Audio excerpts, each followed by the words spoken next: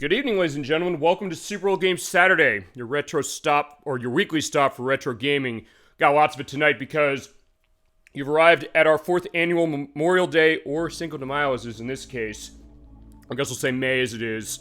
Classic Game Compilation Show. These are some of my favorite shows to do every year. And also some of the most popular ones we have over on our YouTube site. It was spearheaded by Electverse, who said, hey, I want to see Midway Arcade Treasures. We played that for the PlayStation 2 on Memorial Day weekend about 3 years ago. It's become an annual custom ever since. He wanted to see another one that I guess is near and dear to his heart, and with some classic gaming that we haven't talked about from a company that's definitely a big name, but one we haven't given enough attention to. We got that tonight with Taito Legends. Play on the Xbox. It's also on the PlayStation 2 and the PC. This collection, as you saw on the screen there, was published by Empire Interactive, who published the Flat-Out games going back to the 2000s. It's also distributed by Sega, but Sega doesn't have indication in the menus or anything of that. It was developed by Taito themselves, came out on October 25th of 2005 for PS2, Xbox, and PC. In Japan, it was called the Taito Memories Collection. There were 2 of them, which split games across this, and I believe also its sequel, which is Taito Legends 2, which will show up at some point. And when we do that, we're going to play that on the PlayStation 2, because it is on the Xbox, but it is only in Europe. And though it is region-free, I do not know if it's something that I would be able to play on my US Xbox. And also, because it's like $80, $90, I don't know if I want to take a risk. But we've shown some stuff of Taito before a little bit with stuff like Bust-A-Move, but we got a collection's worth of 29 games of this company. You start to go into the menu for this and see the rotating Alien from Space Invaders, because we've talked our Space Invaders a lot on this program. There are 3 games in the series, and I'm not making you wait for these. We're gonna, as far as what games we're going to look at first. If you've never been to these annual shows, first, welcome. We're glad to have you. And second, the way these work is every year we take a classic game compilation of some sort, give a little bit of a taste of every game in it, of all 29 in the case of this one. We'll go over some of its extras, including developer interviews and sell sheets of the games. And we just have a nice, fun time looking through everything we got. Also, you're seeing on the Twitch window, like, hey, it's saying Space Invaders. Yeah, because for some reason, I ran into this when we did the Midway, not the Midway, actually, I don't know if the Midway games, Midway collections did this, but the Namco Museum Virtual Arcade didn't have a dedicated selection for the Taito Legends collection, so Twitch, get on that. Yeah, I'm doing your job for you that way and saying, like, fine, we're going to be Space Invaders for this. And though I can switch that game name across games, it's going to take too long for me to do that, so basically what I'm going to do is we're going to keep going as it is through, but yeah, we'll look at Space Invaders to start, as well as its first 2 sequels, those being Space Invaders Part 2 and Return to the Invaders, and then all the other games in the collection. Before we start, though, talk a little bit about Taito. In fact, we'll also let the game sort of do that, and show off stuff as far as its settings, because you run it original aspect ratio I have the arcade startup on, which I do, set the volume on as far as the music and all the sound effects. Get your menu to neon or neon light. I'll run on neon. And you have auto saves you could set specifically, and resetting of high scores or loading and saving scores. But let's talk about the history of Taito a little bit, because this will go into the notes I got. Hey guys, hey Electverse, so good to see you tonight for Taito Legends for Xbox. I know you want to see some Taito goodness and see this collection. We will show off Taito Legends 2 at some point. I'm going to get on the PS2 because it costs a lot of money on the original Xbox, and it came out in Europe only on Xbox. They say it's region free, but it's like $80, $90. I'm not sure if I want to take a risk on that, but I know you want to see this. You're the one who spearheaded these classic game compilation shows for May, and I appreciate you doing that. Thank you so much for that. Hope you're doing well. Hope you enjoy all the stuff we got, all 29 games of this collection, everything Taito. Feel free to hit me with everything you got. As we start talking a little bit about it, the game is saying on the screen what's going on, and I actually was good to take notes on this one, because I realized, hey, the notes I was taking do kind of correlate to this. Because I was saying on the screen here, they did a good pioneering on coin-op arcade games, helped create the computer games industry as we know today. Yeah, they definitely were one of the names of it. And they do say, like, yeah, going back to 1978 with Space Invaders and many other ones. But the company, as they're saying here, was founded in 1953, although actually it technically was founded in 1944 by Michael Kogan, I believe it is, who was in Shanghai and was called Taitong. That was the name of the company. He fled the Soviet Union at the time, which was under communist rule. In the 1950s, then fled China, which was then under communist rule, which is still the case today, and went to Japan, where he started the company that was 1953 as Taito Yoko. which started life doing imported goods, stuff with like wig sales or like natural hair wigs and flooring, and then also stuff here for vodka machines, vodka vending machines, peanut machines as far as things like that, and jukeboxes, which they then kind of used to get their foot in the door on amusement stuff. Actually, initially they didn't have a license for jukebox selling, but then they said, okay, fine, what we're going to do is we're going to refurbish jukebox and sell them, and they became a huge name for that in the 1960s, distributing equipment for the Seabird Corporation. And then from there, they said, hey, you know, the idea of amusement stuff in locations, why don't we have stuff going on with mechanical games? We had Ella Pong, which is their first game, so it was pro hockey and soccer in 1973. And then the idea was, well, those did really well for us. They then went into video gaming, and the part of that as well, they were looking at that and saying, hey, you know, stuff like all these, as well as Crown Basketball, are big in America. They opened up a branch of this in America in 1973. And then Tomohiro Nishikado, who worked at the company since 1968, was looking as far as transistor logic, or TTL tech, and took the technology of Pong from Atari to make a game called Davis Cup, as well as others like Speed Race, TV Basketball, and then a little game called Space Invaders, which kind of set the industry on fire as far as arcade gaming, and also when it came into the home on the Atari 2600 in the 80s, or 1980 specifically. And there are tons of games that were going in the case of Space Invaders where it was something where, hey, yen shortages as far as coins. People putting so many coins in this machine. It was amazing. I'm doing better. I got scammed out of my Discord account with some jackass posing support, trying to contact actual support, which did jack shit for me, so it'll help. I had to make a new account. I'm sorry to hear that, Electverse. I hope you're doing okay. I hope nothing bad happened to you as far as, like, the scamming element, like, nothing get lost, but still, like, yeah, hopefully we can give you a good show as far as it. For sure. I'm glad you're doing okay. Thank you for jumping on tonight. Thank you also for making these annual compilation shows happen, and for your quest on this one. I know you wanted to see this one, and it was one that when I picked this up, I was saying, okay, I haven't played many of the games in this thing, but it's also something that I did want to play around, see what these are. There's some interesting stuff in this. Interesting, kind of underrated and underutilized games, I guess, if you really think about it. The idea of where some of these games gone around. In a lot of cases, this collection is one of the only places where some of these things exist, or specific ports of some of these things. Also, I posted on Twitter because apparently it's a new scam going around. Well, thank you for doing that for sure. Super Bowl Game Saturday is not on Twitter yet. We're barely on Discord as it is. I have the Discord site set up, but I have to get the moderation stuff set so I can do an actual launch of that. I had to figure that out, but that's a good thing to know going forward. I appreciate you doing that as far as myself, other people. In fact, I know some of my family were saying, like, hey, certain stuff of scams going around, not that explicitly, but the case of what that's looking like, why would that be going, and I get that for sure. So the idea of, like, hey, that being something to it. Thank you for being vigilant that way as far as that for our show and really for everybody. You know, I've said this before, you know, you've given them back to the community, the online community, really, when you think about it, just because of, hey, even small things like who cares about that? Like, well, yeah, there's somebody who could be in a case like that, and the idea that, I've sometimes said this myself, but hey, if something bad happens to me, and things happen bad to me just in general, points of like it with anybody, really.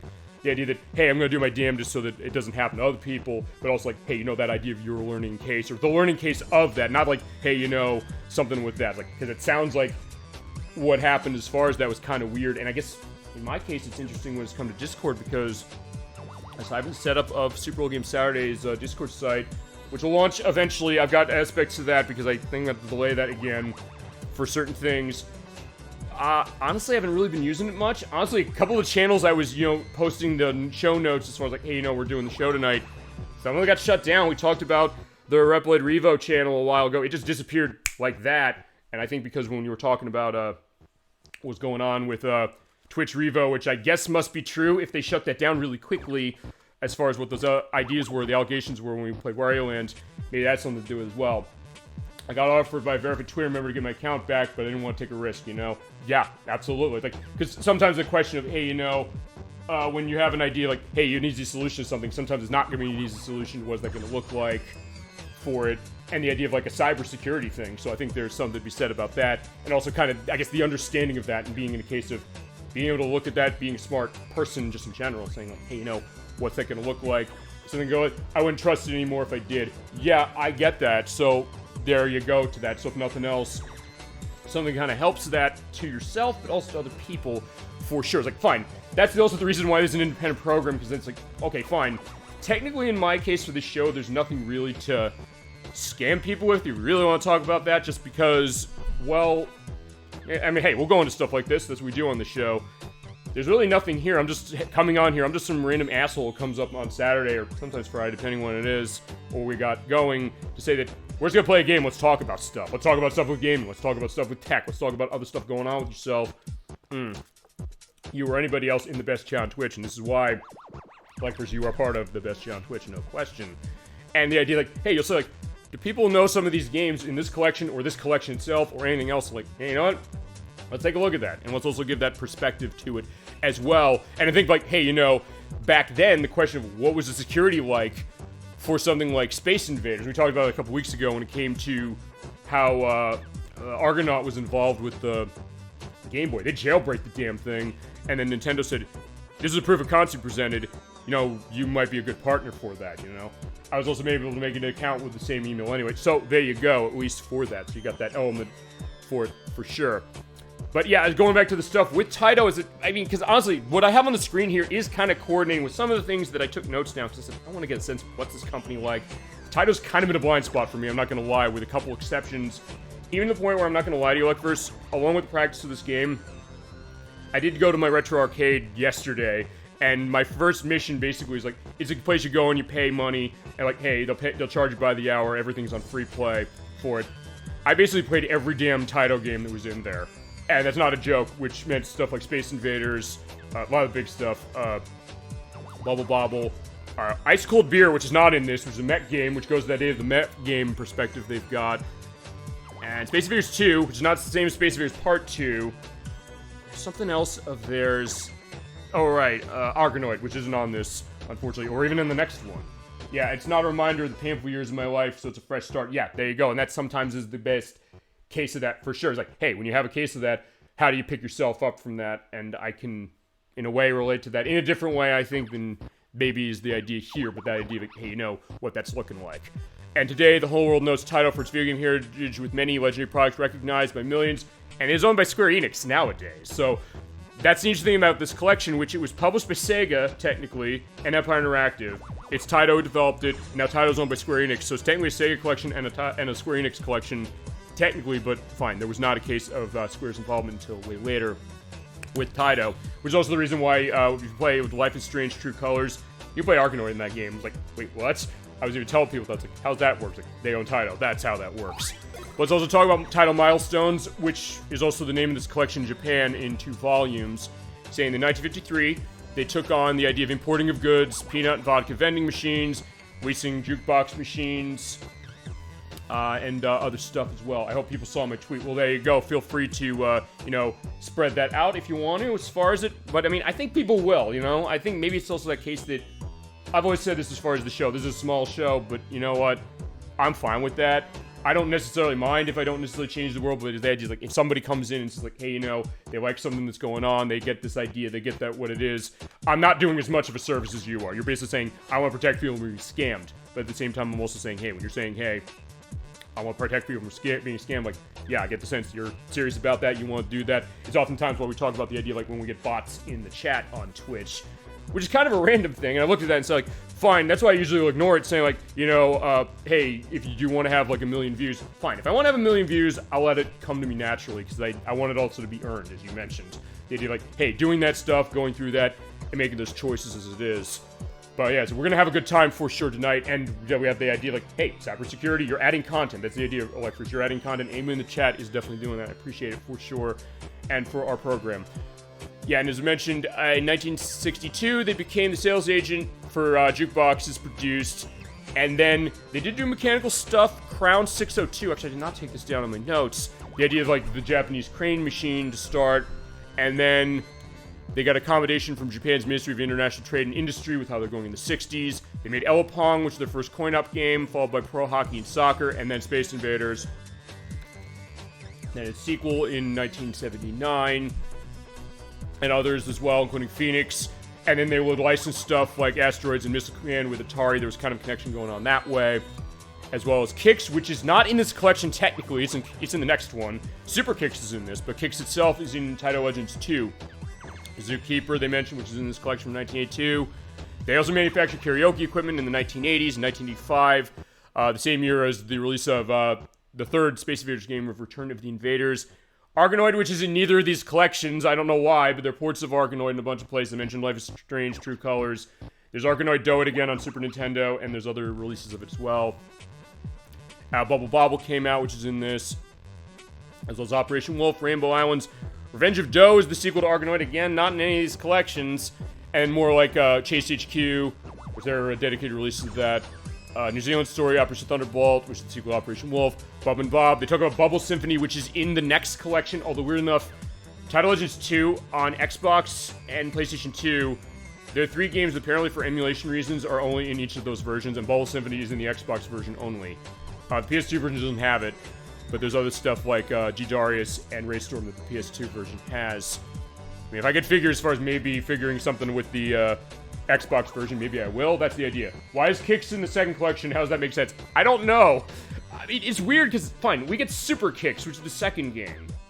And this game also has a game that technically is the sequel to Kicks, but it's a case of... Because I'll say this on Kicks before we get to that one, or Super Kicks. Kicks and Super Kicks were developed by Taito America, so it was the US division of Taito that made it, not the Japanese side. There's also a Volfied, I think that's what it's called, that's in this, that the guy who made it, and there's a video interview, and we'll show the video interview later, that's in this as well. He says, like, I do take this as the sequel to it, even though we didn't make the original. So, I don't know what that is. It was like a licensing thing, maybe an emulation thing. They said there was weird emulation stuff with the second one, but I don't know. But we do get Super Kicks. There's the 2 games are going to be playing like that, so there's going to be that aspect of Kicks, and at least we'll have the big case of Kicks original in the next one, for sure. And Puzzle Bobble, we've shown Puzzle Bobble before a little bit. Puzzle Bobble 2, oh, it's Puzzle Bobble 1, I keep forgetting this. Taito Legends 2 has one of those. Space Invaders 95, I don't know if that's gotten ported. Maybe it's... No, I think there's a Space Invaders collection that came out. I think that might be the one that's on the Switch and a bunch of other systems. And then when this came out in 2005, they celebrated... Oh, well, okay, 2 years past his 50th birthday. All technically, as I mentioned, it is a year past... Oh, it would be 61 years if you count when it came out, when they started in 1944. A little bit. And in recognition of this, Empire published this. They released Taito Legends. And there you go. That's the idea. Yeah, as far as that, I don't know. That might be a question as far as what that is. If I could find an answer when we get to Taito Legends 2, I will find that. I don't remember seeing in this one, they said, hey, why is it that that's that way? But let's talk about what we got in the collection, because we have 29. I was like, wait a second, how many games do we have in this? 29. We have Battle Shark, Bobble, Colony 7, Continental Circus, which is a racing game, the Electric Yo-Yo, Elevator Action, Exzisus, Gladiator, Great Swordsman, Jungle Hunt, the New Zealand Story, the Ninja Kids, Operation Thunderbolt, which is the sequel to Operation Wolf right here, Phoenix, Plotting, Plump Pop, Rainbow Islands, the story of... Fine, the full name of this one is Rainbow Islands, the story of Bobble 2. Rastan, Return of the Invaders, which is the third game in the Space Invaders franchise. Space Gun, Space Invaders, of course, here it is. The legendary game itself. Space Invaders Part 2, Super Kicks, we're talking Kicks. There's what Super Kicks looks like. Came out in 1987. Thunder Fox, Tokio, Tubit, Volfied. I guess it's Volfied? Looks like Volfied, I guess that's what it's called. Came out in 1989. And Zookeeper. And global settings are the same things I had on the Y button, and then same there. Okay, so I was planning to start with the Space Invaders games. Chat, if you have an objection to that or something you want to see first, tell me. But the idea is that if you have no objection to this, I'm going to start with all of the Space Invaders games. So in that case of that, you're like, hey, we're not making you wait for the big one. Fine, that's a huge one, but then the other thing is that what happens with a collection like this? You have a big game, feasibly, that's going to headline it. Like that and Bobble, but then you get and Super Kicks, even though it's not regular Kicks. Again, I don't know why that is as far as that being the second one, not this one. But you have those big games, but then you also have other small ones. Star Wars Space Invaders, okay. I mean, look, the reason I said this also is because we talked Space Invaders so much on this program multiple times. Also, by the way, when you like do the movement on the D-pad, or actually, I want to see this. Because you can use the D-pad or the analog stick to move through the menus, but when you use the D-pad... Oh, fine, if you keep tapping the D-pad, it'll keep going without me touching it. I love Space Invaders. Hello, Dolly Finn. So good to see you tonight. We talk Space Invaders when you're on the show for Tetris Attack. We got Taito Legends on Xbox. It's also PS2 and PC. And here's the Avery Video Game Nerd episode on Taito Legends. Yeah, good thing for providing that. Thank you so much, like first. I'll go in the link list because also, as we're playing out before we start Space Invaders, I'll tell you one thing. So I'm glad you brought that up right now. If you remember that episode, I mentioned he has the link of it right there. And thank you for providing it. Boy, does this bring me back. Oh, there's gonna be a lot of stuff that brings you back, and maybe stuff you missed, stuff I know I missed, I'd never heard of before I got this collection or played it. But Operation Wolf, in that episode of the Angry Video Game Nerd, where you looked at both of the games, you looked at Taito Legends 1 and 2. We're gonna give them both dedicated shows. Start with the first one tonight. We'll come back to 2, and get 2 run on this program, no question. He said with Operation Wolf, he said, the way this game goes is that it flashes when you do shooting on it, which is also how the arcade version works. But it's worth pointing out, he was playing on the PlayStation 2. He was not playing the Xbox version. Now, technically the PlayStation 2 version is more accurate in the sense that it does like this blue flash every time you shoot the gun. So he even said, I'm not showing this because feasibly this is a case where it's bad enough that I could feasibly kill somebody with this. On Xbox, that's not a factor. When you shoot with the gun on the Xbox version, it does not do the flash. There's going to be some flashing lights in this collection to a certain extent. Nothing to the degree that we've had in some of the more intense stuff on these annual shows. Specifically Defender, Wizard of War, Sky Kid. It was at the end of the show of the Namco one last year. I said, we don't have any flashing lights, great. And then we played Sky Kid as the last one. I was like, oh shit, I forgot. But Operation Wolf doesn't have that on this system, so if flashing lights are a real concern for you, you're not going to escape them on the Xbox version, but they'll be better on the Xbox for the purpose of Operation Wolf. This feasibly is the definitive version for that reason, as well as the fact that, unlike the PlayStation 2 version, this is printed to a DVD. The PlayStation 2 version is printed to a CD-ROM, and oh, I did not know it did that. Okay, so when you hang on a game, we'll go to Space Invaders, but okay, when you hang on a game, it goes into the attract mode. Also, it's worth pointing out what's that target indicator. There's no like-on support in this game, either on the original Xbox or the PS2 or the PC. So what they did is they replicated it with a sight that you move the control stick or the D-pad around with. But alright, fine. Since I did that, I didn't know it went into the attract of the game when it did that. Let's start with where they all began as far as, where they began video game-wise. Because it was not that way as far as their mechanical stuff, but we're starting with Space Invaders. We talked Space Invaders so many times. In fact, Dolly, when you were on the program, we talked about that, playing Tetris Attack. I know we need to talk about Space Invaders. We've got a lot of Space Invaders. We also have a couple things. I'll show interviews with the designers. I'll show the original sales flyers. I'll also show stuff with the options and also stuff with the game description. It came in 1978, where you have the case of alien ships coming around, and you have to prevent them from hitting the bottom that way. You have your aspect controls, will show when you do the loading. Also options, they default to easy, but you can also set it to medium, hard or custom. Set number of lives, how many points you need to get to a life. Oh, the backgrounds. This is also, we're doing Space Invaders 1 multiple times because we're going to look at every background. So what that means is that if you ever played this game in the arcade, the original version was all black and white. There's the version that added color, and then there's the version that has a bezel background that looks like space. Yeah, there you go. Like, first we're going to have that going. I'm going to put this on medium. And we'll look at the sales flyers. This is the sales flyer for Space Invaders. Unfortunately, I don't think you can zoom in on it. Okay, yes you can, using the left and right on the D-pad. I unfortunately cannot get rid of that navigate back thing, but here's what it looked like as far as a tabletop look, but there was also stand-up looks, which is the version that I had played when I was at my local arcade yesterday for the purpose of that. From Taito Electronics, look how original it is. That is what it looked like. I'll do a quick zoom in, and then we'll start playing, and I'll show this off 3 times for the purpose of the extra options that it gives you. And feel free to let your memories flow on Space Invaders or anything Taito. And hints and tips, it's like, hey, you know, how to play, ideas as far as bonus points, saying, hey, if you can shoot this flying saucer your 23rd shot, every 15 shot after that gives you bonus points. Interview the designer, I will have to change audio for the purpose of this when we do that a little later. And that's the idea. I think the best version of Space Invaders is still the one by Activision for the PlayStation and Nintendo 64, yes. It was developed by Z-Axis, the people who made the Dave Mirra Freestyle BMX games. They made Aggressive Inline on PS2, GameCube, and Xbox. And they made Thrasher Skate and Destroy, also on the PlayStation. Like first, the power-ups, bosses, and music are awesome in that. Actually, first I want to let you know, I think I might have mentioned this at some point, but if I haven't yet, I will tell you now. I have that game. When I scope that game, we will do that game. I know you wanted to see it. We will definitely play that game. And I got it for the PlayStation because I've heard it's the best version by you and by other people. So that is on table, but let's get started with Space Invaders. Also, because of the fact that this is on a DVD as opposed to a CD on PlayStation 2, the loading is instantaneous. And your controls here are firing on the left, or the right trigger or A button, moving left or right on D-pad or analog stick, and putting coins with the white button and start playing with the black button. Okay, here we go. So, Space Invaders, let's talk. It came out in 1978 from Tomohiro Nishikado. He'll tell his story as far as this game in the video later.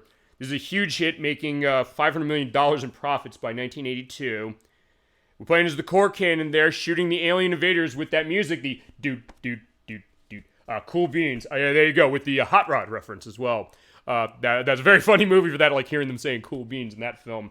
I don't think there's a game based on that, but we can definitely get to that when we play something like with a Stuntman case, like Stuntman on the PS2 or Joe Danger or something like that.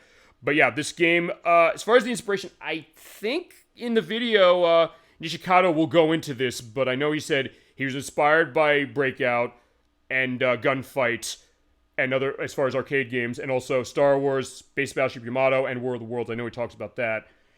And let's see. The music, as you mentioned, that dude. Yeah, very short piece of music, but it still is never getting boring, and they vary it up based on speed. And it runs on the Intel 8080 CPU to run raster graphics with map framing going on here, or map frame buffer, I should say. And then that audio we're hearing comes out of the Texas Instruments SN76477 chip. That's a reference. I thought it was another way of saying cool. It's kind of a, like I said, I don't know if Hot Rod came before that statement was around, but I know there's something in that. If I can dig out the scene in that movie when, God, why am I blanking on the guy who's in it? Oh, right, Andy Samberg, as far as that. They do reference that. I don't know if it's supposed to be that. I'll have an answer for that, and I'll also have a link to that scene. There's probably something for that. If you've never seen Hot Rod from 2007, it's really, really funny. And, yeah, that's definitely a case. I don't know if that's the case. Okay, fine. I guess the Space Invaders already taken over because the play is upside down. But this is what it looked like when it first came out in 1978. We're looking at it the normal way. Like, okay, there goes the alien to slip it around. So, like, okay, thank you for helping out with that. All right, so let's get going. Put a coin in by pressing the white button. You can put it again for doing two-player. All right, let's get going. There's our score. We have a maximum of 9,999 in this. So you move around, shoot. You have the shields over there, which also, that's the other thing. I got to change the audio. Forgot to do that. Going up to 9.1. Anytime I do stuff with the game's audio, I'm going to change that. Sorry. I'll do that when we're on the track. That will stick on the track too. Just so like, hey, you'll hear enough of it. Because this collection's very quiet. So for the purpose of the recording on this, I have to adjust the volume for 3 different aspects. The menus, because otherwise it's going to be really loud if I have it this way, so the games will be heard. And then for the video, if I can get that saucer. Ooh, just got it. Ooh, did I get it? No, I don't think I got it. I think it just left. And then for the videos, because the videos are really low volume. So yeah, that's the idea of independent gaming streaming that way, of like classic stuff, the sense of, hey, how's the volume going to come out? Are you going to be able to hear it? Because I want people to hear this music, the boop, boop, boop, boop. But yeah, as they shoot, the shields go down, and if they hit you, you're going to die, so be careful. Come on, let's see if I can't get you. You do have to time the shot. Boom, got it. You know, woo, woo, woo, woo. Yeah, talk about classic. And Donovan, you were saying this takes me back. I know, Electros, you're saying takes me back. Feel free to let every memory of Space Invaders, anything in this collection, go. As they're going left and right, but yeah, alright, I got hit, so I'm dead. And you can shoot through the shields, so can they, but also as they get to the sides of the screen, they will then go the other way. At that point, fine, I'm not going to go for the saucer. I should go for the saucer feasibly, but I was like, yeah, they're going to get close. If they get too close, they're going to suck into the shield. And then as you go, you're just going faster. Yeah, I played it at a Jersey Shore arcade. Oh yeah, I'll bet that as far as, like, this is probably a case, like, you go to any arcade, it's a staple. Unfortunately, I got a game over. We're not stopping here, though. So I'll put another coin in, and we'll go play. Yeah, absolutely. So, I mean, the idea, like, no matter where you go, I mean, because we talked about this sometimes. Hey, you know, nowadays, is there a case as far as retro arcades around? The answer is yes. No matter where you go, whether you go to anywhere on the East Coast, the West Coast, Middle America, and Japan even as well, or anywhere else in between, you'll feasibly find cases where people are like, hey, I want to go and have an experience with this on a machine, feasibly have a case of it with a casual play case, but also a social case. It was this, and later also with Centipede. Yeah, we will show Centipede. We show off one of the Atari collections, and also when I show off the remake of that. For that one, we're gonna play it on the Dreamcast.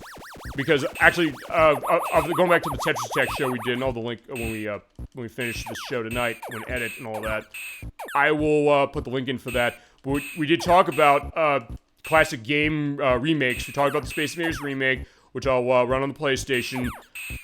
We talked about Asteroids, which got its remake. I have Asteroids Hyper on Nintendo 64, which will play that way. And then with Centipede, we'll play the remake on the Dreamcast. And of course, anytime we do a Atari collection, we'll play it there too.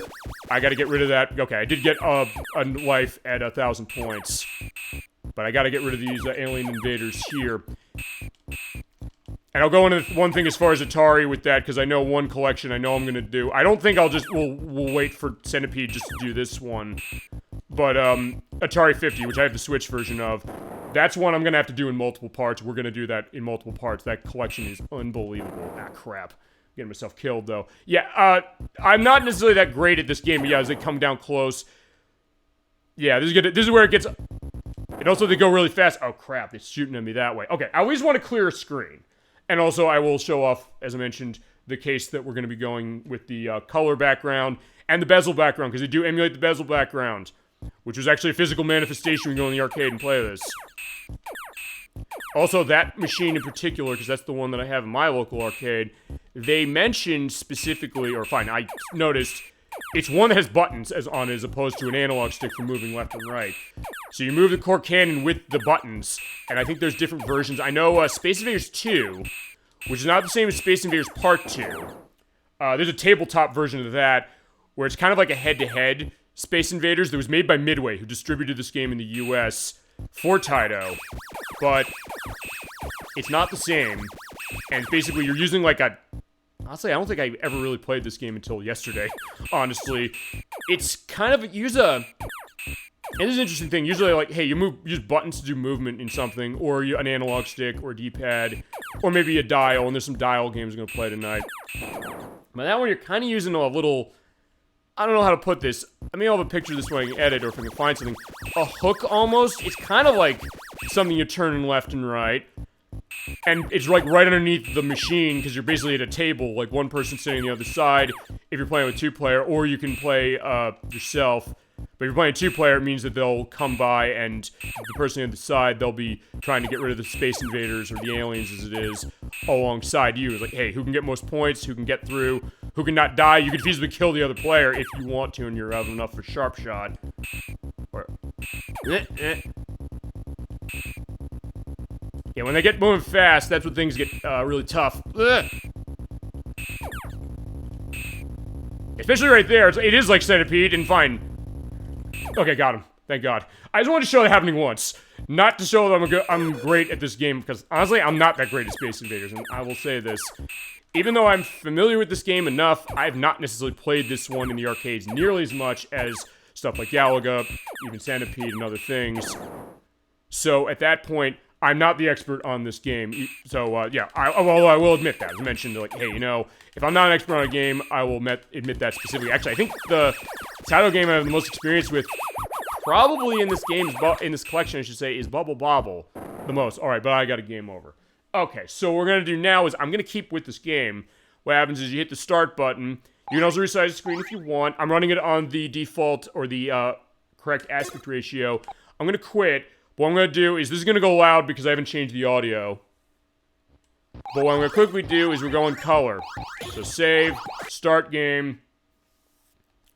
So, okay. We saw how Space Invaders was when it first came out. But there are other versions of this that added color to it. So we saw it before. Well, they add color to, specifically in this one, they're adding color to the core cannon and also to the shields. And also to the fact of, like, hey, when you're getting points and things, it's going red. Or if I'm hitting the end of it, it's red, I should say. Alright, so let's play it again. The way it plays is going to be the same. And then I'll show the bezel look. Which I love that they emulated that. It's like when we played Miracle Treasures 2 a couple years ago, where they added, what was that game? A Cosmic Cruiser.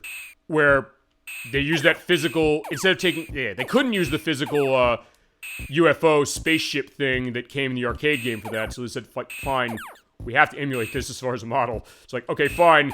The idea of taking a mechanical game and then doing something with that, which I guess is always a challenge for stuff like that, including other Taito games. I mentioned Ice Cold Beer, which I didn't remember was a Taito game. I was literally at my retro arcade the other night saying, like, look, like, every Taito game, what's every Taito game they got?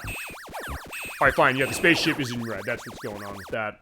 I was looking at every Taito game, and I looked at Ice Cold Beer. I was like, I love this game. I looked at it, like, wait, this is a Taito game as well? It's like, okay.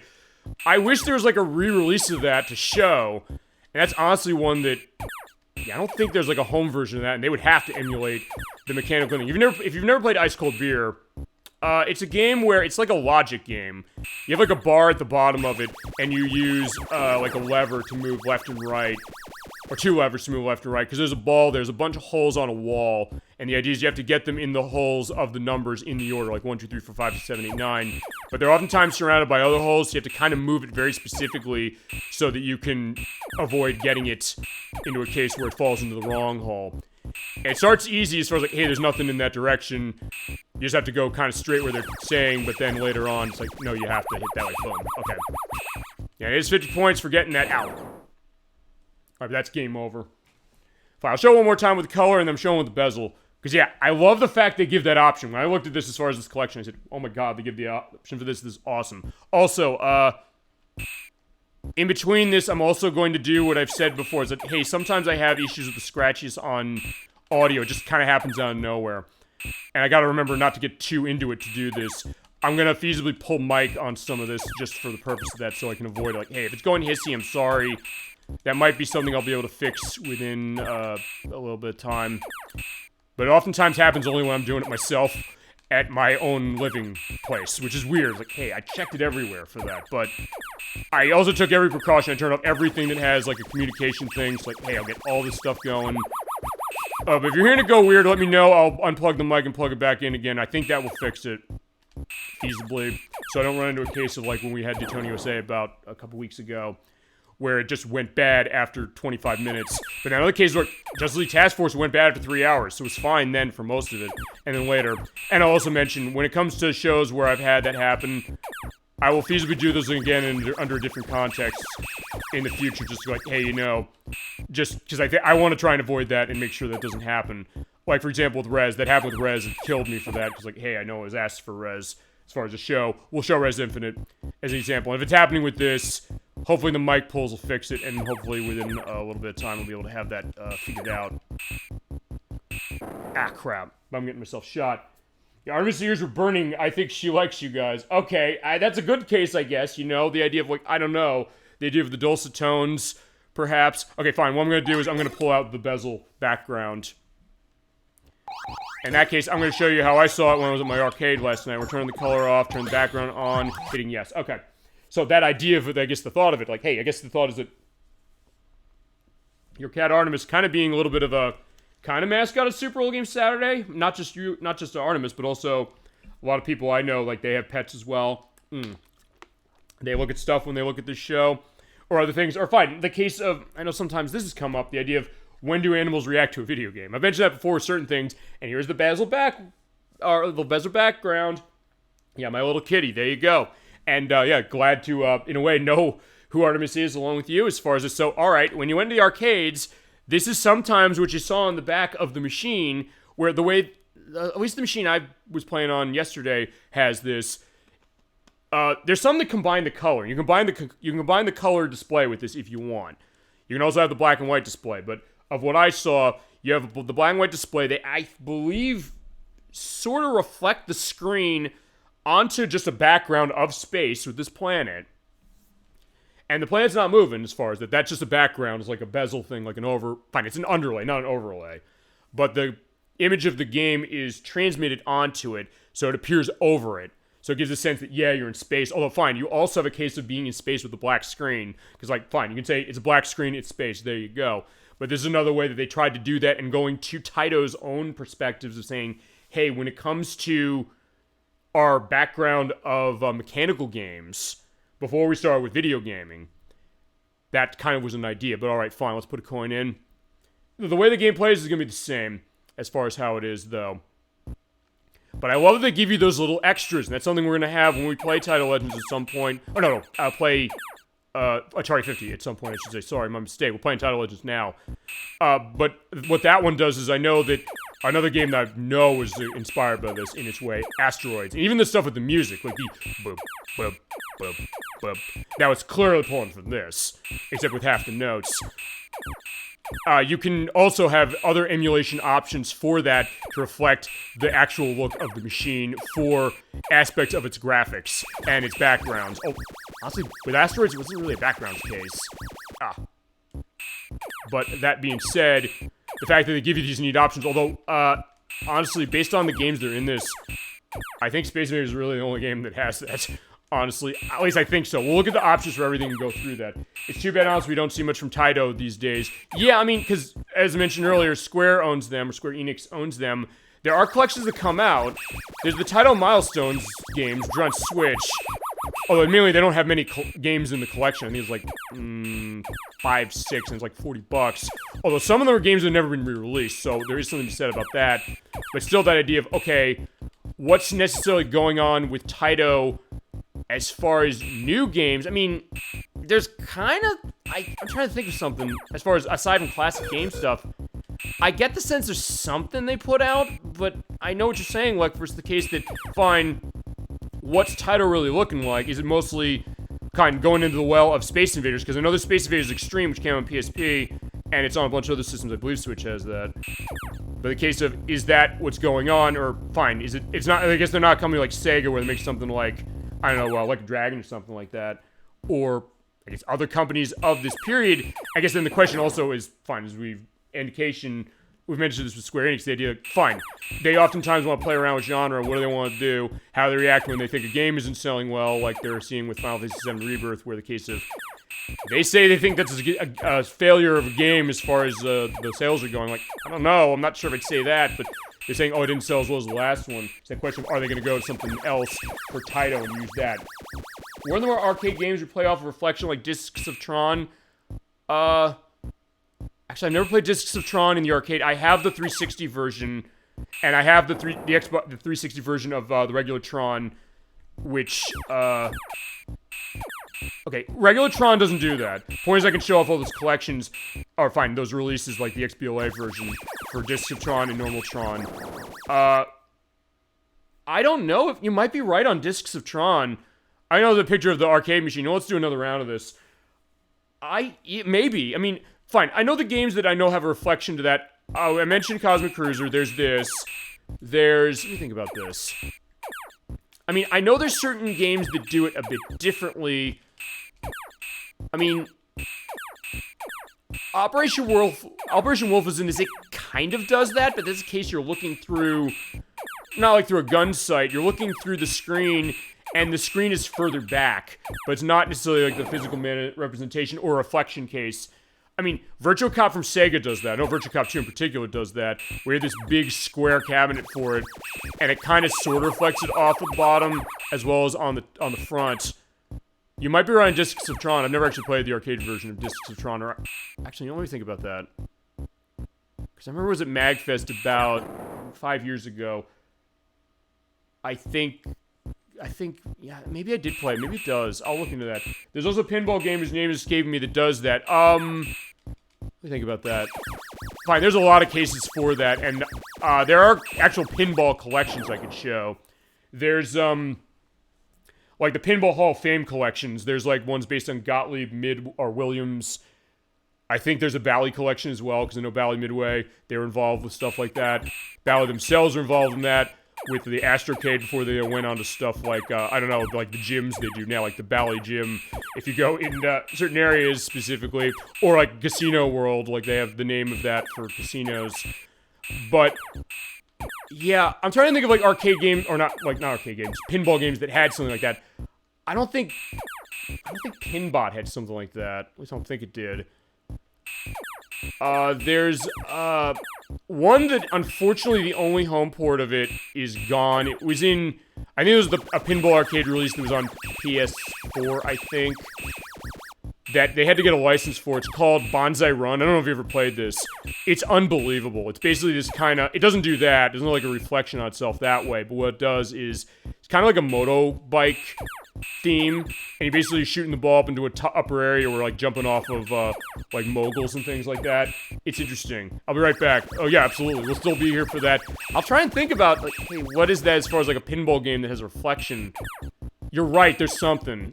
There's something I feasibly played going back in the years that does that as far as a pinball game, but then a lot of other games do that. I think you're right on Discs of Tron now, or Discs of Tron.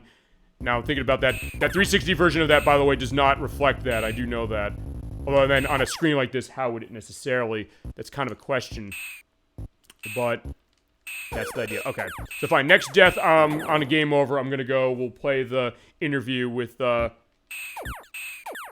Nishikado, and then we'll go on to the next game. Or fine, the next Space Invaders. We're doing Space Invaders. Getting Space Invaders going to start. In the meantime, feel free to hit me with anything else you got, Space Invaders or Taito, or other insights as far as stuff with arcade machines that do reflection stuff. And that's sometimes the interesting thing, and that's what I was thinking, like, hey, you know, yeah, we talked arcades not being a huge thing maybe nowadays, but then the case of you'll have retro arcade games and retro arcade areas going around, and the case of what did companies do to stand out to make it like, oh wow, this looks cool, I want to play that. Sometimes when it came to like a deluxe cabinet of like an experience like a racing game or shooting game or something like that, or something like this where they had like a reflecting background or a bezel, or stuff with pinballs. Wow. So there's something to be said about that. Okay, so with that, I think we're good with Space Invaders. We got more Space Invaders, don't worry, we're not stopping on this Space Invaders train. I'm also turning the volume up to, I gotta see what I have it set for, 5.6. It's gonna get loud for a minute and then it's gonna get quiet. Or 5.7. Alright, let's take a look at the interview with the designer. I was going to mute Mike, or pull Mike cable, because I want to check something. I'll be back in a sec. 名前は西川智弘です。タイトの職歴はですね、役職は開発部長をやっております。手掛けた作品は、テレビゲーム初期の頃なんですけども、サッカーとか、インターセプター、あるいはもっとその前に戻ってですね、メカニカルなゲームをいろいろ手掛けてました。テレビゲームはもう10機種ぐらい、インベーダーの前なんですが、10機種ぐらい作りました。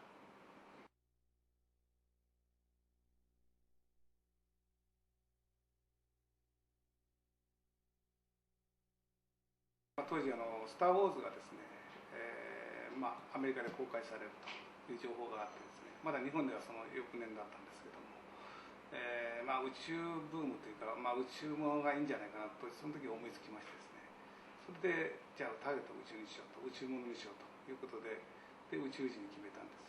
でその宇宙人のイメージはイギリスの作家のですね、ウェルズという作家が宇宙人を Okay, yeah, I did a mic pull on this. I put the volume up really high on this because you can barely hear what he's saying as far as it, but... And there are subtitles, so at least there's that. I'm back. Apparently, Discs of Tron doesn't play off reflection. I mean, fair thought that it might, because... Honestly, for something like that, it seemed like it might. I know that... Actually, I think Discs of Tron worked. I think you kind of... You can hear it and read it. Okay, that's true. Although, as I mentioned, with this collection... The volume is weird on this, where the recording volume, I have to have the game volume on my capture equipment up very high, the highest I've ever had it on anything, looking at this. Because usually I'll mic mute when it's quiet or something, but I realize, hey, this is insanely quiet. The menus of the collection are also kind of quiet, but I do have to have it up a little bit, but not as big as this. This is going to blare when it comes back, and then come back from the games themselves. They have to switch that. So I kind of have to be sort of doing this on the fly, but it's tested that, and also I pulled the mic cable because they're like, hey, we're doing, if I don't know if it was actually sounding fuzzy or like whistling horribly in the right speaker, which happened when we did Daytona USA. Fine, that's not Daytona USA, that's another Taito racing game whose name I didn't see on the screen before it went away. I've heard that pulling the mic cable might fix that, so if it does, that's good. I gotta turn this down, otherwise I'm gonna fucking blare you. It should be fine. And then let's take a look at the sequel then, because there's Space Invaders, the first one from 1978. What was its sequel like? Or fine, its official sequel, because I've mentioned there is another sequel that was Space Invaders 2 that was by Midway in the US. They made that for the US market, but Taito themselves in Japan at least did not. This is Space Invaders Part 2. It says 1980. I'm seeing 1979. In this case, fine. After the first game, the Invaders came back. They said, we're coming back for more. So now, in this case, what they do for this one is... It was still Midway who published it. They changed the name in the U.S. It's Space Invaders Deluxe over in the U.S., or here in the U.S., I should say. The high school limit was increased to 99,999, or 99,990. It was 9,990 for the first one. The aliens split into two as they're showing. UFOs spawn aliens off, and there's cutscenes between levels. A little bit. According to the arcade 1-up version of Discs of Tron, you play off Reflection for that one. Okay, so that's interesting. So, yeah, because we talked about the arcade 1-up units that come out. You can go into a lot of department stores and pick up for, like, depending on when they're on sale, sometimes stuff like $200, $300, $400, $500, depending on what it is. But the idea that they reflect for that version, even though the original arcade version did not, which is very interesting. Okay, and as far as difficulty stuff on this, fine, it's just more live, so this I'll put to medium. We have another interview as far as developer, we'll do that later. Here's the sales flyer of what Space Invaders Part 2 looked like. Fine, I guess this game did it. Fine, we can look at this one.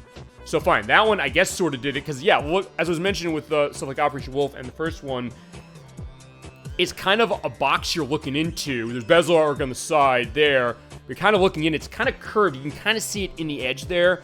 Not completely, but if you look as far as right through the screen there, you can kind of see where the gameplay is. It's kind of curved.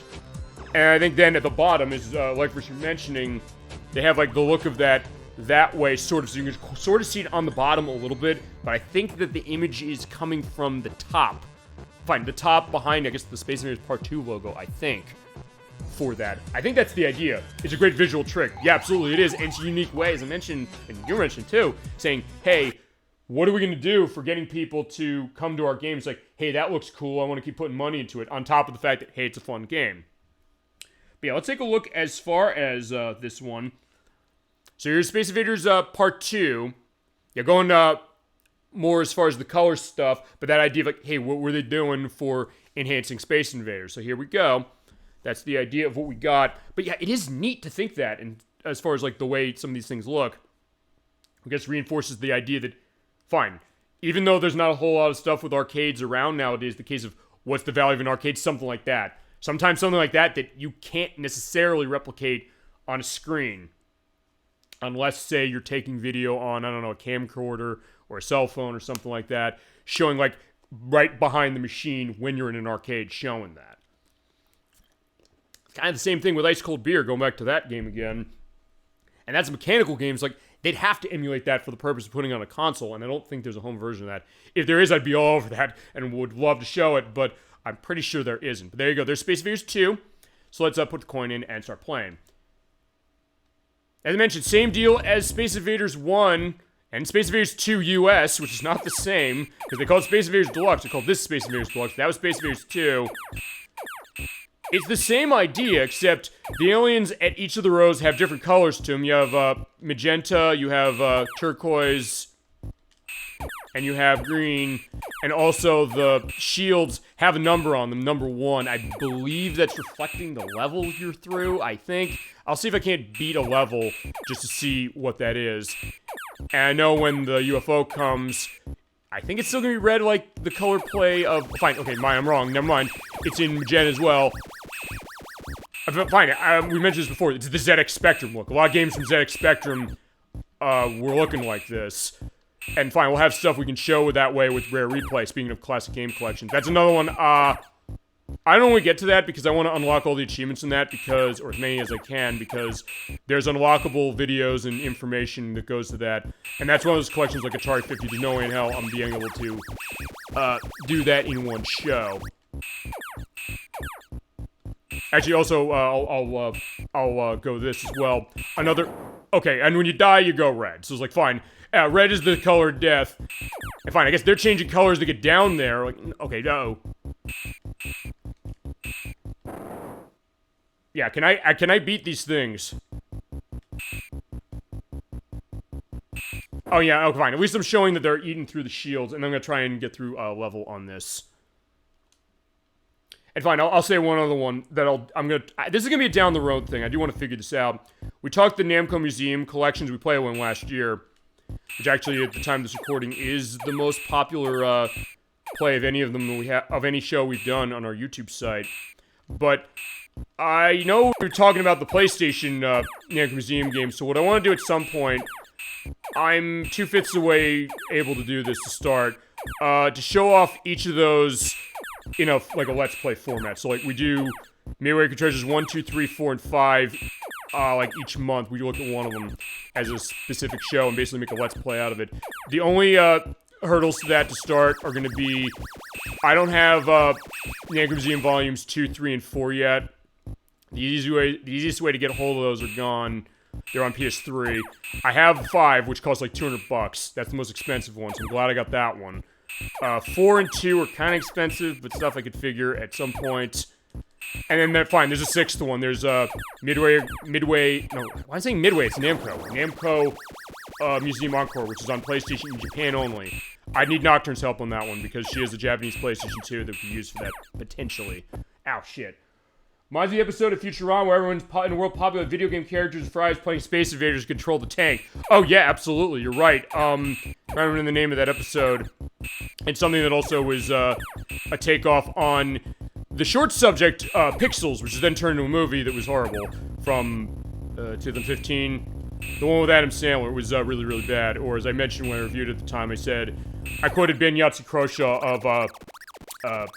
of Zero Punctuation of that as they're sending out on SOS. Yeah, you have those cutscenes in between now, and yeah, they are changing the number for the shields on that, saying sometimes the majority can be totally, totally right. Like, yeah, you're right there. It's awful.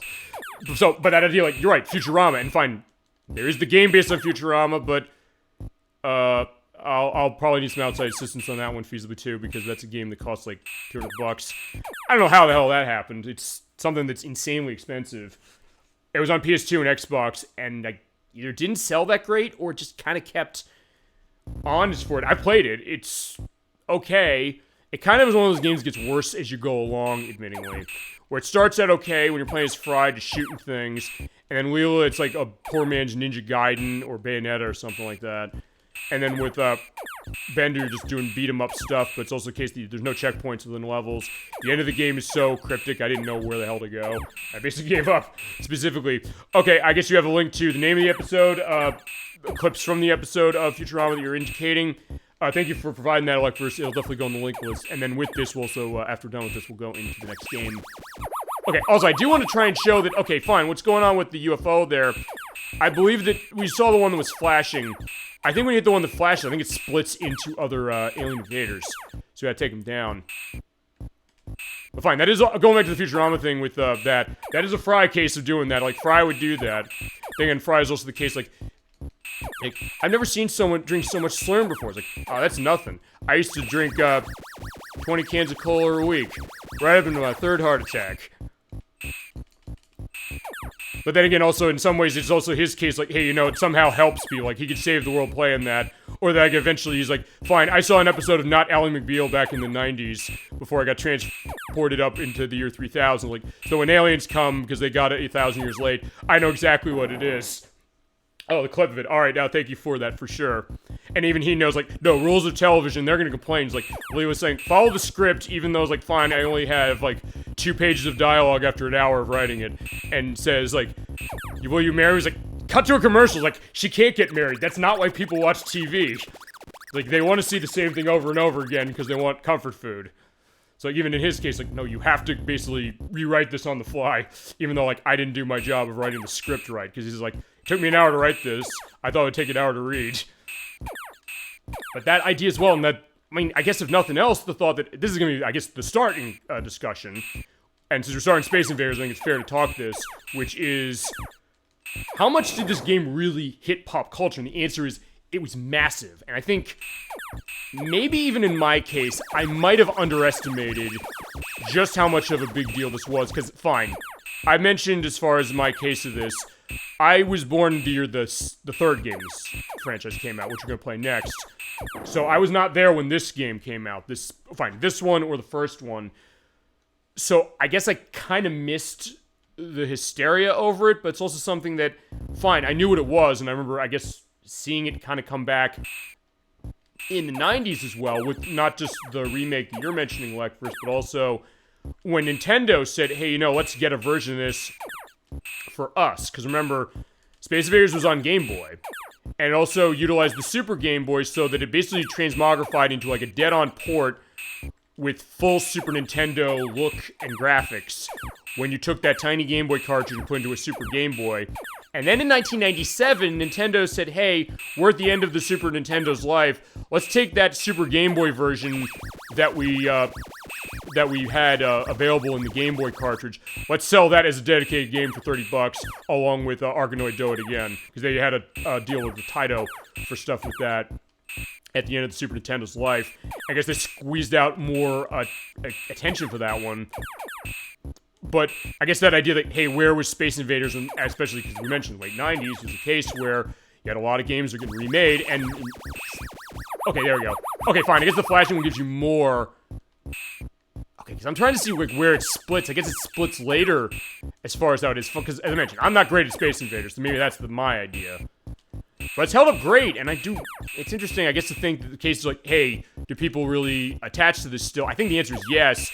Although, even in 1997, I remember Nintendo Power's review of that on Super Nintendo saying, like, I never liked this game to start, and this is basically just that and nothing more. Although I think they liked the Nintendo 64 remake, fine, which was on PlayStation as well, when we're playing on the PlayStation. Because the extra tech, and also because that's the one I got hands-on, also because that's the one I was asked for. But I'm dead. Oh, no, I'm not dead yet. Come on. Yeah, I was gonna wipe out all my shield except that one. Alright, so they're sending out an SOS. But, fine, we'll see. Okay, wait a second. Okay, fine. I was like, why does it show -2? I was like, okay, fine. Score 2. Score. Oh, wait, because it's two-player. Right. Duh. Okay, shit. I was like, what was that? Fine, maybe that's the other thing. When I sometimes come to a collection like this, sometimes just sitting down and playing this, soaking it in so much in a way that I'm not when I do tests or stuff like that, that kind of changes things. But alright, fine. In that case, let's take a look at this, and okay, I'm loading. Let's look at the interview as far as this one, because turn this baby up once again. Massive. You'll hear it and see it, and there's subtitles, so that helps. But the idea of like, hey, what was the reaction of this game, the sequel? And actually, in the case of Nishikado-san here, his case was, hey, I like this sequel, the one you were watching just a minute ago, more than this one. And they made this game, I think he's going to say this, they made this to clear out older Space Invaders boards. It's like, hey, we got these boards, what can we do with these things? And I think he goes into this, along with the idea of, like, the game design of this and the original. Yeah. Okay, fine. The original is talking about Breakout, not the Atari one. You're thinking, like, wait a second, that Atari one? Not exactly. It's a little different one that came in 1976. There was the Atari one later, where you're bouncing the paddle, and then Taito would take that and make Arkanoid out of it to do something totally different with power-ups and things like that. Okay. Yeah, Invaders are placed in the same area as the blocks. Okay, maybe it is. I'll confirm that if that's the case, I'll picture of how that one looked, or how that Breakout looked. Okay, never mind. I guess it is the same thing. So, wait. Maybe I just have the date wrong on Breakout. I thought...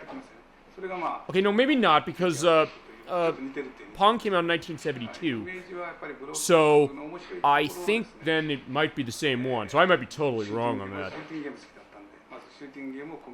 And so I guess his look say like, hey, can we turn this into a shooter, an idea this into a shooter? Like, okay, there we go. And look at that journal. Shit, okay. There's a hardcore for that. Also, we turn this down a bit. Okay, I'm also in a good case of being able to jump between this as far as this. Okay, so that's Space Invaders Part 2. Let's finish off our Celebration Space Invaders. We're gonna do that, and then we'll go basically do everything in alphabetical order unless you have a preference.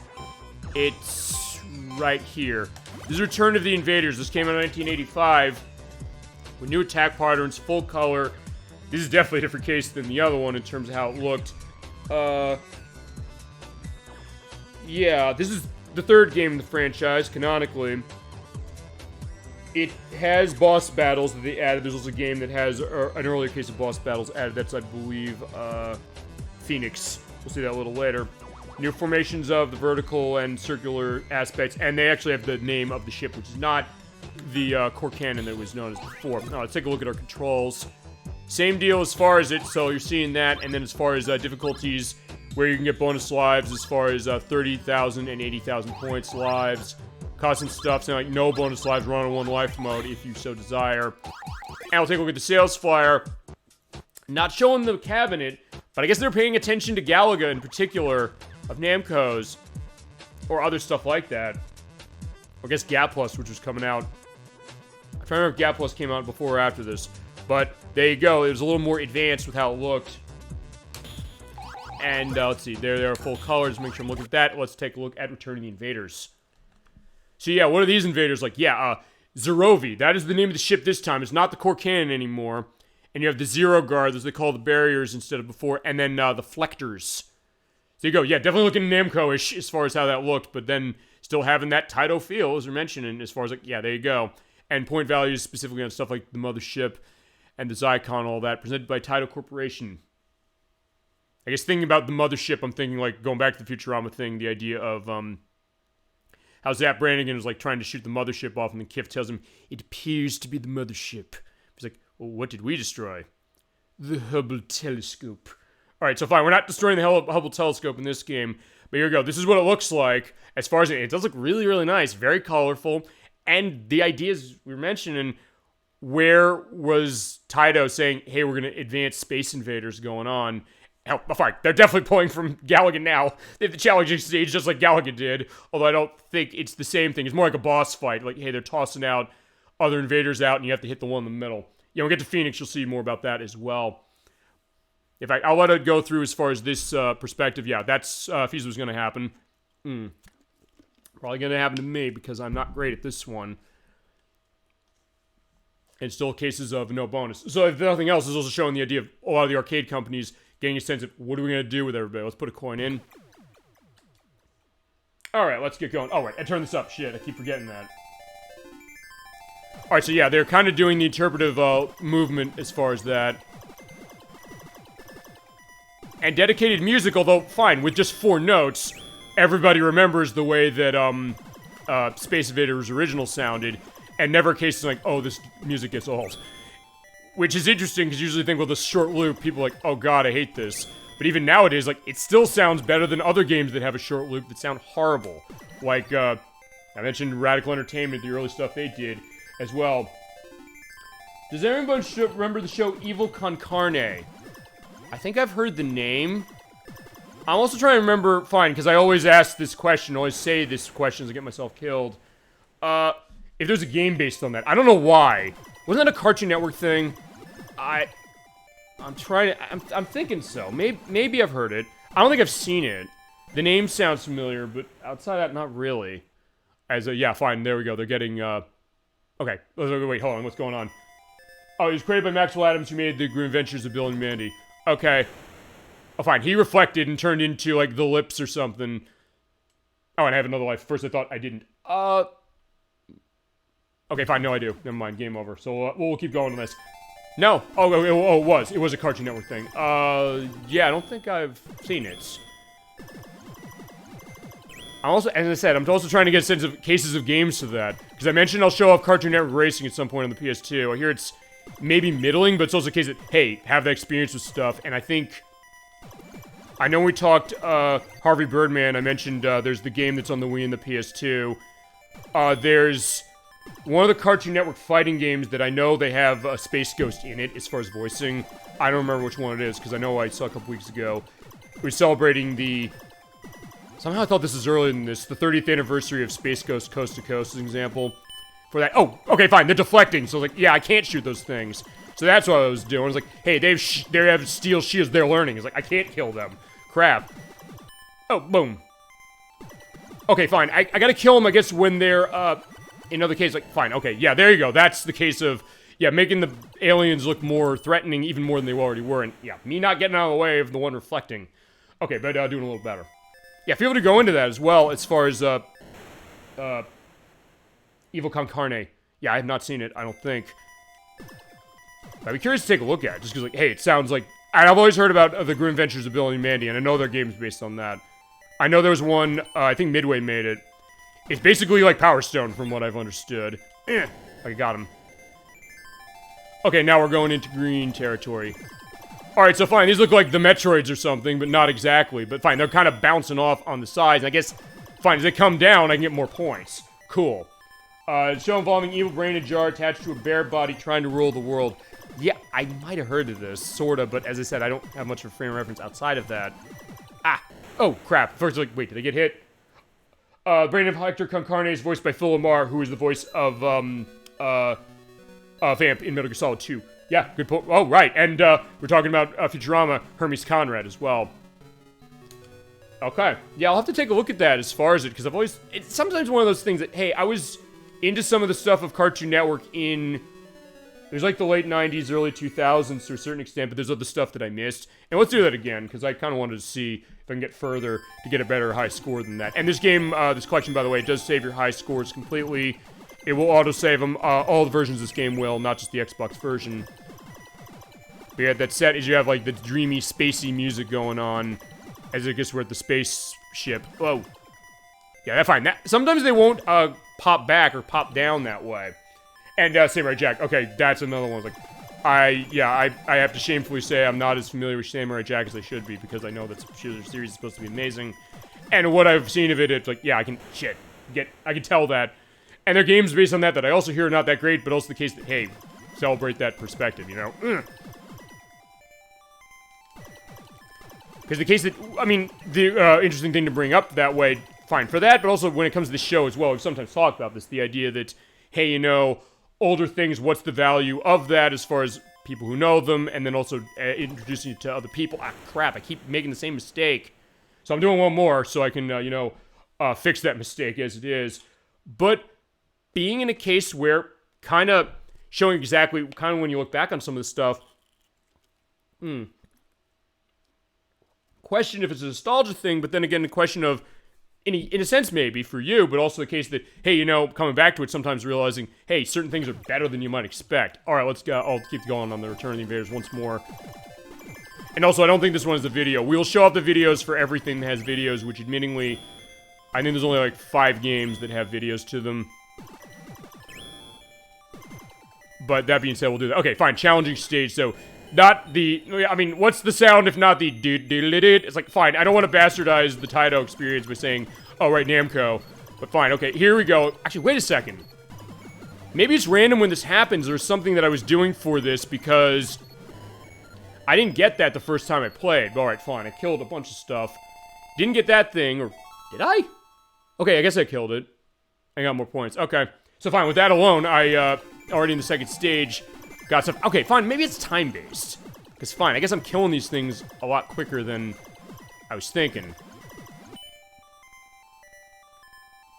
Fine, that would spin around. So I do love that idea of looking at this, saying, hey, you know, they're, the way it's, ah, crap, I keep making the same mistake. But either way, that's my fault. Of advancing Space Invaders.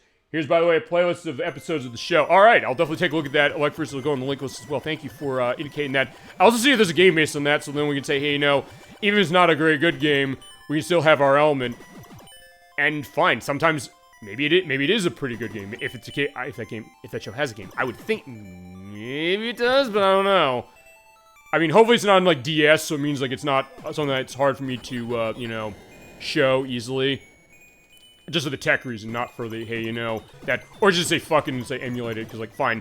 I don't know if I can do the thing with DS for that based on cost of getting stuff fixed to make that happen. Or, fine, not fixed, modded to make that happen for showing on television. I'd like to if I can, but if I can't, I'll figure something, just in general.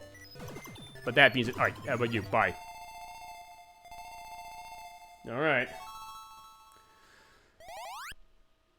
Okay, so yeah, doing a little better. Fine. Okay, fine, that's the other thing. It looks like the shields are shifting. Not only are they breaking, but they're also, shifting around. So, okay, I can use that, I guess, as a little bit of a strategy. Actually, if I can even move them. Can I move them? Fine, I'm just shooting them. Or fine, they're just moving around on their own. Actually, I think I know how they might be moving. Yeah, I think they're moving when, the aliens do. And it also looked like I hit by that, but maybe it's a case where I get a little bit of a... what am I trying to say here? A little bit of an invincibility frame? I don't know. Fine. I'm not necessarily an expert on this or many of the games in this collection, but either way, that's fine. Also, here's the link to the theme song. I think... Oh, shit. They get down there. Fine, that's not flashing light. Exactly. Well, it's like a neon light. Maybe it is. Alright, so fine. There again, it says, yeah, you got destroyed. Fine. If that's the worst flashing light we're gonna have tonight, that's gonna be fine. Although, I guess, fine. We're not gonna have anything on bad as Wizard of War. If we're doing this on the PS2, we would be.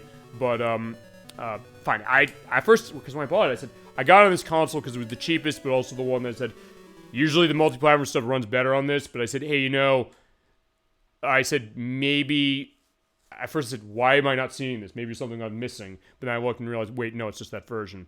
But right, there you go. That's the Return of the Invaders. I don't think we have a, thing for this. I don't think we do. Okay, so fine. The hints and tips would show the idea of like what that is. Hide behind the shields. Shoot the sauce to the top for points. Okay, so there we go. There's all your Space Invaders, and yeah, I think it deserved to have an hour and 15 minutes for the purpose of looking at Space Invaders. Fine, probably less than that. And like, by the way, when I edit this, I also do what I always do with these, which is timestamped every single game we played. From here, we're going in alphabetical order, unless chat you're like, oh, I really want to see this one. Feel free to tell me if that's the case. So, at start, we're going down the list with Battle Shark. This came out in 1989 in Japan. We got in 1990. This is a first-person sub-light gun shooter. It was designed by Yoshio Imamura, who directed Bust Move 2, and Ichiro Fujisue, who did programming on Savalian, which is on Taito Legends 2, Bubble Bobble 1 and 2, Dino Rex, which I think is in Taito Legends 2, and the one, like first, I know you asked for, On the Ball, which is on Super Nintendo, but its arcade version is in Taito Legends 2. That's Camel Tree. It was involved in that. We'll show that collection for sure for Camel Tree, and we'll do a dedicated on the Ball, because that's another one of those. It's like Smart Ball for Super Nintendo, another case of a game with ball in the name that I never heard of until you mentioned on the Ball, and then Edwack mentioned when we did for Smart Ball. Okay, so Battle Shark, let's take a look at this. This is the idea of World War III, because remember 1989, 1990, the question, what was that going to look like? And so in this case, it's not just on land anymore, we're going by sea. So we're going into a submarine. I think this is the first submarine game we've ever played on the show, if I remember correctly. He has a sight speed. I'll show this because it's emulating light gun. Because there's no light gun support, even on the original Xbox and PS2. Which is weird on the PS2, because you think the PS2, like, hey, use the gun con 2 for that, but alas, no. Alright, so here's the idea of what the game was. Kind of an anime-ish look on the outside, kind of. Force your way into the enemy camp and destroy it. From the Taito Corporation. We'll show that off right now. Just moving around and firing. I'll show you how this works with the sight. I mean, this is a pretty good compromise in the sense that, hey, you know, how do you emulate a light gun shooter without the light gun? Which I know, usually you want to play this with a light gun, I get it. And same we get to Operation Wolf. But fine, if you have to have a case of that, this is how to do it, and also fine, as we mentioned as well. Let's get to work, Battle Shark. Yeah, as you have voice acting in this, like, yeah, with that, which looks like Charles Bronson from the Death Wish movies out of that, with Battle Shark. Yeah, sometimes we said, like, hey, HD TVs do not take traditional light guns, which is why there needs to be a modern version or an emulation case to show some of these. In some cases, I can't avoid that. Carnival from Midway, I know is a case I can't do that because they never had a home port. I had to come with the Wii U way to show or how we'll have to use the Wii U to show the NES Zapper games, which are on table. I should definitely do a show for that at some point. Yeah, here's the idea of what you're at. You're looking at a first-person view. It is kind of like Operation Wolf. We'll see. And when you're down to your last few shots, you have to wait for them to refill. But also be careful, like not Aliens. That's later. There's a game that runs that way, Alien-wise, and other stuff with sharks and coral and things like that. But let's put a quarter in. Yeah, push trigger button. Or you can hit the start button. Right here, round one. You just use the control stick or the analog stick, the left analog stick, and then shoot with the right trigger or the A button. And it's pretty neat to have this. Like, it goes into your perspectives of loving, deep sea diving stuff like 20,000 Leagues Under the Sea. Of course, The Hunt for Red October, or The Hunt for Red October, with Sean Connery, of which there are games based on that. For Super Nintendo and NES, I think there's a Game Boy version. It was developed by Ocean, so like, how fitting that way. And then, as far as other stuff, I know there's Steel Diver, which is on 3DS, and also Sub Rebellion, which is on PS2, which is by... Sub Rebellion It's by the developers of the Snowboard Kids games, Raktim, or Rakjim, as they are known now. But yeah, we're going down to our depth, and you see those little orbs there, hit them to get more shots. You also go totally nuts firing, but when you do that, they'll say, hey, your ammo's running low. Chad, I don't know if you ever played this one. I've never played this, and... Oh, wait a second, what's going on? I didn't see this in my test. I guess because I destroyed enough stuff. Open board, destroy the enemy base, and you do have voice acting here as well. Unless this was the next level? Okay, hang on. Oh, never mind, this is round 2. Never mind, they have those transitions. First, I said, wait a second, this game didn't crash, did it? Yeah, thank God I got the tech I'm running, because if it does crash, I can just do that as it is. Alright, so, boom, boom. It's pretty immersive, the thought of, like, hey, going down into the water like this. In the case of, yeah, what do you do when you have the torpedo shooting? Yeah, just fire a homing torpedo. Fine, it's not homing, it shoots straight. Oh, fine, you can also kill the sharks. So, yeah, those sharks need to get out of my way. Well, yeah, by the way, also, they are, and also it's worth pointing out, for all you Austin Powers fans out there, those are sharks with freaking laser beams attached to their heads. That's true. So, fine, that's the case. We're gonna get to that, unless I play the other Austin Powers games, or the Austin Powers games that are available. Alright, fine, you get to a boss, and then shoot this thing down, but just be careful when it, tries and shoots you with, like, the robot sharks and things. It does slow down a lot, but then again, look at this. Look at all this stuff going on screen, and I did get powered up, so I have, like, my, Vulcan cannons going on. Okay, fine, when I said there's no sub-game we play on the show, that's technically not true, because we played Tales of Adventure on Game Gear, because we ran the Sea Fox in that one. Alright, we got through. Alright, sunk the enemy mobile base, and we got our, points. Okay, you do get tons of points out of this game, even though it's like, hey, you know... Okay, fine, I guess we are going to, on sea, we're on, basically on the surface now. And in this case, we're gonna shoot, helicopters out of the sky, okay. And when you get hit, you get to take a damage. So those are kind of a little bit of a precursor to a lot of the Midway shooters. Stuff like Revolution X and Terminator 2 Judgment Day. As far as you have this kind of moving perspective going on its own. Like left to right. And there's like forward and back we're gonna see with one game we got coming up. But then just keep going and make sure you're avoiding getting hit. Yes, as you hit sharks with freaking laser beams on your head, here's this. I guess the idea of, I guess something from the Austin Powers movies, either with Dr. Evil getting them in the 3rd movie, not getting them, or something like, they're not available because they went on the endangered species list. We tried to get them, but there would be too much going on with the red tape. So instead they got sea bass. Right. They're mutate sea bass. Are they ill-tempered? Of course. Okay, that's a start. As you get special, like, Jesus Christ. Okay, I guess okay, fine, there are homing torpedoes in this game. Never mind. I lied. It's like, fine, are there homing torpedoes in this? Yes, there are. You just have to get a power-up for it. But they don't last forever. You're down to your last few shots, by the way. When you hear that, look for an item, or just be careful as far as that, because when you run out of shots, you can't take shots until it recovers. But it's recovering, or it's sort of recovering on its own, to a point. But we are... Oh, like, wait a second. Okay, hold on. Alright, here comes the warship. Okay, there you go. But also the great attention to detail where... Okay, fine, in that case it wasn't. They shoot into the water. Okay, we got jet fighters now. So I guess consider as a preview to any, like, aerial combat games you do. Also, we do, I know, like, first you want to see this turn and burn, no-fly zone. We'll do that eventually. I was getting a copy of that game, because I've heard it's really, really good. Actually, not just by you, since, like, people pointing this out. It's like, oh yeah, like first mentioned this game is good. Communication system has been damaged. And you do have those cracks in the windshield, which is a great attention to detail. Enough that it's going to be a case that it gets in your way, but not so much like, hey, the game is not playable. But, uh-oh. They'll see if we can't destroy the battleship. Okay, fine. There's sort of flashing lights, sort of, but not completely. Uh-oh, but I'm out of my shots. Uh-oh, I'm dead. So the attack system has been damaged. So boom, boom, boom, we're getting blown up. Want to continue? Yeah, we'll continue one more time, and then we'll go on to the next game. Also, this is one of those arcade games we're pointing out where when you continue, it does not reset your score. So, I don't know if you're necessarily one of those people like, oh, no, I want my score to be, you know, put to 0 when you die. But if you are one of those people, you might not like that about this game, but honestly, I can go either way. With this game, like, fine, whatever.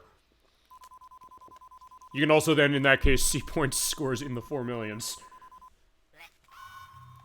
Okay, although looking around 4, it looks like, fine, we're submerging again.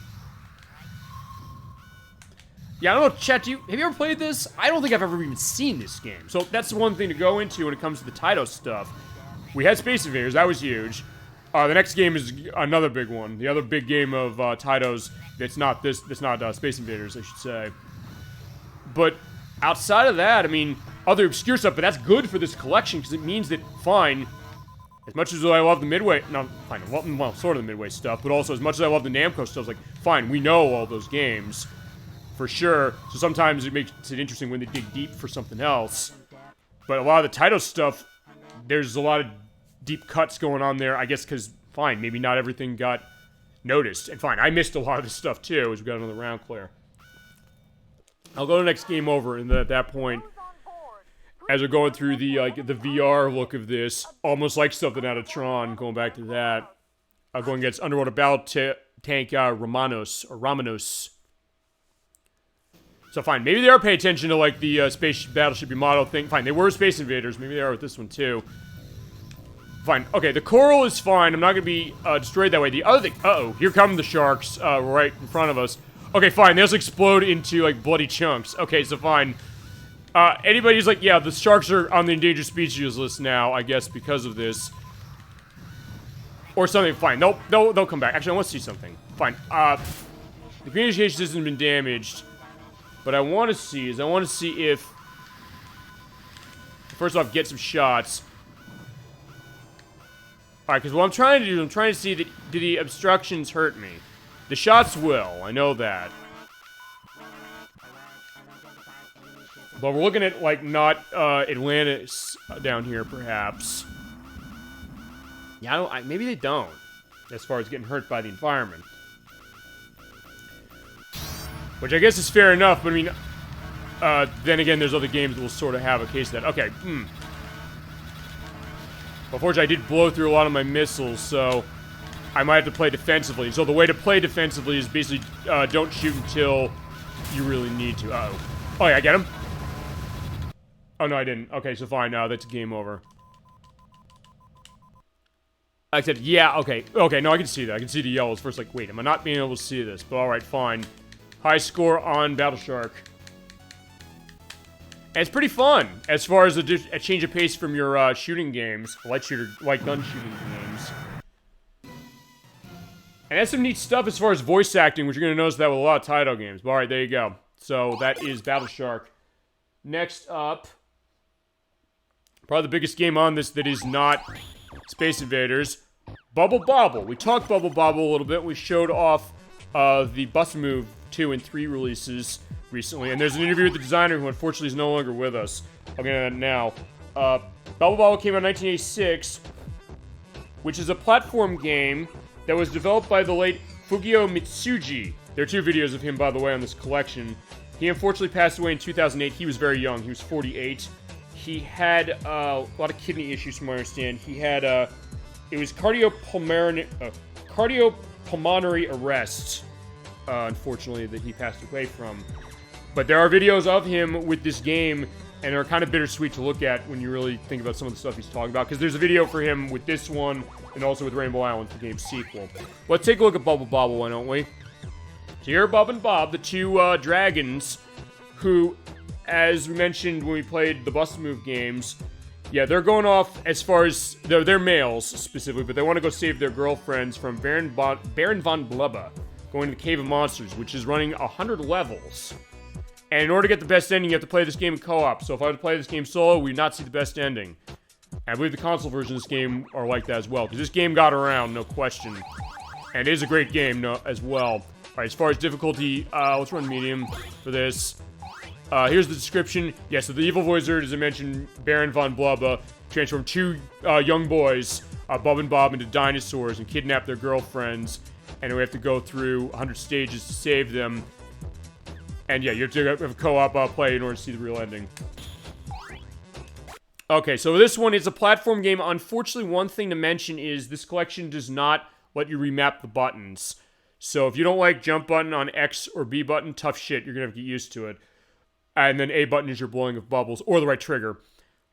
That being said, as again, this is one that I have a lot of memories, admittingly. This is an arcade case of me for playing this one. And it's one that, actually, when Fukio Mitsuji came in, I don't think he says this part in his interviews on this disc, he kind of thought that Taito's output, as far as the games they're making at the time, were not of good quality. He's like, okay, kind of presumptuous maybe. He's like, I don't know, maybe you want to come into a company and tell them, yeah, your games suck, I got something better for you. Okay, fine, I don't think he did that. But that being said, he did say the idea of that and said, okay, wait a minute, what can I do to kind of make this? And also, then why this game? He's like, okay, it's a platforming game with dinosaurs, shooting bubbles around, killing the enemies that are on the screen by putting them in bubbles, then you jump into them, pop them. It's very satisfying to see that, and then you pick up the fruit and other food items that come there, or jump on the bubbles that are around. And his idea, admittingly, was, hey, you kind of want to look at co-op gameplay, which this is, and down there are their two girlfriends that you have to get down there, and today's record is round 32, as far as how far you got. And his thought as well with this is that, Mitsuji-san did indicate specifically, hey, you know, when it comes to arcade games, there wasn't a whole lot of focus, it seemed like, maybe on women coming in and playing arcade games. Maybe. I mean, of course, they're always going to have a case where there will be women at the time who are playing arcade games. Or any video game, for sure, no question. But he was saying, like, I didn't get a sense of seeing that whenever I went in arcades. So I made this game as kind of a couples game, a little bit. And I can attest to that because Nocturne and I, we played this game together as well. She'd never heard of it. But the idea, like, hey, you kind of get yourself into a rhythm with this game, and you can easily be playing it forever, as far as until you get to the end. And it is one of those rare arcade games where you can beat it, but you still want to come back because it's such a great, infectious style. And I'm going to show that right now. Let's put the coin in. Yeah, here's the fantastic story going to the Cave of Monsters. Oh my god, and this music, which is so wonderful. We have the going the... Yeah,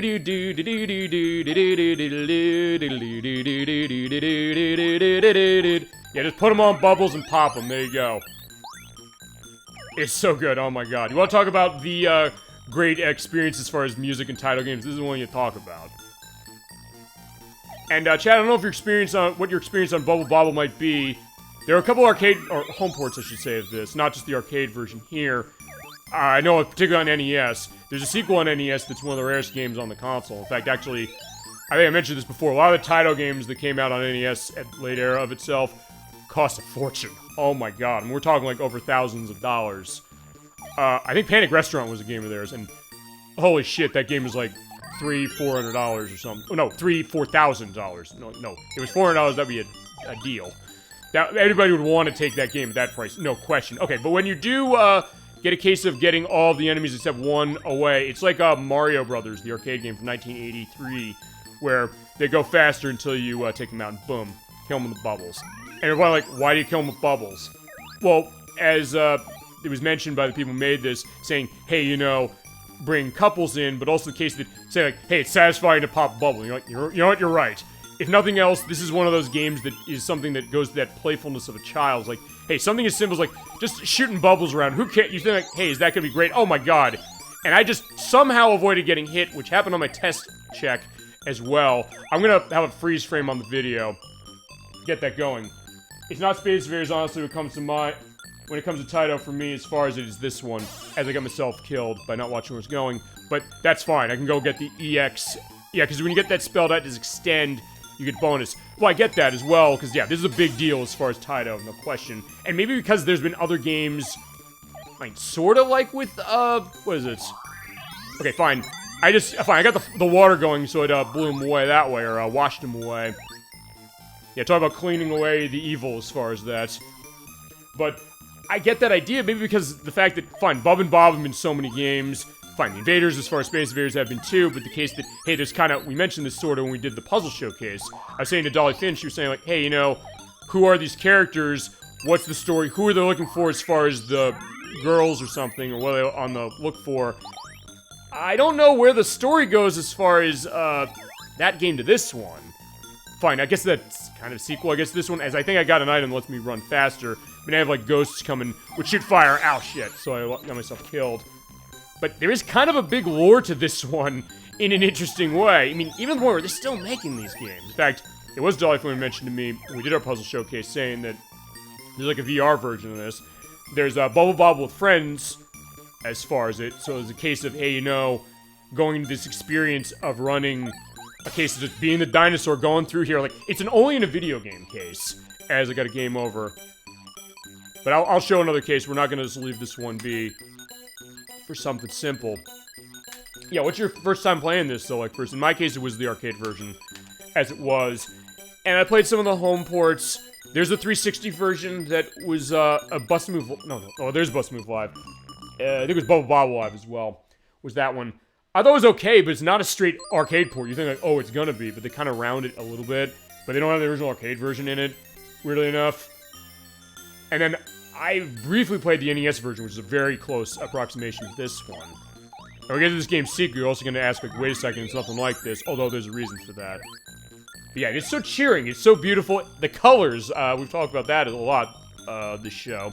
Dolphin being kind of the spearheading of that concept of looking at that more, which is a great thing to look at. The idea, like, look, I'm not going to necessarily look at all the things that chat's going to mention or guests are going to mention, but so then when that comes up, the thought of saying, hey, that's saying a lot. But yeah, they can stay in the bubble for a while. I think eventually they'll pop out if you're not quick. Yeah, there is something about the style of this. It does kind of scream Taito the same way that Space Invaders does, but also in a different way. Maybe because of the fact that... Fine, it's more advanced, but that's not to say that even without that perspective with Space Invaders, like, hey, it's empty. Or, like, there's nothing to hang your hat onto. But the answer is absolutely. Even that first one there is. And fine, this is a big hit for Taito for a reason. In fact, I think after Space Invaders, I think it was, like, one of the biggest things they did after it. Also, yeah, the benefit also being able to basically shoot is mostly as many bubbles as you want when you're standing still, as I'm going to try and see if I can't get the crystal. But sometimes stuff disappears. You do have some time after all the enemies are gone in order to pick up the fruit and items that are there.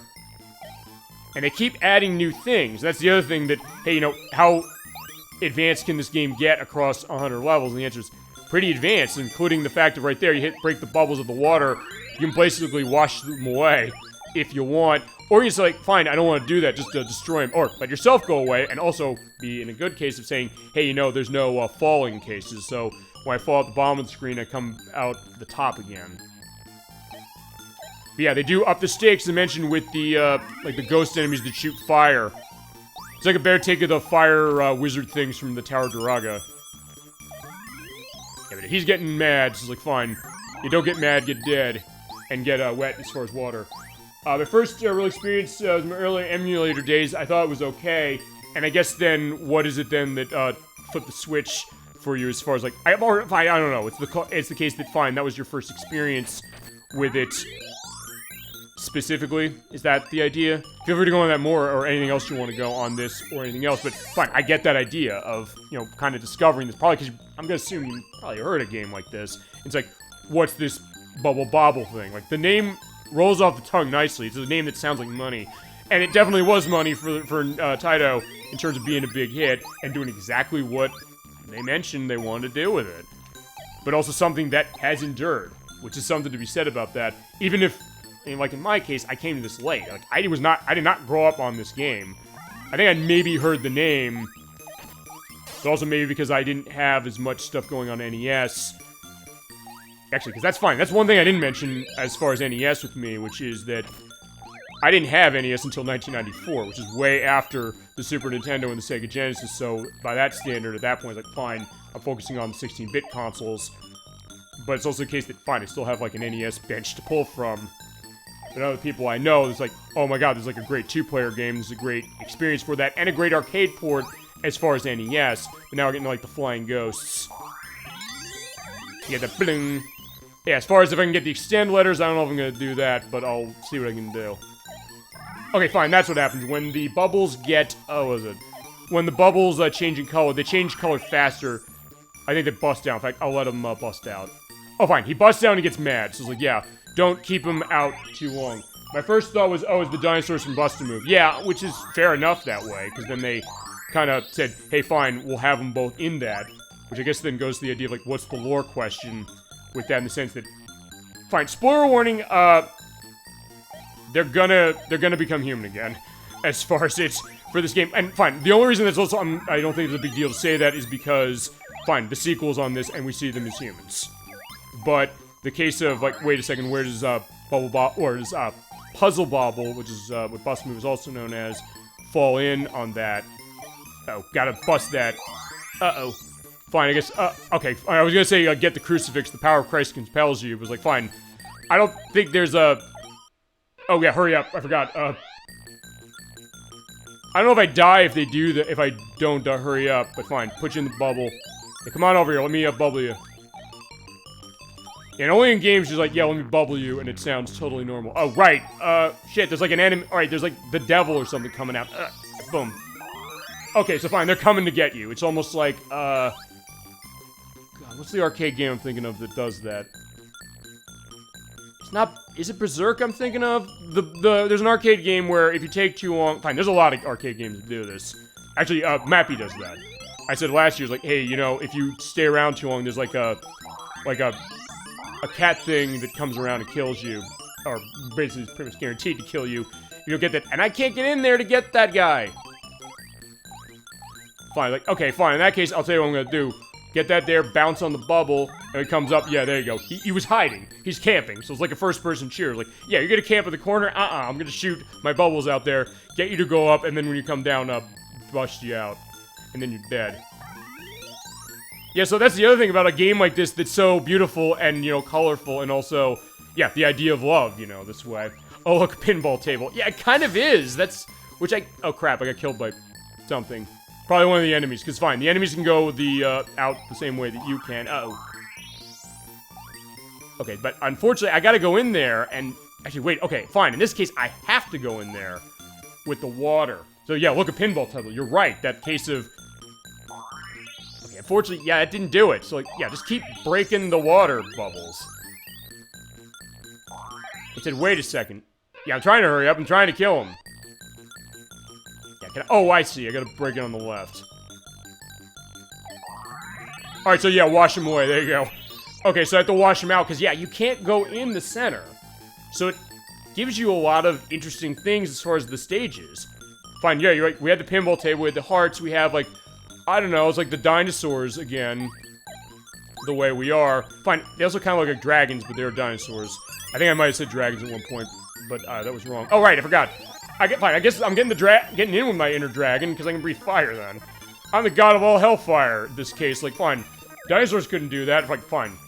I guess it's dinosaurs and dragons, so fine. That's the idea. It's like, fine. So fine, if Bubble Bobble was not violent enough for you, you can get the power up to say, like, fine, you know what, I'm gonna burn these things to death if you want to go bloodthirsty on this. And fine, yeah, get the water going with them going out.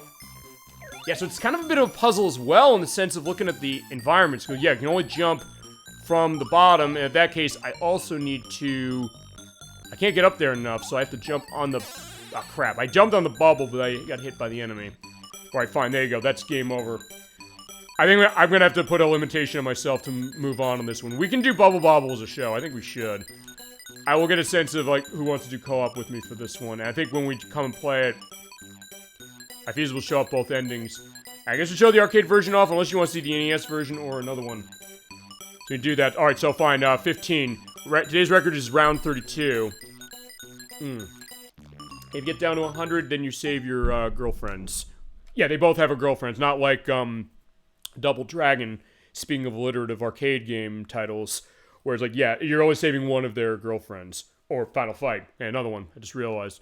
Okay. So with that, we have... Okay, I was gonna say, he's loading, right? Let's take a look at the interview with, yeah, the late... I'm gonna mention his name, or I'll just have it written down. I have it written down. By the way, it says his name in the second one. This is, Fukio Mitsuji. Yeah, the late Fukio Mitsuji. The idea, like, what is he, saying for this? What does he want to do with this game? And his original concept. Also do the mic pull, because I think it's been enough time, and I'll be back in just a sec. 直感的に面白さを伝える要素として、用いています。またそれをまとめて割るということは、すべてですね、前日のスリルと爽快さというコンセプトにつながっています。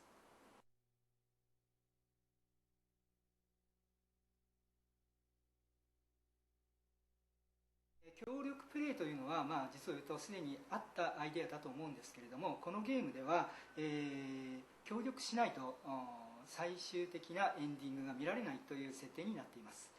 そのためですね、協力 It's talking about the co-op stuff for it. Yes, I know it seems weird, like I'm pulling the damn mic cable for this, but fine. If you've seen the shows that have issues with the audio, I think you might get a sense of why. And this will also be a little bit of a test in my case, specifically. But as he mentioned, like, hey, you know, couples came and played it, so that was his idea, and the thought that, hey, you have to have somebody with you to get the whole way through. And, like, spend a decent amount of quarters, but this is not a game like the Tower Draga, say, where you're going to spend, like $300 to get through because it's so insanely difficult. This game is fair. So it's a case that even people I know, like, hey, what are these things about it? They'll go. But yeah, he worked like a dog on this game, as he's indicating. He's like, hey, you know, I worked through the night. I had papers cluttered with ideas on as far as that. And so, like, by the time he was done, it was like, yeah, I already heard the morning. It's like, uh-oh. Anybody who's been in, like, a tech perspective is going to know that idea of, like, hey, you know, late night coding sessions. Well, I know that was the case with Silent Hill 2 when they made that. That was another case where they were working so hard and so dedicated on that, on their own perspective. They had, like a curtain installed over their cube. Like, yeah, go down there with a sleeping bag and sleep to get that game out. Yeah, so he designed the cube characters and cooperative play to kind of play to the female audience, but not just the female audiences, because we sometimes talk about that. The idea that you'll have a game that's focused for one audience, but it's also going to be something that's going to be appealing to anybody. I think Bobble is a great case of that. And we have a sequel coming up later. We'll do that in a little bit. But next, we're going to take a look at Colony 7. This is not something I was super familiar with. This came out in 1981. It's extended weaponry. This is how they sold it, but it's not really saying much or showing much about the game itself. That's your experiences on this one. You have alien ship shooting down, and it's a game that kind of plays a little bit like Missile Command, which we have not shown yet. Fine, because we haven't done Atari stuff for like an Atari collection. But unlike Missile Command, you don't have 3 areas of shooting missiles off, and they don't recover between attacks. So yeah, if you get the weapons destroyed, the colony's going to be destroyed. You basically have no recompense against that. And there's perspectives and controls. We'll go on difficulty. I'll run medium. I'm just running medium just for the purpose of they default to easy. So at least you'll get a lot of playtime out of it. Although you can run to custom, so like, fine. Mostly gives you 3 lives anyway. So not much of a change. Alright, so let's take a look at Colony 7. I'd never played this game, let alone heard of it, before I got this collection.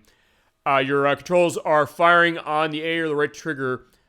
Mega Blaster's on the B button. Your Eradicator is on the X button, and you move around. It is very much Missile Command, as you're going to see. Although it's also a little bit like we showed King and Balloon as far as Namco last year, in the sense that, hey, it's a shooting game with like an area underneath where you have to kind of protect characters. Or fine, you protect the king, sorta, but then he comes out. It's kind of like that, but you have the little fighters and the scouts there. They're going to come around, as well as the bummers. I didn't know that's what they're called. And the advisors. So yeah, that one's very official. So like, fine, official as far as, you know, destroying everybody around. You have bonus colonies, so yeah, they clearly had to be paying attention to Missile Command, which came out, well, actually, wait a minute. Actually, I think this came out before, no, this came out before Missile Command, I think. Or fine, Missile Command might have been paying attention. Point is, a lot of companies are paying attention to each other to get a sense of how do we get our game into arcades and get people to play them. And get into a case as mentioned with Space Invaders where, yeah, yen coins were in short supply because people could not stop playing that game. Alright, the Eradicator destroys all the bombs on the screen. It's on X button. And you have bonus points awarded if you have any buildings still standing when the last ship in the squadron is destroyed. They show you that as far as the number of squadron, which is your level, and then also the fighters that are in there. And if all the cannons are blown up or the colony is destroyed, that's the end, so good luck to you. Alright, so let's put a coin in. Let's get started. And hit the fire button to start. So it's not the boo, boo, boo, boo, but I'm pretty sure this did run on a trackball, I think. You do have infinite fire, which is on right trigger. Oh shit, I already lost one of my things. You also hit the B button to have like the laser shooting out. But the yellow advisors will usually come and try and shoot my cannons, which are on the left and right side of the screen. So it's like that tiny thing, but I lost it, so I'm gone. So in that case, I sit back and watch them die. Or fine, I'm dead in that way, and I start the squadron perspective over again. I'll just show how the Eradicator works. Yeah, you're basically shooting them all at once, so it's not like Missile Command where you pick which can to shoot out of. But the idea is that, yeah, you have to pay attention to each side of the screen. You see that? Kill it as soon as you can. But also when you see those shots coming through, that's the idea. But they're small shots, so you have to really look for where you're going. Fine, use the Eradicator, which is like a firework. But you don't have infinite numbers of those, you only have one. I guess it's also kind of the Defender case as well, thinking about this as far as like the way it looks. In the way some of it sound like the things. You know, like early look at space. Uh-oh, whoa. Okay, there we go. So I did get past, and there is a case of that. Yeah, as long as you kill all the fighters, as far as that, you'll be set. But since I don't know if you get cannons back. I'm not aware if you do. Whoa, whoa! It's like, fine, okay, there you go. It's like, they're trying, like, the smart bomb thing that Missile Command does. Fine, I know it's a Missile Command thing. I'm more familiar with that than this one. But this is also kind of fun as far as what it is, and also something that, hey, a nice discovery. Uh-oh. I was gonna say, they were gonna get me.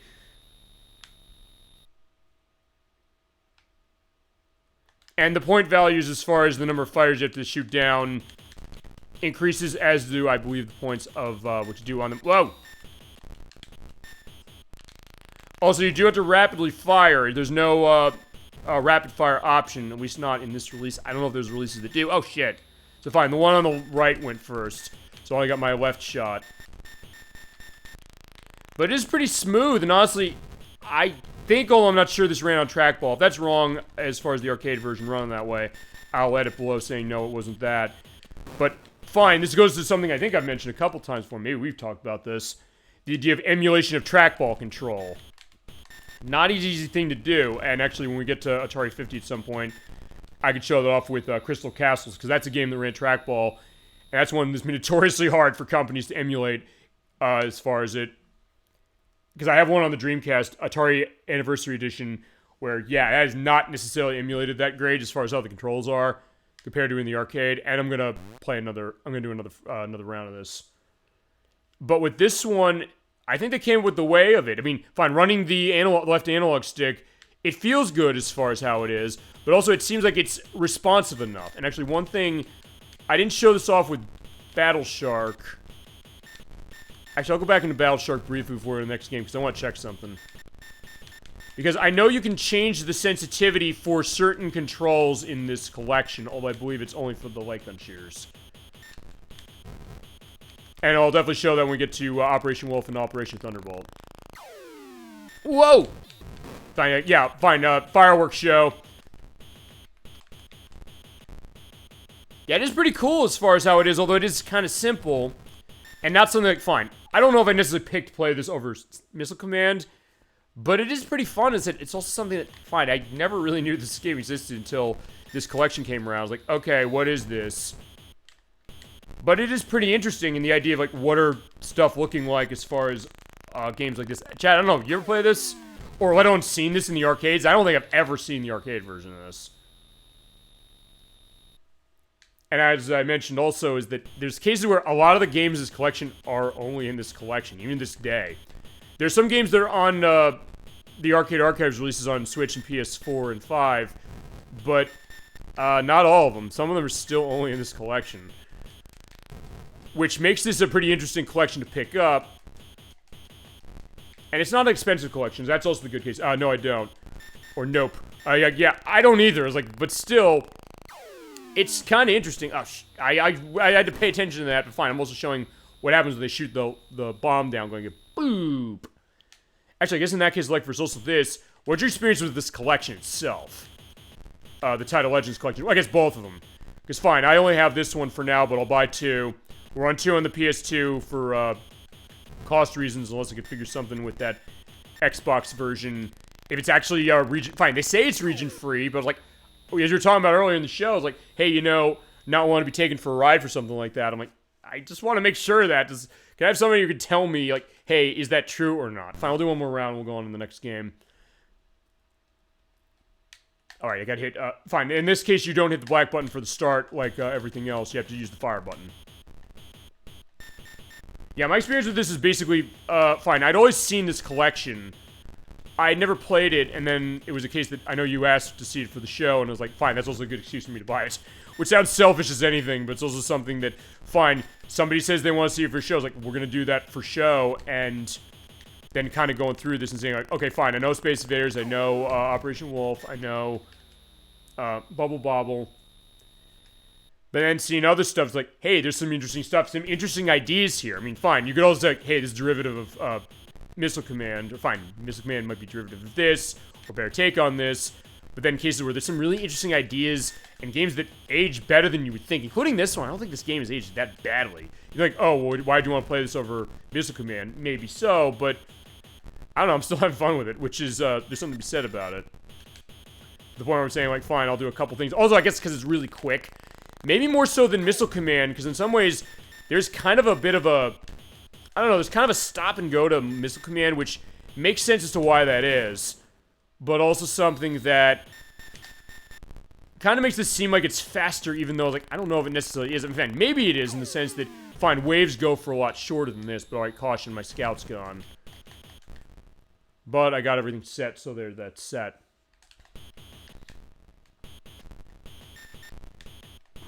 But also because it's kind of small, so you do have to kind of look as far as where shots are. It's not necessarily easy to pinpoint where shots are coming from. And there are sound cues like the boo or that. Like, okay, use that, but alright, I did not do it in time. But I got one life left. We'll see how this goes. Oh shit, I didn't turn the volume up on this one. Damn. And it's too late. Fine, in that case, I'll do one more because it's short enough, and then I'll go on to the next game. Because I realized, wait, I didn't change the audio right. And maybe it's being heard fine, but I don't know. I mean, this collection's volume is low, so sometimes that's, as I mentioned, that's sometimes one of the challenges when it comes to streaming of games. Like, fine, I want you all to hear it loud enough as far as the game, over just, you know, the voice dialogue of myself and guests, but also a case that, fine, sometimes it doesn't sound right. I listen back, and I listen to some of the shows we've done, like, yeah, it seems like it's really low, but it's also a case that, fine, I don't want to blare you either. So it's like, fine, that's why I'll do the audio checks. That's the main reason I'll do that. So I can get a sense of making sure that the volume balancing is correct. Especially since now I don't run the case of doing, you know, the game's volume going lower when I or any guest speaks. Which was also something my old tech did, which was not a bad idea, but also realized, wait, you know, people are not necessarily hearing all this stuff, so like maybe I can mitigate that way. But sometimes it comes to the case that I have to adjust volume aspects as far as what those numbers are for every game. I have to run the test on the game, which is also why it was interesting when I did Pokemon Violet for the first part last year. I said I was running on a safety net, so I basically said, fine. That was the first show I used the HD60X with. It was also the first show where I opened the game live on camera. I didn't actually play it, so I said, what am I going to audio test this as something that's an equivalent? I said, Pokemon Legends Arceus, that's what I have to test it with. And I guess it was a good case. Like, I mean, it could have been like, the audio would be horrible as far as the game, you would hear nothing. It was like, fine, I was doing this blind. That was the reason why. Ow. But that's game over. I think, yeah. Oh, no. No, gotta put the water down. Shit. That's the other thing. Yeah, no time for a water break. Fine, use my standard weapon to get that one out, but yeah, fine, it was too late. Okay, so that's game over for Colony 7. Yeah, not a game that people have heard of, including myself. I'm just as guilty as other people. I'd never heard of this till this collection. Okay, and this does not have a sensitivity thing. One thing I'm going to do quickly is... Next on the list is going to be Continental Circus, which is a racing game, despite what it sounds like. I want to pull out Battle Shark again for one brief thing. Because I'll show this also with Operation Wolf. Oh, wait, this game doesn't do it. Okay, because what I was looking for a sensitivity setting, because the light gun shooters have that, but I guess Battle Shark doesn't. Okay, so never mind. Alright, so Battle Shark doesn't have that. We'll talk about that when we get to Operation Wolf. So, next... Oh, no, yeah, we're doing Continental Circus. This came out in 1987. This is a 3D racing game. Let's see also the sales... Okay, unfortunately the 3D drive thing here. This is gonna be an editing case for me. I'll picture what the machine of this looked like. I've never seen this machine, but from what I understand, the cabinet of this had 3D glasses or goggles that kind of came up from the top of it, basically put it down in front of you to give a perspective of this 3D scrolling racing game.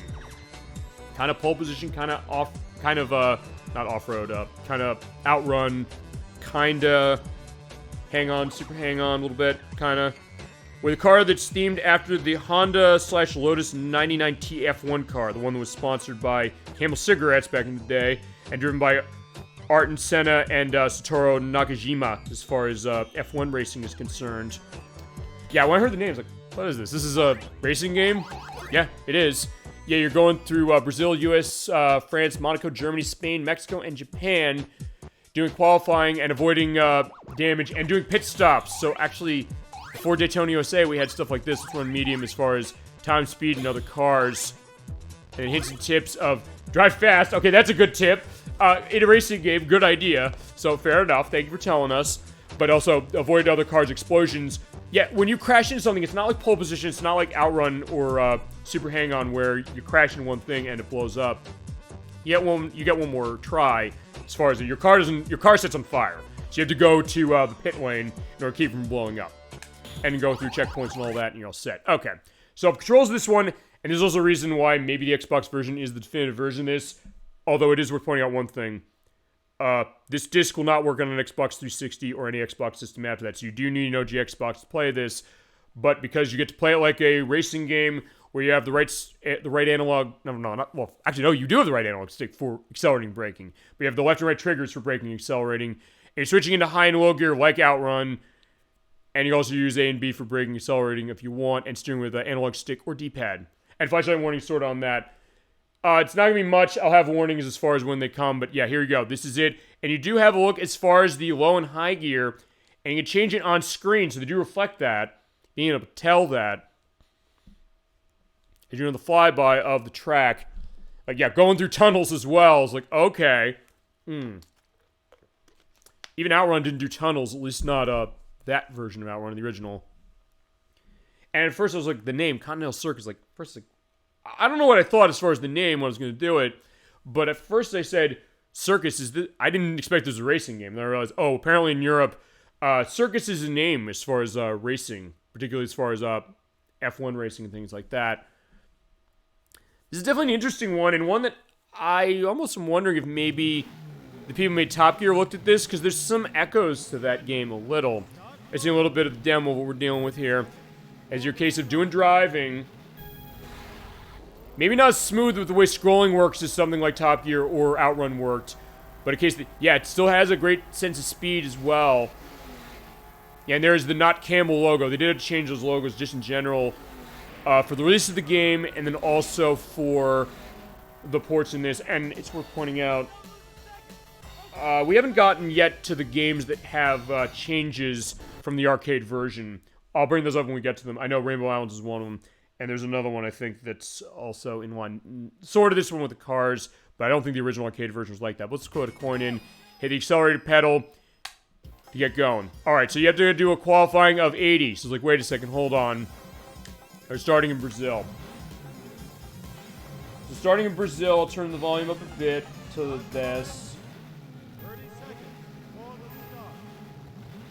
Go. Alright, so like with Outrun, you go into low gear, shifting to high when you get to about 170-something kilometers per hour and get driving. You're going along, scrolling. I never played this game either. Fine. Most of the games in this collection I never played before this. And then P is your pit area. Right in that case, it says pit in when you get yourself hurt. But, yeah, you can take a risk, but yeah, if you don't do that, you spin out and boom, you explode. And then the car comes towards you. Talk about... Fine, this is also why they ran the 3D text. Like, yeah, when you crash and die, it reminds you, like, yeah, you crashed and died. You're not walking away from that crash. So it's not a super violent game. It's just a case that, yeah, they're not gonna sugarcoat the idea, like, yeah, you died. But it's also the case, yeah, I can ram into a billboard and I'm gonna be fine as long as I get to the next checkpoint or the next pit area. So fine, pit area. Yeah, I'm on fire. It's like, I need help. So there's the checkpoint, and you'll see the pit area. Oh, shit, I did it again. So fine, this is sort of a strong case of the car. Is this Taito's answer to pole position? From what I understand, I think it was seen as that. Which would make sense, because we mentioned when we did the racing showcase, we first showed pole position, and last year when we did, oh fine, the other cars can crash too. We did the Namco collection that had it. I believe so. I mean, fine, that was a huge hit. I I even underestimated how big a hit Pole Position was when it came out. Unfortunately, I don't think I'm getting to the end. Yeah, for this, but I'll give it another look. I mean, that's a fair way to look at it. I think that's the idea. Although this was like Outrun in the sense that, fine, it's giving you a take of how far did you get, and then you stopped. And do you want to continue? And the answer is, yes, we do. I'll switch into low gear. Yeah, from what I've understood, as far as the notes I found, or the information I found, this, which mainly wasn't a whole lot. I'm pretty sure Taito had that as their answer, although, to be fair, this was actually pretty far back, or far out from when Pole Position came out. Though there was Pole Position 2, as we showed off, and then Sega had their stuff with Outrun, and, Hang On, Super Hang On, and stuff like that. So yeah, from what I've read, though, you're right. I think this was Taito's answer to Pole Position. And it's not a bad case of it. I mean, one thing I do like that case that you can take a crash or something without exploding right away. So it does mean that, okay, fine, you can play a little more recklessly, but it is like Pole Position sense that if you hit anything, you get yourself in a hurt case. But the other cars can explode too, so unlike Outrun or Hang On or anything like that, where it's always the case, or Pole Position itself, the case that, hey, you don't have your, they'll crash and they'll be fine, you won't. Not in this game. They can crash and they can explode in quite a case. Although, yeah, you do have to use the brake a lot. But alright, fine, we're at the pit area. When you do have a case of being on fire. Oh, shit! Yeah, put the fire out! Put the fire out! Like, okay. Also, yeah, talk about, yeah, don't take that out of context as far as the case that, you know, my place of living is fine. It is fine. Don't worry. It was a case of something horrible was happening as far as that. I was like, fine, I gotta stop the show and deal with this. I'll see you next week or something. God forbid that never happens. But that being said, yeah, they do show that. So there's a great attention to details in that case. I guess that Taito's saying, fine, we could be like Pole Position or the games of Sega's, but it's like, fine, wasn't it annoying when you have crashing and everything and you get the sense the other cars are invincible and you're not? And like, you have crashed once, you're done. Let's make it so that you can take it. And it is a short enough pit stop. It's not like Daytona USA where it's like, yeah, if you go in the pit stop, you're probably going to lose because of how long it takes. In this game, it doesn't take that long. It's like Top Gear, as we mentioned, or yeah, as far as it, where you have to pay in that as well. You have to kind of choose when to use that, and you can still win the race. Or in this case, get into a case of being able to qualify. I do want to try and qualify for this. Is like, fine, there's another car that crashed. Oh. Yeah, but yeah, you gotta hold on. Like, yeah, unfortunately, also the fire doesn't go out as far as what that is. But all right, fine, there you go. So I qualified. Nice run. Do your best. Like, there you go. So there's the flag girl that way. Okay, so now that I did qualify. Okay, we're going to America. Okay. So you go to different courses different way, honestly. Okay, so, alright. So here's the USA. Let's take a look what's going on over here. Okay, so they changed the qualify amount by 20. Actually, yeah, the Top Gear analogy is kind of apt, although as was indicated, Top Gear came out after this. But yeah, it is interesting, as you mentioned, yeah, the Pole Position thought, but the case of other games of Taito's, that, like, what were they competing against, and how do they necessarily choose to stand out? Whoa! And fine, different courses, fine, it's like, Super Hang On. That was another case, like, fine. Wait, can I get in there and get myself... Okay, crap. I don't suppose you could come over and help me now, do you? Like, unfortunately, no. Like, unfortunately, I hit the tires. And it is some time for me to get back on the road. And one thing I will say as far as the steering, it is kind of twitchy as far as how it is. A little less when you use D-pad, but using the analog stick is really quick like that. So you do have to kind of use the brake more, but also in case, like, yeah, if I get hit too much, like, yeah, I'm going to go into... I'm going to get slowed down enough that to go into low gear. I can get to a checkpoint. I'm just going to make that checkpoint. Fine, I'm just going to make the checkpoint and go into the pizza... Homicide? Whatever that was. Thing. So like, okay, fine, I don't know, I'm in the mood for pizza. No, they're gonna cook the pizza over the burning car. Is that the idea? Like, I don't know, I don't want the smell or taste of gasoline on my car. Sorry, I mean, on my pizza, I should say, sorry. That probably can't be healthy. But fine, like, the idea, the advertisements, because the Sega games would do that as well. I mean, fine. I mean, when you don't have damage to do... Oh, yeah, so if you are off-road, you will kind of spin out, but you won't crash. All right, that is time up.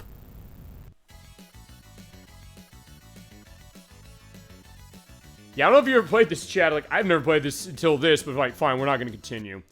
So let's enter our initials at number 20. Okay. Actually, wait a minute. Is it only 2 initials? Hold on, let me see this. Okay, no, it isn't. It was like, it seemed like it was weird. I was like, wait a second, there's 3, right? Okay, there's 3 for everything else. It was like, yeah, it's starting kind of in the middle almost, as far as what the letters are, but the kind of 3D perspective, which goes to the idea of the 3D view of this. And there's not like a 3D glasses option for this, unfortunately, to show that. It's not like Rad Racer or something like that. Actually, another game that's kind of in the style of something like this, to have an idea of reflecting that idea. Yeah, because fine, Rad Racer, which is by Square, so fine, okay. I guess by that extension, Rad Racer, I guess, is kind of a Taito game, because Square owns Taito, and technically they made it. But I don't know if that's the case, like, hey, you know, like, what's the Rad Racer Extended Universe? Because fine, there's 2 games on NES, and then I think that's about it. Okay, we looked at the sales flyers. Okay. Next up is the Electric Yo-Yo. This came in 1982. Actually, wait a second, is that right? Oh, right, it is right, because, fine, I took the way I was ordering these on my notes, in a case where the ones that start with T are going later, so fine, jump around my notes. Not many notes, or not many background information I found on this one. In fact, not even a sell sheet. This came out in 1982. It was developed by Taito America, so Taito had their American division. They made this. You basically move a yo-yo over blocks, but be careful of the trions and the bions, which are snakes that are going to go and try and hurt you. And you have to basically loop energized bricks. It's very Pac-Man-like. I don't know if necessarily this made a lot of attention, because I never heard of it. There's no notes as far as this and no sell sheet. Most games have sell sheets, that one does not. As far as that, just the idea of difficulty, lives, and bonus life thing. You just move. That's all you gotta do on this one. So, with the Electric Yo-Yo, I like the name. The Electric Yo-Yo sounds like a cool name. And it goes to respect of like, yeah, look at that wavy look. Whoa. This game does not have flashing lights to it, despite what it might look like. There you go. Based on the string length, because that's the idea, is that you're going to have dots on the screen. And fine, there's the trion and the bions. Yeah, avoid the trion always, or the bions if they're energized with electricity. You basically look around to connect onto things like the blocks there, but basically you can kind of loop blocks. And based on your distance, you have to connect to a block, or if there are no blocks in your way, you basically go like in 1 block increments. I'll show them in a sec. Basically go across and get all these squares and avoid getting killed. So again, the Pac-Man analogy I think is a fitting one on this one. And it's not one that I knew of until this collection. And high scores of this location on this Xbox collection are as such. I don't know what your experience is on this one. I've never seen this before this collection. That's gonna be the drinking game tonight, I think. Anytime I say that, take a drink. All right, here is the Electric Yo-Yo's. Play it. It's pretty fun for the kind of thing it is. It's also one of those games that, fine, I kind of just run it like crazy. Fine, I got that case as far as a power-up, and you see that with the little lights on the sides. Yeah, in this case, I'm kind of just moving like crazy, but as mentioned, if you only have like one... If there's nothing to move on to, you just move by 1 square. And it's kind of go that way. Just kind of try to avoid everything and just pick everything up. I mean, I'll say this. I get why Pac-Man took off compared to this. Although, this is like a year or something after Pac-Man. So I guess the idea that... Whoa. Oh, right, because okay, what happens is they electrify the squares. So it looks like TV static on some of those. But if you get hit by that, yeah, my nice yo-yo, yeah, the string comes off and we're done. But if you get them all, you go to the next level. And look at that spacey look. I like that. Pac-Man's a yo-yo. Hey, it works. It does kind of work. I mean, I don't know if you've ever played this or played this in the Taito Legends collection, because I think this is the only port of it. As far as I can tell, it's interesting. It does work better than you think. Like, I mean, fine. Fine. That is one area I don't think we've talked about really enough on this show, which is when it came to arcade games, games that were either direct clones of each other. I mean, fine, we talked Miss Pac-Man, which was a case of that. It was reverse engineered off of original Pac-Man and became its own case of being in the franchise.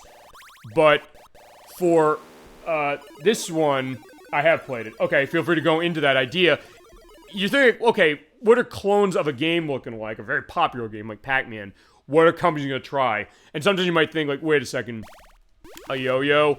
Somebody like, I don't know, roll their eyes, like, yeah, what were they thinking? Like, the idea, like, how would they come up with a game? Although, if you, then again, in the 80s and things like that, and some of this bled over in the 90s as far as myself, I know there's a case of, I don't know if you remember, like, Yo-Yos by Duncan, if you remember that company specifically. I think I could find a commercial of, like, Duncan, the idea of, like, how yo-yos were a cool thing to show that skill, like, doing the spin stuff for that, which I could never do, by the way. I never had that skill. My brother, Inherent Knock, he tried to, I think. I don't know if he ever got to a point of being able to do that.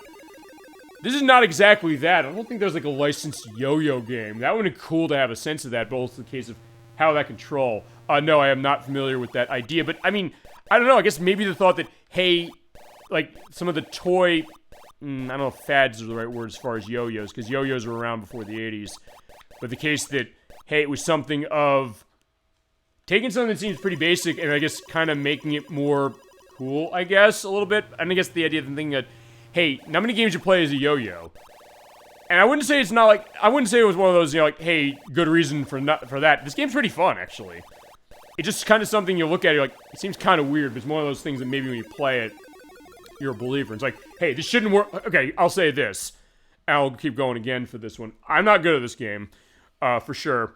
But also the case that, for something that you look at that and say, like, just on the name, sometimes we talk about the idea, like, hey, the name of a game can kind of turn someone on or off to that, as much of a superficial thing as that can be when you really think about it. But the case of, fine, sometimes you can't help that. You look at that, like, I'm trying to be open to this, but I can't. I know the Christine Nerd 64 said that's like, hey, I looked at Death Stranding, I didn't want to play this just on the basis of it, even though, like, I know it's not great to say that. But the case of thinking that, like, yeah, you think this game would be a total dud, but it's like, no, it's not. It's actually pretty fun. And unique, and he has this great style of, like, that style of the, like, 80s arcade stuff, like, do. Except, yeah, I was not careful there. I stuck my, yo-yo string into that square, and this ran into, yeah, the electricity. So, yeah, my, yo-yo's going nowhere as far as that. So, just show, like, yeah, there's some strategy you have to use, like, be careful, like, hey, I'm far away, like, I could feasibly try and hit that thing, like, no, I gotta go around, specifically, you know? And also stuff with the sound effects. I do like the case when you die, the it sounds very, I don't know, I guess kind of spacey in a way that's unique. You wouldn't think like, hey, electric yo-yo, but like, it is accurately named. It is an electric yo-yo as far as being electrified. We have to avoid being electrified unless you get the power-ups. I'll do one more, because yeah, sessions of this game can run really quick, like with Colony 7. But it is something that, yeah, I'm glad to have played it, for sure. It's something you can quickly get into and easily understand it. Even if it's not something like, fine, I don't know if people would pick to play this over Pac-Man, because, like, fine, you played Pac-Man to death, maybe. It's like, I don't know, maybe you're sick if you want something different. As a little bit of a case, you'll come back to Pac-Man eventually, I would think. You wouldn't say, like, oh, I don't want to play Pac-Man ever again. But in case of, fine, what's something like Pac-Man that isn't? Something like this. Or, not exactly the same, like Q*bert, which is by Gottlieb. Although, Q*bert, I don't know if Q*bert is exactly kind of the same thing as Pac-Man either.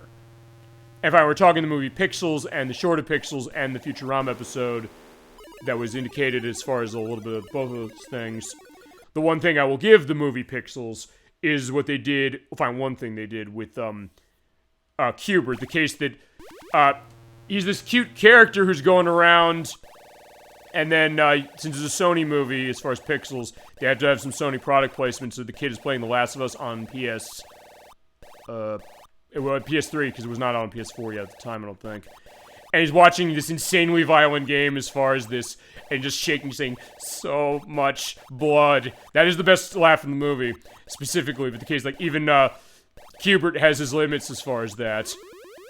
Yeah, speaking that alien language, which always people joke and say, like, yeah, you know, he's swearing, but it's like, technically not really what he's doing.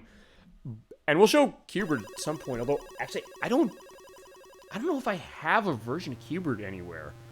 I know that was a game that got a remake, which was on the PlayStation and the Dreamcast, and I think there are ports of it in something. And I know that a lot of the old consoles at the time, like the Atari 2600 and things like that, had versions. And I thought, I'm trying to remember where other aspects of Q*bert were. Fine, it got more ports than this did. I think this is the only port of it. I don't think this ever got a home port outside of this. But yeah, it's a unique thing to see, and also, as I said, that's, I think, the theme of this collection. I'm going to preface my final thoughts on this collection. I like this collection quite a bit. If you haven't picked this up, I think it is worth checking out for the amount of games in it and the extras that it has, but also because it's a lot of unique stuff, a lot of off-the-beaten-path things. So, like, if it's a case where you feel like I played everything and you want to get a sense of, fine, doing something stupid like that, going into the electricity, or getting a sense of, surprise me something that maybe I've never heard of. And sometimes that's the great thing about discovery of a game, you know? Sometimes you play a game, you're like, on the title, like, what's this electric yo-yo thing? And I'll do one more round before we go on to the next thing. And that is the case that sometimes you can find something, people say, like, hey, you ever played this game? It might be a case, like, I often run into, other people run into, like, hey, they draw a blank. And I'm just guilty of that sometimes, as mentioned, stuff like, Smart Ball on Super Nintendo. Like, I'd never heard of that game until Ed Wack mentioned it a couple months ago. So, and same with stuff in this collection, but then be able to say, like, hey, you ever played Electric Yo-Yo? People's like, did I? It's like, oh, they maybe have this great memory that forms it, you know? Or that great secret that they want to share with somebody. Which oftentimes has come with me, and it's come with all the stuff that Chad has wanted to see, or people on the show want to show. Say, like, hey, I get the sense people don't know this game. Like, great, tell the story. Tell what this game means to you. Show it to people. And I think the Electric Yo-Yo and a lot of the games in the collection really do that. And it does paint a great picture of a company, and also of seeing what were they doing to be competitive with huge games like Pac-Man. Because Pac-Man's a massive one. As big, if not bigger, than Space Invaders. But, yeah, what were the companies trying to do with that? Alright, there is the Electric Yo-Yo. It is fun. Yeah, something you might think, like, yeah, whatever. It's like, it's, yeah, I was playing that more than I thought I would as far as the time. And it's something you can kind of do in short bursts, so it's a good time. Next up is a pretty famous one as far as Taito, and one that's gotten some play, and some other twists on this as well. This is Elevator Action. This came out in 1983. This is a spy platforming game where you're going around floors in a 2D perspective with Otto. He's the spy here, agent number 17. You have to go and steal some secret documents and go down elevators to go through. Avoid getting killed by enemies there. They'll shoot bullets at you. You can kick them, you can shoot them. And basically get down 30 floors to get to the garage, to get to your car, get your way out, and you'll be set. Yeah, so here is Elevator Action. There is the tabletop look of it. See, actually, yeah, the way this looked... Actually, this is one of the... Okay, this is not one of the first games we're going to show as far as that perspective of the, like, the viewing screen. But yeah, that's kind of how it looked, although I think there were upright versions of this game as well. Although, this is a game I've heard of, but it's not one I'd played extensively until this collection. I'm actually more familiar with a game that's kind of like it, but I don't know if it's connected. It's called Exit. It was on the PSP, and there's a Xbox 360 downloadable version of it. I do want to show for that, those Xbox Live Showcase, although I'm running a little bit of a question about that. I gotta get figured as far as my end, as far as the case that my 360 is not going online anymore. I don't know why. My Series X is going online fine, but I run back compat games from 360, not going online there either. I'm gonna have to call Microsoft on that one to figure it, so I can buy the rest of the stuff I want to buy to show that. Otherwise, I'll have to show demos only of some of these things. As far as our aspects of this, it's a lot lives, bonus lives there, and all that stuff. Let's take a look at Elevator Action. Yeah, there's more going on than you might think as far as the controls in this, despite the fact that it's only shooting, which is on either A or the right trigger, and jumping, which again, like Bobble, it's on X or B. So if you don't like that, sorry, but you gotta get used to it. Yeah, there you go. As far as it also has this kind of old-time look as far as like the logo, and those are the stuff with the stars in the letters there. It's kind of like Mr. Do, or Mr. Doe. I think it's Mr. Do, which is not a Taito joint. That's a Universal joint, which is very much like Dig Dug, actually. That's an interesting one. It's kind of a ripoff of Dig Dug, but also like with Electric Yo-Yo, it has its own ideas. But yeah, this is the idea. This is the demo. You're going through controlling the elevators when you're in them, but if you're on top of them, you can easily ride them. And it's like Donkey Kong, where if you fall too far, you're going to die. So you got to be careful that way. But let's take a look at some elevators. And to get the volume up again, you got to remember that. Okay, so let's get some elevator action with guns.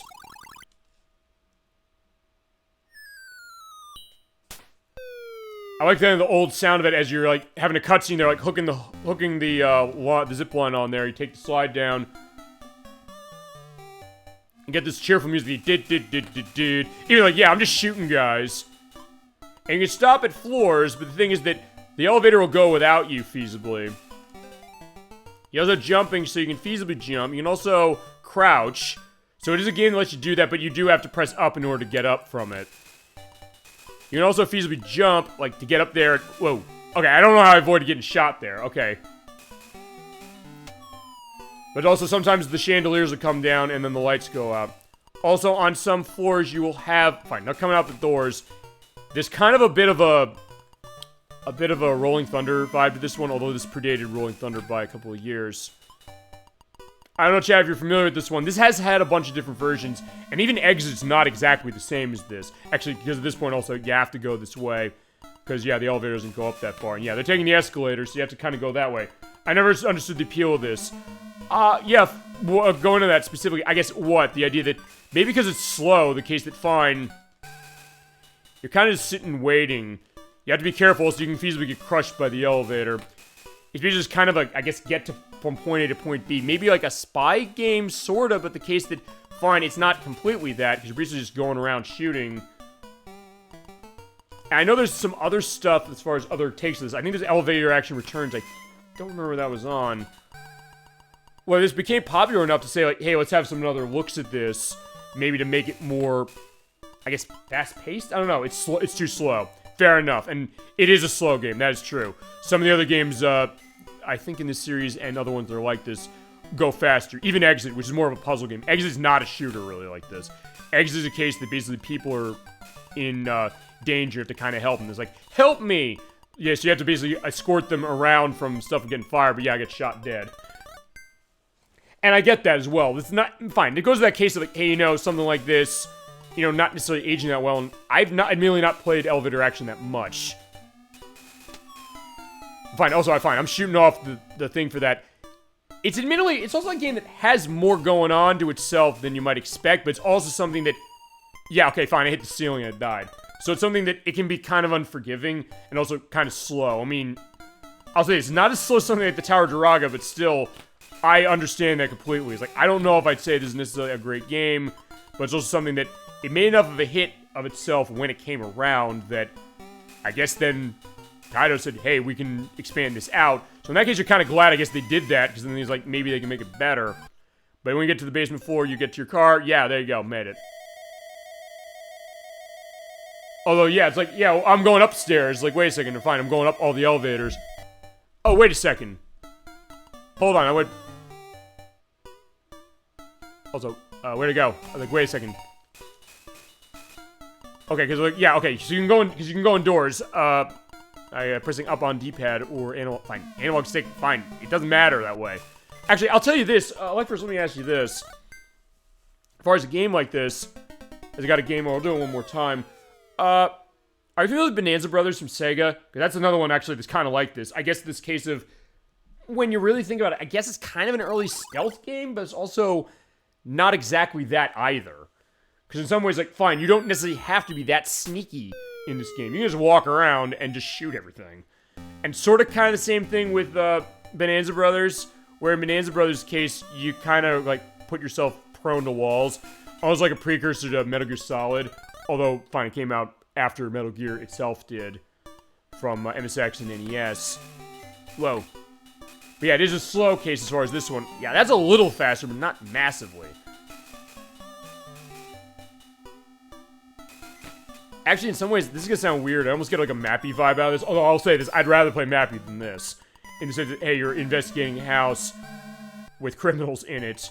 Oh, I guess that's kind of just the idea. Like, yeah, I don't know. He also looks kind of weird. Otto, he looks kind of strange as far as what it is. He's basically just in this case of, you know, I don't know. He just looks like he has his hands in his pockets, like walking down the street. I don't know. Oh yeah, but he's getting on the elevators. Also, I think you can only die if they shoot you.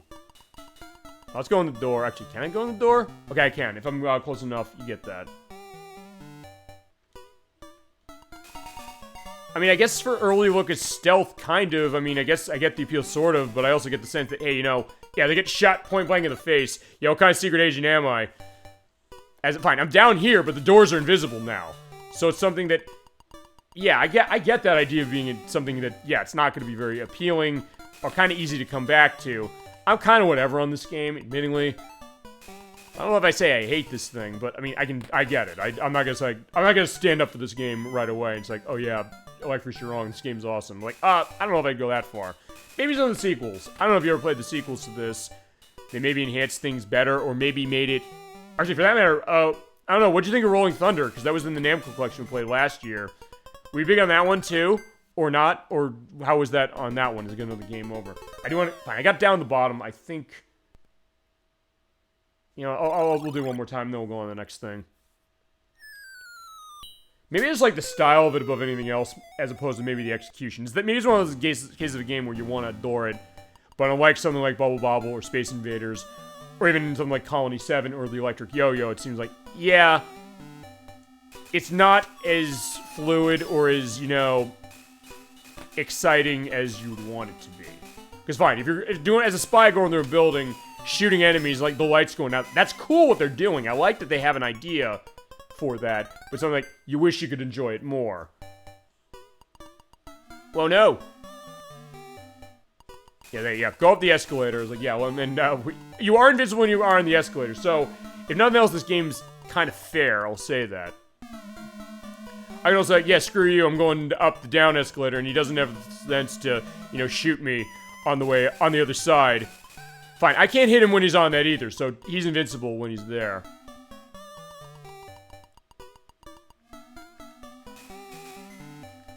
Also, I guess the color palette's kind of weird. I kind of like what it is, in the sense that everything is distinct, because, yeah, auto looks distinct as far as that. Also, yeah, I probably should show jumping, because you can jump over the bullets if you want to. And stuff with Shadow that's doing with the graphics, that looks neat. I guess the light of the... crap. Of the elevator. Yeah, in the case of this is an acquired taste. Any fans of this game out in the audience who want to stand up for this thing, though, also feel free to do that. Yeah, I mean, yeah, as I said, I'm kind of mixed. I kind of basically said the same thing as far as what it is, but...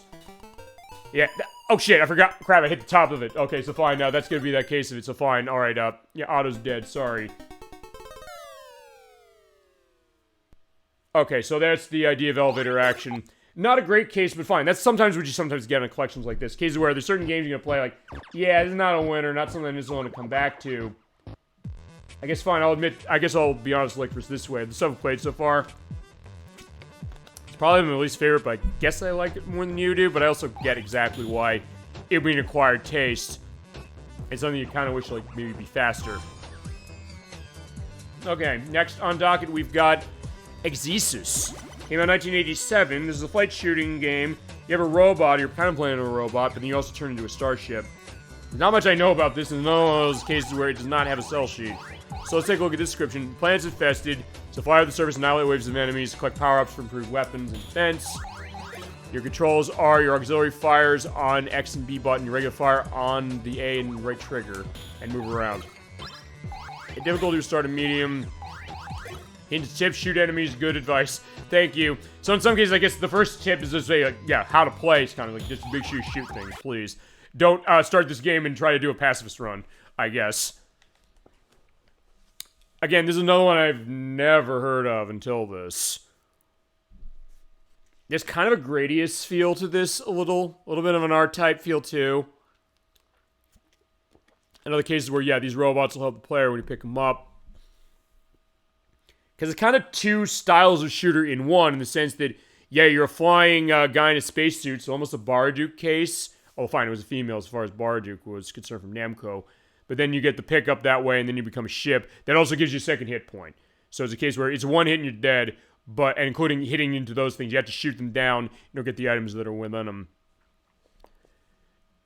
Well, usually speaking, you do. But if you get hit once when you're in the fighter form, or the not fighter form, the human form, you're going to die. So you got to be careful that way. But it does have some nice parallax scrolling, and actually there is a game here. It's not that one.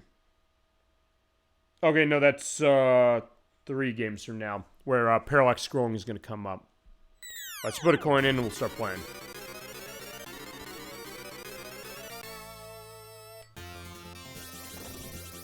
Also, when it comes to your normal shot, you have shots firing downwards. Okay, fine. You have to earn your auxiliary shot by getting the pickups.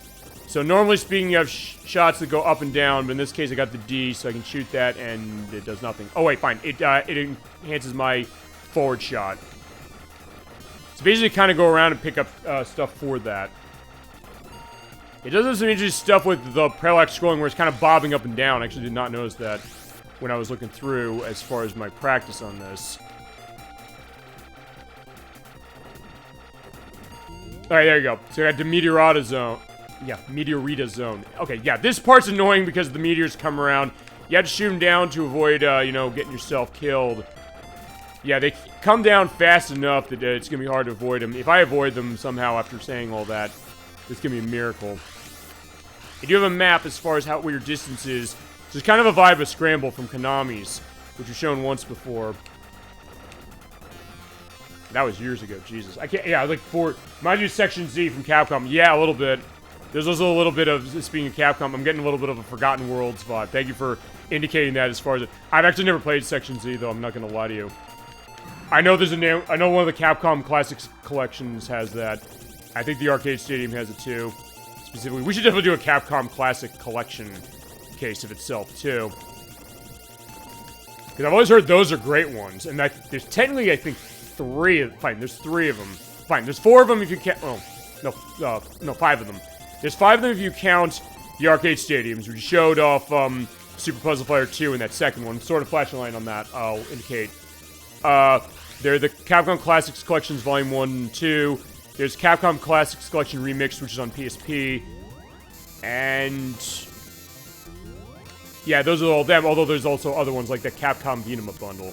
I gotta pick that up, because that's a case where there's unreleased beat 'em up games in that I've always wanted to get a hold of. And then the Capcom Fighting Collection, where there's a case where like it has like all of the Darkstalkers games. Like most of them never came out in the U.S., but that collection has like every single one of them, and other ones as well. It's like, yeah, the case of like the retro gaming case, and so fine. It means also that when it comes to classic gaming collections, we got plenty to work with on this show, and a lot of things we can look at, even if it's a case where like hey, there's gonna be limited numbers of games in them. Because I mentioned we get to Meteorita Treasures 3. There's only 9 games in that, technically. And we're on like, the GameCube as far as the way I'm going to play it, because it is the best version. But it's also one, I'm going to buttress that myself. I'm going to say, like, continue? Yeah, we're going to continue. I'm going to buttress that by saying, hey, I'm going to get a bunch of Nintendo 64 ports of arcade games of Midways that aren't on that. Of which I can think of a couple. Fine, we show one of them off already. That was Wayne Gretzky's 3D Hockey. But I got the cruising games, like, yeah, I want to show those as a little bit of a taste. I want to try to see if I can get California Speed. Not that it's a great port on Nintendo 64 from what I understand, but it's there. I have offered Challengers, not a great port for the home. I wish that had an arcade port, but there's no way in hell we're getting a port of that ever again because of the Confederate flags on the Old South course of that. And, well, NFL Blitz, fun. I think Nocturne might want to be in on that one because she loves NFL Blitz. She doesn't like sports or sports games or sports that much. But it's like, she loves NFL Blitz. It's like, okay, at that point, and I said, which one's the one you played? Like, she played on N64. It's like, oh, perfect. It's like, maybe I say, like, you want to be in on that Namco Museum volume, or no, I'm mixing my companies again. Meteorita Treasures 3. Like, do you want to be in on that? She might say, like, oh, yeah, sure, fine. I'll figure that. Like, I might something I'll put to her feasibly at some point close to the time. Yeah, go into your experiences on Section Z. I'm thinking Sector Z. It's like, no, that's Star Fox 64. I've never played Section Z. Actually, weird enough when it comes to a lot of the Namco ports. Okay, fine. There's my auxiliary thing. I should show that that's in the X button. So fine. I have the dog and the bird. They're doing dash forward. But fine. Unfortunately, they're gone.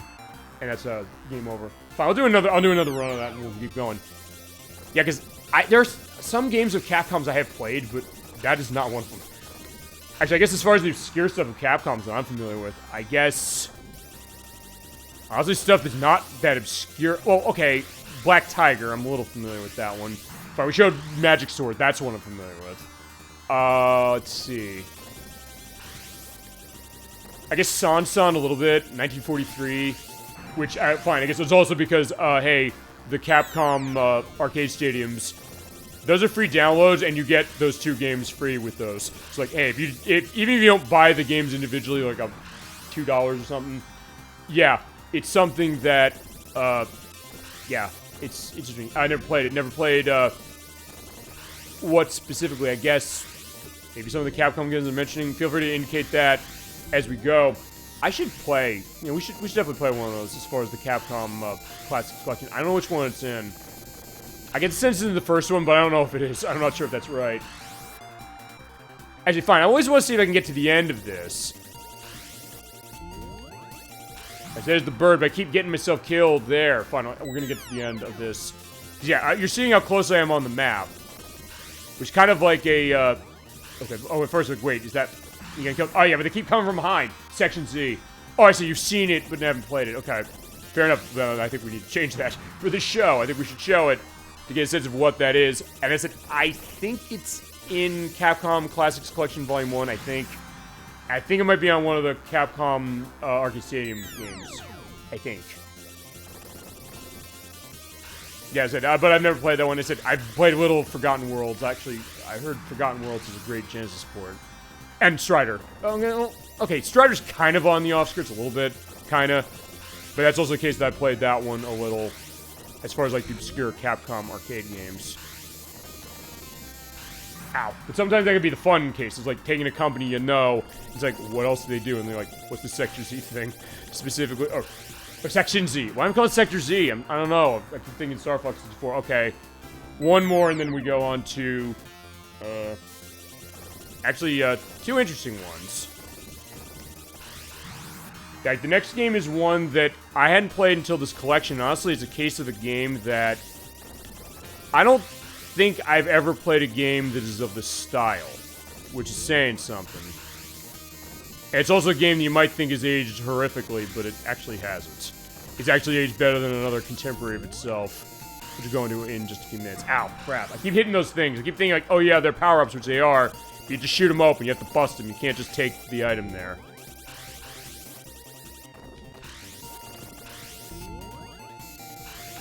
Okay, I'm getting better stuff, but the idea is the enemies... fine, going back to the Star Fox 64 case. The enemy is coming from... yeah, the enemy is coming from behind. Like, yeah, they keep coming from behind. And it makes it hard to avoid dying. Okay, so fine. One more shot, and then we'll go on to the next game. It's also one I'm going to go a little out of order for continuity reasons, but not too much. Basically, the next game alphabetically on the list, I'm going to do second. I'm going to do the game after that first. And they are similar enough that it kind of makes sense to do it that way. Fine, not a... I mean, okay, fine. I don't know what the first case of Bullet Hell Gaming was concerned as far as shooting. This is not that, exactly, but it's a case of, yeah, you got a lot you gotta manage. Ow. I do like the style of music. Doon-doon-doon-doon-doon-doon.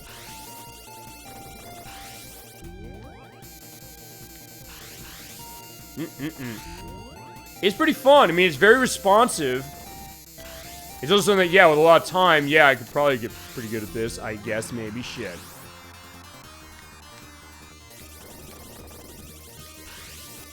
But also a good case of, like, running a sample show of this. But fine, it's one of those shooters, I guess, like this. Like, yeah, you better pay attention to everything that's on the screen as far as enemies coming from behind, from below. So I mentioned the scramble thing a little bit. Me hitting the back. Alright, fine. I'm not going to force this anymore. I tried.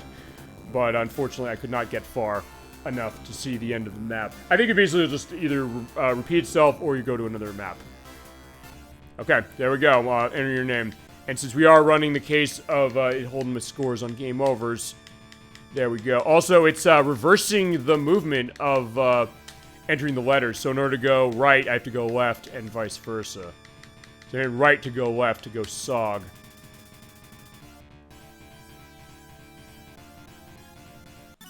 Alright, so there you go. That's game over for Exzisus.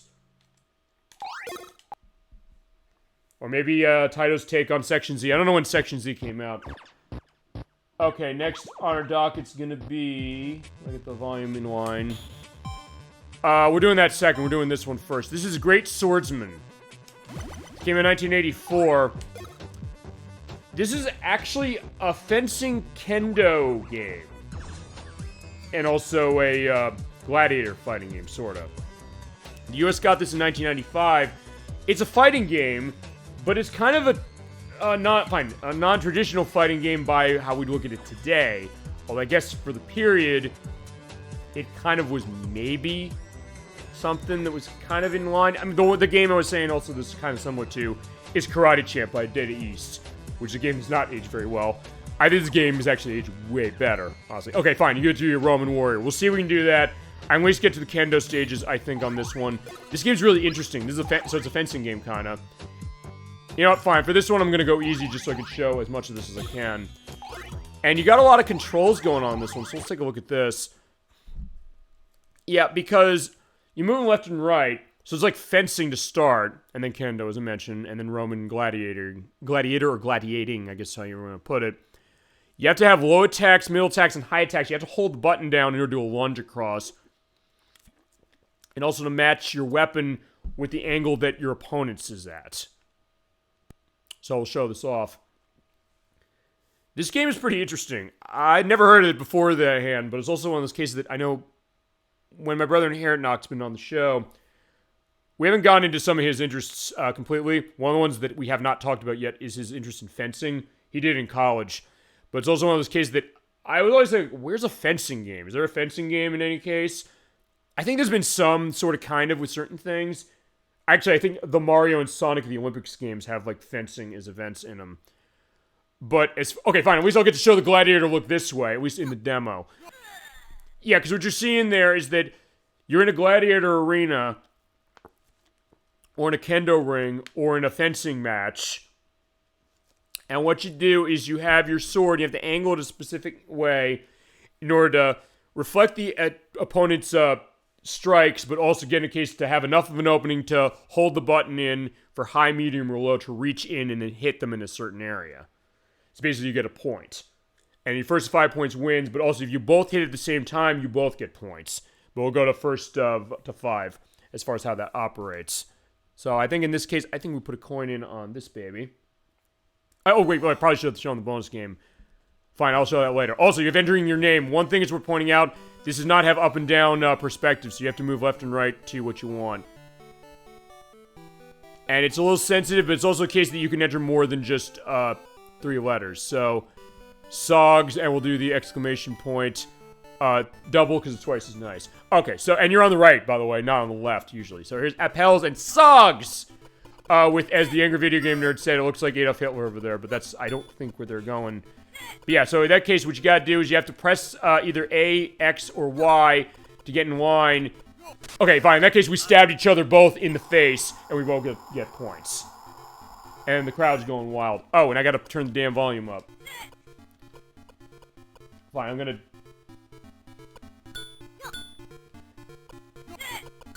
Yeah, you do have to hold it in. You're like, yeah, be aware of that. And also be aware that sometimes the aiming is there. Also, I think you out of bounds. It's not a loss of a point, but it's a case that, hey, the timer goes down. And I don't know what happens when you get to no time. In fact, you know, let's find out what happens when you get to no time. No.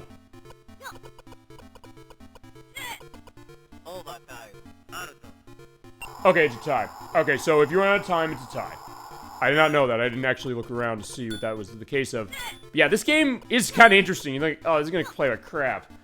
It doesn't, actually. At least I don't think it does. Chad, if you disagree, feel free to tell me that it sucks. And we can go into that. I like the idea of this, I think, above anything else. And I'll say this. I think it's aged better than Karate Champ. For sure. That game controls horribly. Yeah. Yeah, but except I'm not doing that great a job as far as getting them over there. Whoa. Okay, there you go. So I got them in the neck. Also, you sometimes take their helmet off by stabbing them that way. But remember, it's an official fencing thing, so it's not Mortal Kombat. Fine, I hit him in the leg, and then he hit me in the face. But if I get one more hit, I win anyway. So that's fine.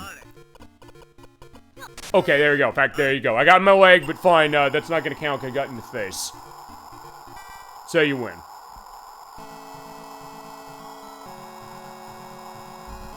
And the crowd goes wild. You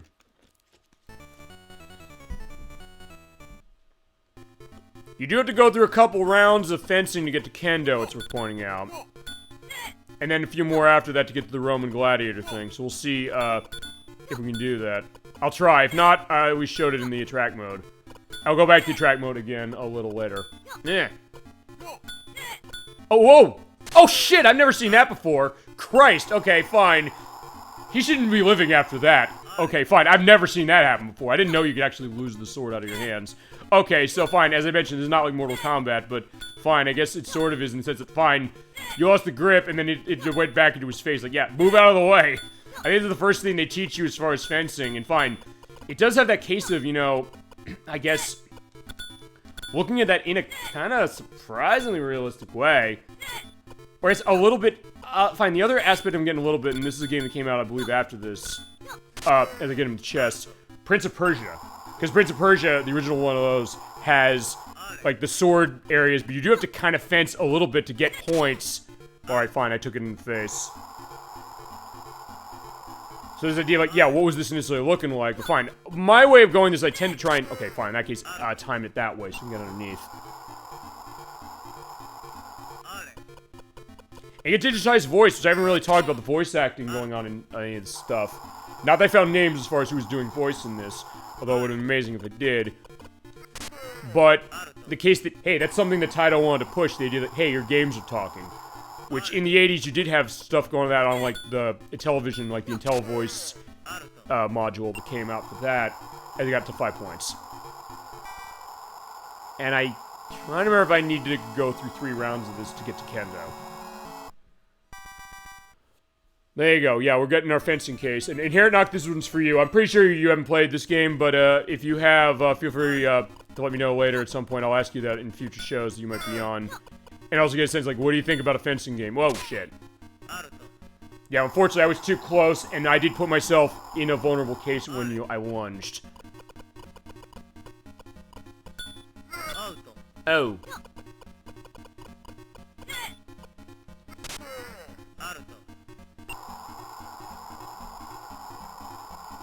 Yeah, really not much to this game to some degree to start, but it does give you the different ways of going, which I think that's cool. Oh, shit.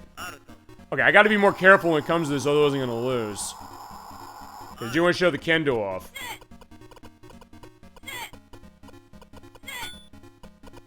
Okay, I got them both at the same time, but yeah, if he gets it again, he's gonna win. And if he wins, I believe it's a game over, so I gotta be careful.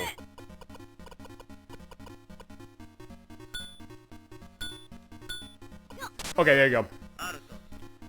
So yeah, this is gonna get close, so let's see. Also, I don't remember what happens if you tie on the last point. No, don't want to do that. Oh, fine. On the last point like this, he wins. So unfortunately, I got myself stabbed in the foot, I'm getting a game over. At least I think I am. Okay, yeah, and unfortunately there's no continue, so I have to do this, so fine. Fine, I'm gonna just get it. Well, fine, we're talking Metal Gear, so like, let's talk the exclamation mark thing for that. I do want to show the kendo. If I can show the kendo, I at least want to do that, because I was able to do that on a test. In the meantime, feel free to let me know memories on this one if you played it, and also what you're thinking of what you're seeing. I mean, it is interesting. It is slower, yes, but it's also something that I'll say this, I'll explain what I think the appeal of this game is to me anyway, is the case that it's something that's a bit different for the style. Oh.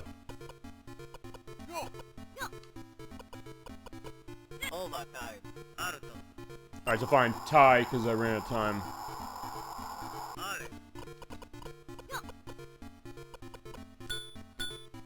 Ah! Yeah, fortunately I got hit in the neck.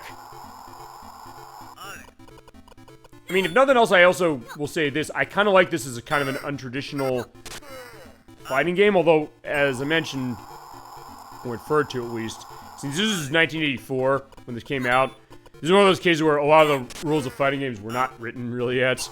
And honestly, I think this is the earliest fighting game I think we played for the show. So fine, I was waiting for stuff like Street Fighter and Mortal Kombat. So, the idea, like, what are we comparing this to? As I mentioned, I guess, Karate Champ. In other cases of other fighting games, I guess, over time, that would then kind of try and be a little unconventional against stuff like that. Ah, shit. Like, a Bushido blade from Square. Actually, the game based on Deadliest Warrior, which I know is very much like that. Oh, okay, we'll see what happens when we tie. Who won? Oh, right, I forgot. You win the tie. Never mind. As long as you tie on the last one, you win. So, okay, so fine. Tiebreakers, there's no such thing as a tie break. You're just gonna win anyway. Alright, so I'll try and see if I can get to Kendo. If I can't, I'll go and look in the attract. Because Kendo's way harder than even this. In this case, it's just a case of like, hey, am I being reckless for doing this?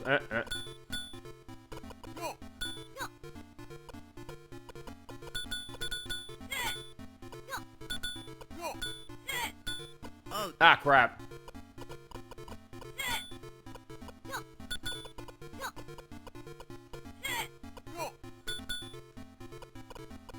Okay, oh, there we go. He ran into my knife. Quite literally. Okay. Yeah, he ran his face right into it. Like, okay, fine.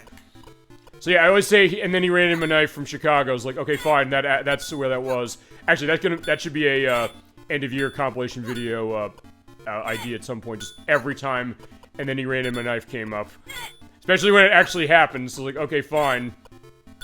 And here I thought Tower Drago was the only classic arcade game that was doing this. Fine. This came out in 1984 like Tower Drago did, but I think this is way better. As I'm feasibly ring-outing. Okay, there we go. We both got hit in the face. Alright, fine. I went in the throat, he went on the top of my head. So, okay. Yeah, I don't know if you had fencing on your bingo card when it came to this collection. Unless you played this collection, in which case you probably knew, like, yeah, this game's in here. Honestly, in some ways, I think this is kind of one of the most interesting discoveries of this collection. So in that case, I'm very glad I was asked to do this. To be able to find something like this. Like, yeah, it's cool. Just a different change of pace. It's one of those cases like on SP. It's like, have you played Great Swordsman? Okay. And then we're done. We'll look at Gladiator. Because the reason I'm doing this one as opposed to Gladiator first is because this is kind of the prequel to Gladiator. Gladiator plays similarly, but not exactly the same. Okay, you just missed my leg. Thank God. Yeah, now that matters because if I get a tie, if I was to get a tie on the last point, I'll still win. If I got a tie here, but I'm still winning. Okay. So now's the moment of truth. Let's see if I can't do the last one. There's 3 levels to the fencing. So I know the red guy is the last one.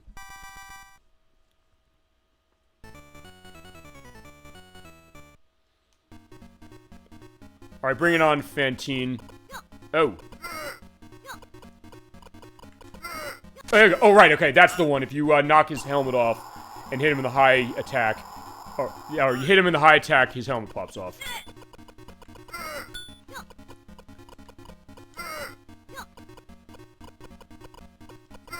Okay, fine, that's also, fine, there's the strategy right there, and I'm realizing it, which is, wait until they do an attack and then know what angle to get your attack to. Or try to open them up so you can kind of get a quick case of getting him in the head. Actually, yeah, Fantine is not really showing off much of a skill today. Which is good for the purpose of me being able to show all of you the Kendo. I did show you the Gladiator case, at least, for the attract, so I'll give it that much. Alright, come on. Damn, 5-0. Okay, wow, that was way better. Alright, so fine, that was a shutout. But good fight, my friend. Let's show how Kendo works. It's mostly the same, but it's not exactly. And like this one, you have 2 things to do. And yeah, when you win the 3rd match, your flowers tossed at yourself, and there you go. Fine, this is the bonus game, as they call. Oh wait, I forgot. The bonus game is. Okay, fine. What I did wrong is that you're supposed to use the sword to aim at the arrows to avoid getting hit by them. So yeah, I screwed that up also in the test play. Yeah, it's kind of the same in that you have a high, low, and medium attack still, but you have to know where to hit him in the head. So it does give you a nice variety, too. So in this case, like, fine, it could just be fencing. At first, when I first played it, it said, hey, this is a cool fencing game. And I realized, wait a second, it's not just fencing, it's Kendo. Actually, I don't know if there's a Kendo game. Fine, maybe that Deadliest Warrior game. Because I know there's a lot of, oh, right, there's only 2 to run for that. Okay, so fine, it's 2 points and you win. So who knows, I might be able to show the Gladiator case. Oh shit, I meant to see if I could skip that, but no. I'm gonna assume there's 3 things to it as far as going into Jiho, but I don't know. I've never actually gotten this far, so you're seeing a little bit of history here. Ah, crap. Alright, but yeah, it's gonna be down to the last one.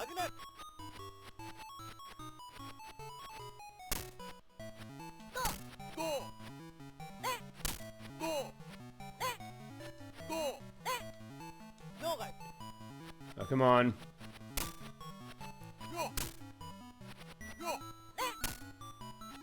Okay, got him. Thank God. If there's only 2, we can show off Gladiator, but if not, we'll have to see.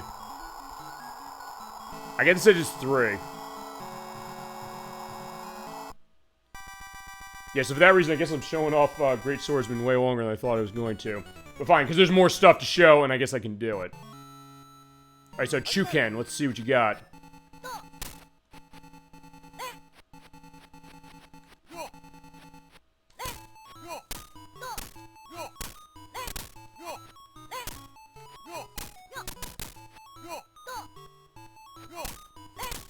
Ah, crap, I got hit with the chest.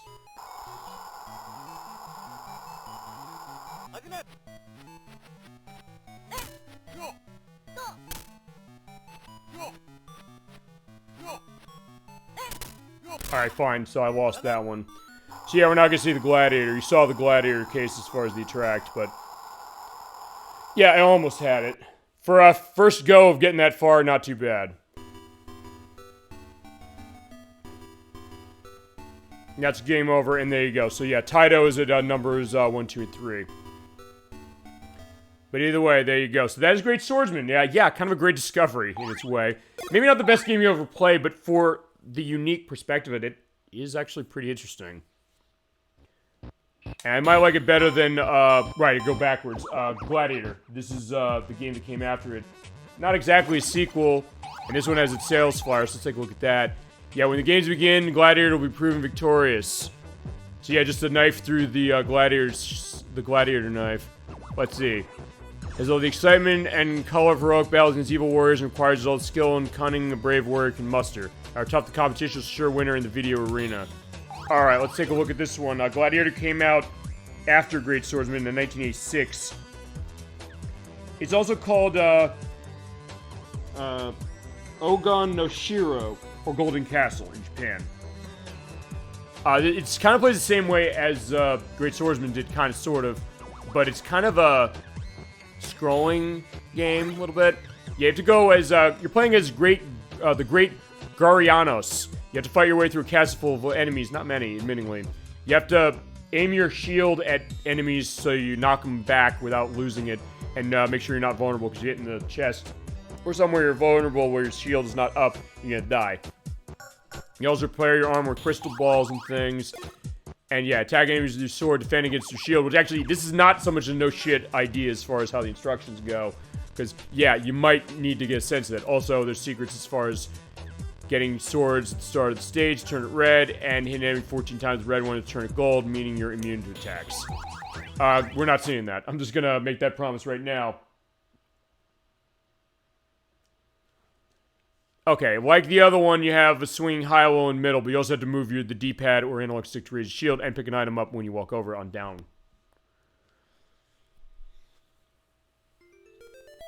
Alright, so here is Gladiator.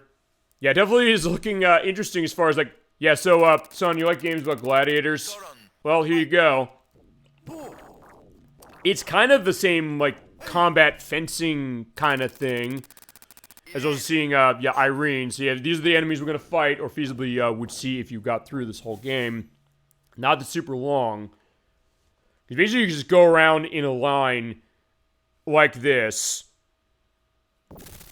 Yeah, there's like fireballs, there's bats and things. You're just walking, and you just have to make sure you knock stuff out of your way. Yeah, don't trip over things like that. And pick up the shield that the bat might be holding. Yeah, you kind of move that shield a lot, and oh shit. Actually, I've never seen that before, so fine. I've never played this game much, but yeah, if you're hitting the shins when you don't have your shield up, yeah, you're not living. Also, here's Zade. Yeah, he has a spike shield, so yeah, the designs are kind of interesting. Yeah, you can kind of knock the armor off, which is kind of cool. And Agathon, 2 swordsmen. Fine, he has 2 swords in both hands. Alright, so I think that's all the characters we're going to see doing this. Yeah, it is. So let's put the coin in. Start playing. Yeah, basically, if Great Swordsman is more of a side-scrolling game, that's kind of what this is.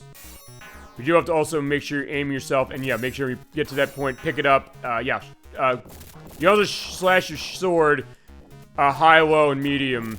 So you have to manage more, and you also can feasibly move faster or slower. But going that way, pick that up. Yeah, my shield is not going so hot, though. Whoa! We get to the end of this, then we start slicing. Whoa! Basically, when their area is exposed, they hit him in the chest or wherever it's exposed. Whoa!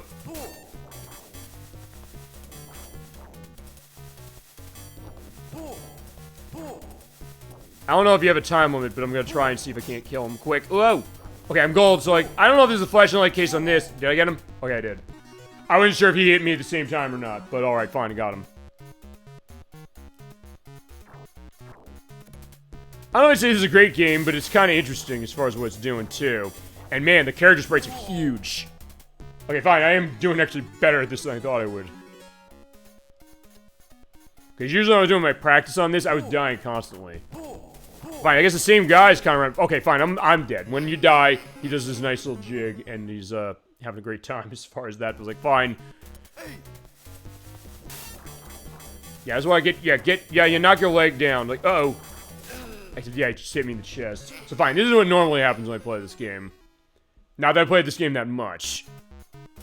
It's another one that's more interesting as far as what it's doing than you think, although, admittedly, I don't know if I'd say I like this as much as Great Swordsman, only because of the variety that Great Swordsman offers. Yeah, I do like what Taito came up with as far as this. It's kind of an interesting idea. Ow. Oh, whoa. Oh, right, because I have a shield down there. Alright, fine, I knocked him down.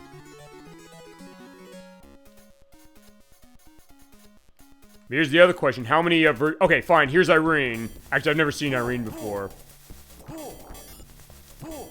Except...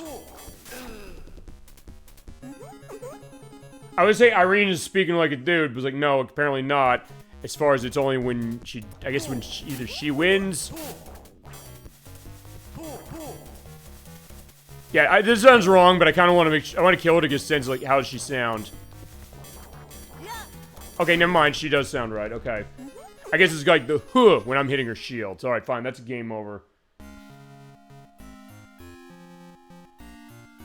Yeah, honestly, there's also not a whole lot of stages to this, so it's kind of short as far as how it is, but fine. It's like an arcade game that way, so not really that big of a deal. Yeah, I'll do another run of this. It's interesting, so continue. Yeah, let's continue. As far as where it lets you continue from, I don't know if it lets you continue from the same... Okay, it does. So fine, Irene, let's take you down. Or try to, anyway. Whoa!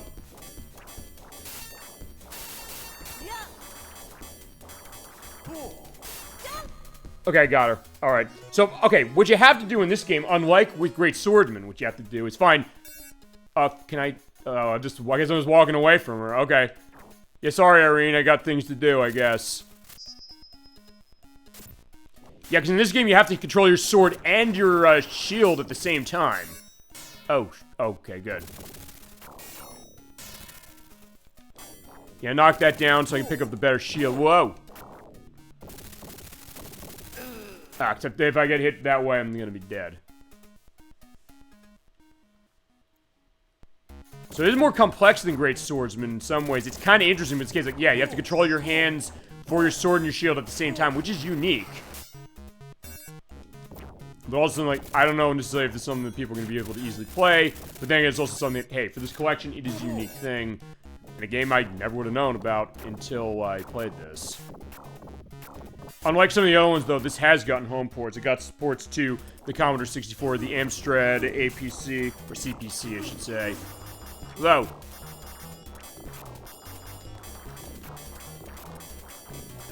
I think I got hit in the shins by a fireball. As well as the ZX Spectrum.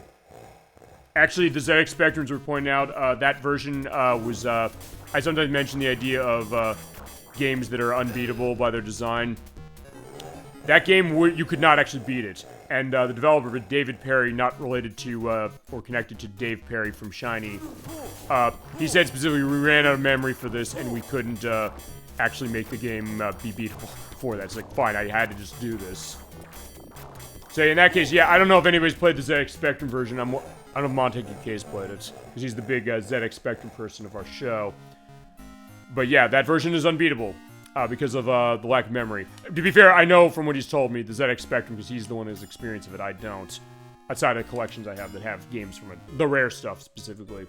Or the stuff that Rare developed, I should say. Or Ultimate Play, the game, as they were known back then. From what I understand, stuff with the memory on that unit was kind of a limited case. They had to be really creative with how they designed. Yeah, there you go. That's Gladiator. So, yeah, if you like games about gladiators, yeah, this might be up your alley, potentially. As an early look. Next up, though, is Jungle Hunt. This is a pretty big one. Actually, one of the first games that ran parallax scrolling. In a second. Yeah, it's Jungle Hunt, but it was also known as Jungle King when it first came out. It was actually a case of licensing questions because Jungle King, when it was known as, it was a character who looked a lot like Tarzan, had like a Tarzan-like yell, but for licensing reasons with a lawsuit they got into with Edgar Rice Burroughs' estate, they changed it. They also changed the name to either Jungle Hunt or Pirate Pete, so it's sometimes known as that too. Basically what it is, you're in a jungle area. It's kind of, this is the same year Pitfall came out on the Atari 2600. But like that one, you're going through a jungle, you're swinging on vines, you're swimming in the water and knifing crocodiles, having to save your girl, in this case, from being cooked by cannibals. So, that's that idea as well. They just keep going through certain areas as it is, and I'll show you the sales flyer of this one. Not much is showing, it's just like a lion there. Bag yourself the biggest game. Just this lion with the tongue. It's like, okay. At booth 105, so I guess they showed this at arcade conventions, I'm gonna guess. You know, that's a weird image. So for this one, you have to do stuff from swinging from vine to vine. You have to time that. And also, it has a couple screens, almost like Donkey Kong a little bit, in the sense that it has a couple screens you have to understand and they'll cycle through. Your options are finish bonus for getting through all the levels, and then it cycles again. Lives, bonus life points, and all that. And yeah, we did see that, so let's get started. On Jungle Hunt, this is actually one that its aspect of music is actually very famous. The only controls in this is you're moving and you're using the jump on the A button, or pulling the knife out. I'll show you just a sec. It's pretty interesting as far as how it is. Chad, I don't know if you have experience with this one. This was actually a pretty popular one of theirs. Although one, admittingly, I didn't play until this collection. This got tons of home ports, I know that. And in a lot of cases, it was also something where there's also questions on the licensing of that as it was. It's also a game you're seeing right here with the way it's moving. It's running parallax scrolling, or full parallax scrolling. We've talked about this. I mentioned that, but I've actually never said on the show, or to be brutally honest, ever actually looked up what is parallax scrolling. I mean, I assumed, partially rightly, that's the idea of how is the background scrolling to show the depth of movement in a 2D game, which it is. And if nothing else, we're also seeing like what's going on here, some of the stuff we might not see. Climbing up the mountain with the rocks being tossed down, going in the water, swinging on the vines, I guess running into the cannibals at the end. But this, along with Moon Patrol, which is a Williams game. In fact, here you go. This is what happens when the cannibals are there. So that's what we gotta do. We have to get there to save our girl from being cooked alive. This, along with Moon Patrol, is one of the first games, or was the first two games, to have full parallax scrolling. I played Moon Patrol before, actually. I played that for the very first time last night when it was at my retro arcade that has it. And it's pretty interesting how it's like showing the way it works, because what parallax scrolling really is, it basically shows that it has the background images moving a bit slower than the foreground images. So in this case, it would be the background of the pink grass, or in this case, of the sand in the front, moving faster than the pink coral there in the front of it. Basically, you use that for the purpose of showing extra depth with 2D images. Before gaming, though, was actually used in the 1930s. There was aspects of animation that did this, and they used like a multi-plane camera technique for that. And the first game to ever use it as a simple scrolling was a game called Jump Bug from 1981. But as far as full parallax scrolling, it was Jungle Hunt and Moon Patrol. If you played stuff on Genesis, in some cases Super Nintendo, you see cases of the background scrolling at different speeds to give that depth of movement as well. So that is parallax scrolling. I should have probably explained that years ago, or actually looked into it myself years ago instead of assuming, like, yeah, I know what this is. But now I do, and knowing is half the battle. So let's get going on Jungle Hunt. Ding! Yeah, that is a great piece of music, no question. So, what you're doing on this, you're swinging around the vines. You have to time your jump. But the thing is that based on when you jump from, you might hit the rope a little closer or higher, depending on when you jump. You have to time it because you can't really aim too much in the air. And the way that the ropes are swinging, you can't necessarily be too cavalier. You have to make sure you time it right. Except in this case, yeah, it looks like, yeah, sometimes you might have to wait around. You got that timer going, which gives you more points if you get through faster. Now, first thing you're doing, yeah, you're going through the jungle, and, yeah, you just have to go through to get to the water next. You're going on a great jungle adventure, yeah. A little bit of preview to Pitfall, though, fine, we've shown Pitfall on the show before. Pitfall the My Adventure and the Atari 2600 game that was, available in that. Yeah, the music is pretty nice, too, as far as how it is, but yeah, gotta wait for that rope. There we go, got it. Alright, and then we get to the last one, you dive in the water, and you dive. You do have an air meter, which is kind of interesting. But yeah, if you're too close to the alligators, they'll eat you. But you do have a knife. You do have limited distance on the knife. So you have to be pretty close in order to stab them in the mouth. And also, if you're in a case of diving for too long, I believe you either drown or you have to go up to the top. I don't remember which. But you're not completely defenseless against the alligators. Not like Pitfall. Where, like, yeah, you just have to avoid the alligators by jumping over them. In this case, no, you can just ram them with a knife. Although, as I said, it's something that you do have to be in a case of being close to do that. And honestly, I haven't played this game enough to be really that good at it, but it's something I can imagine. Whoa, that was close. I took a massive risk making that jump. It's something that, yeah, with some practice and understanding the collision detection, because, yeah, it's very tight in terms of how you have to have the... Okay, unfortunately, I hit. And if you hit wrong, it's death. Yeah, I guess that's not grass, it's like concrete or something. So yeah, you can't fall into the ground. So you know what they say about George of the Jungle, the idea of watch out for that tree? It's like, no, you don't watch out for that tree in this game. You just make sure you make the jump correctly so that you don't slam on the ground and die. But I'm not doing a good job as far as that. I took a massive risk there too. I was like, fine, I guess you take the risk to get more stuff going on in your points. I do also want to try and show as many of the screens as I can, but at least I showed them the track if I can't show it fully. Oh, shit, that was close. Okay, so you know what? I'll also try this. We're going to go down under the water. Yes, you can not fight the alligators if you want to. You can just kind of avoid them.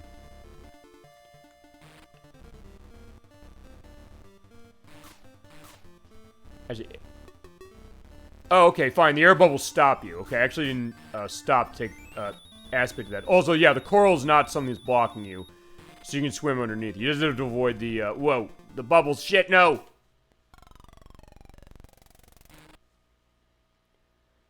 Yeah, unfortunately, that's another game over. I do want to show what happens when your air runs out. Yeah, I don't know, chat what your experience on Jungle Hunt is. As I mentioned, it's not much. I think I played this in the arcade maybe once.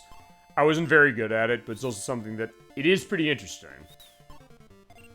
It is probably one of the most famous games on this collection. But as I mentioned, they did have to change stuff because of licensing reasons. In fact, this is one of the games. This and Rainbow Islands are the two they had to change for that.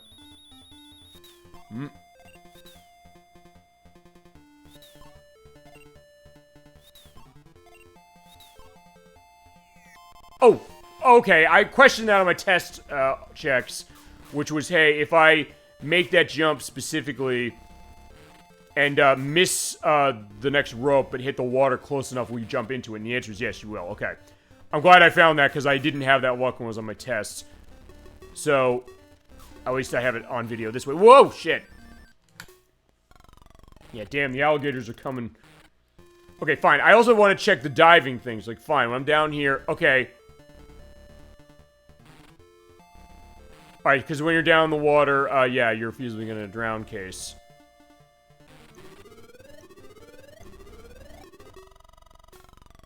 Okay, you just die. So yeah, don't go. Yeah, so if you run out of diving energy, you're gonna die. So don't let that happen. But there are checkpoints, sorta. Uh-oh, except I'm stuck in the bubbles again. So unlike Bobble, you want to stay away from the bubbles in this one. Okay, there we go. So alright, let's get on land. There we go. In this case, you just have to jump over rocks. Except, yeah, I didn't do that right, so like, fine, I hit the damn ground. So, alright, fine, we're dead. Fine, I'll do it one more time, and then we'll go on to the next one. Yeah, because this one's pretty fun. Well, I think that's the idea. Like, a lot of these tend to be pretty fun, or at least pretty interesting what they're doing.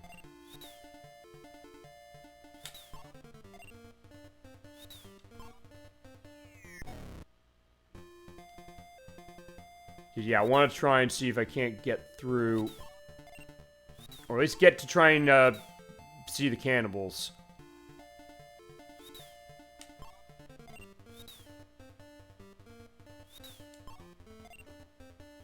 Oh no, I shouldn't have done that.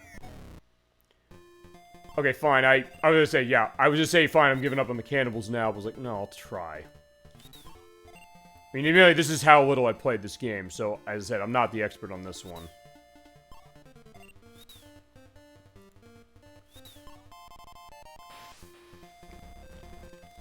Actually, that I'm not gonna lie, it actually sounds like the bonus challenge awarding thing in Yoshi's Island when you hit the roulette wheel on the flower at the end. I don't know if they're intending that. I'll see if there's a story when we get to Yoshi's Island as I'm getting eaten by the crocodiles. So, alright, fine. Sorry, Jungle Hunt Man, you're getting eaten, and I think we have to go on. But yeah, definitely an interesting one as far as, you know, your jungle elements. So yeah, they do say as far as that with Guns N' Roses, yeah, you know who you are? You're in the jungle, baby. You're gonna die. Yeah, and unfortunately they're both dead. But we'll come back to this feasibly another time, because this is an interesting one. Alright, so yeah, we're getting pretty good as far as some of this stuff. And also me... Oh, not switching the audio on it again. Sorry. I have to be remembering that. That's also the case of it. Okay, this one is the New Zealand story. This came out in 1988. This is a pretty sophisticated platforming game, especially for something in the arcades. Where this Kiwi here named Tiki, you're going to save your girlfriend Fifi, spelled P-H-E-E-P-H-E-E, from the leopard seal, who is not in this picture. But there's also other friends of his that got stolen. And the developer said, hey, we went on a trip to New Zealand for a holiday, and that was our idea of where we got this one. But it also is one of those cases where you're going to ask, like, what holiday were you on as far as what you came up with the idea of, you know,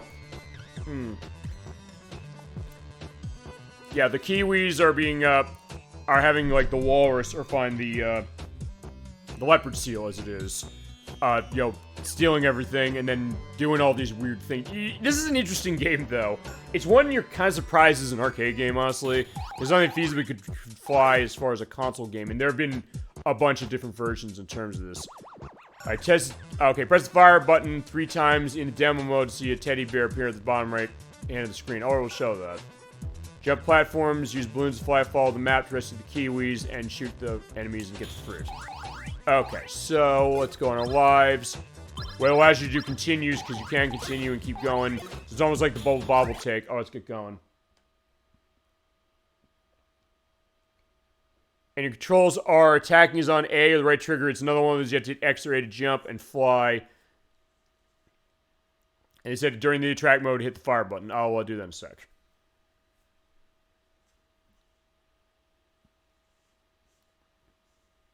Alright, so yeah, there's the New Zealand story. It's definitely a pretty one as far as how the colors are. Here's the demo mode. Okay, so yeah, if you hit the attack button 3 times during the track mode, yeah, you get this bear. I don't know why. Don't ask me. I didn't actually know that that was a thing until I went into the hints and tips just 2 minutes ago.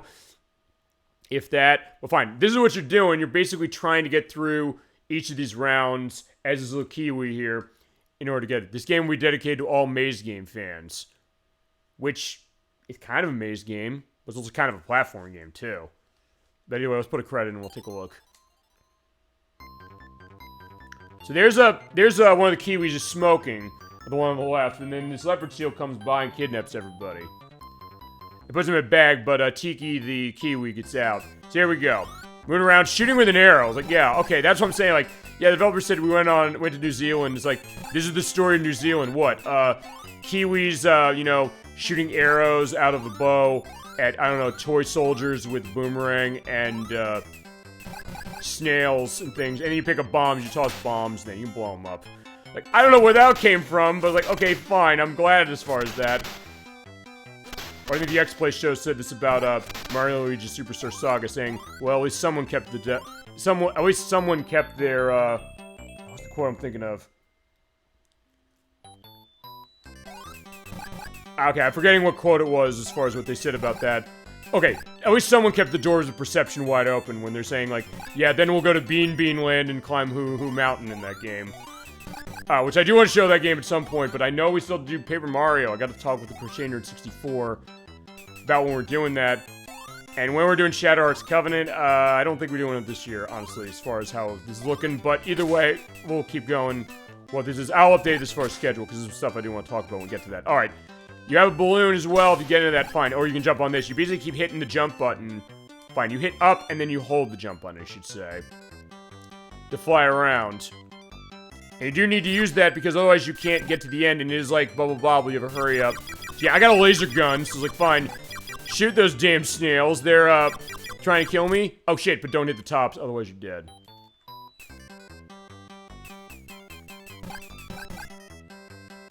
Yeah, it's so cute and, fruit, filled as far as it, but like, yeah. I'm just killing things with the bow. It's like, okay, what? It's kind of weird. Honestly, in some ways, I'm getting the Fantasy Zone vibe out of this one. In terms of looks, in terms of style. And yeah, here's New Zealand. And they do give you a little bit of a map. And the enemies keep coming out of that. So what happens is you gotta shoot them off. And then jump onto them. So it's like the Lakitu Cloud in the Mario games that do that. Yeah, this is such a happy game, even though it's like, yeah, look at all these things I'm killing as the Kiwi. It's like, okay.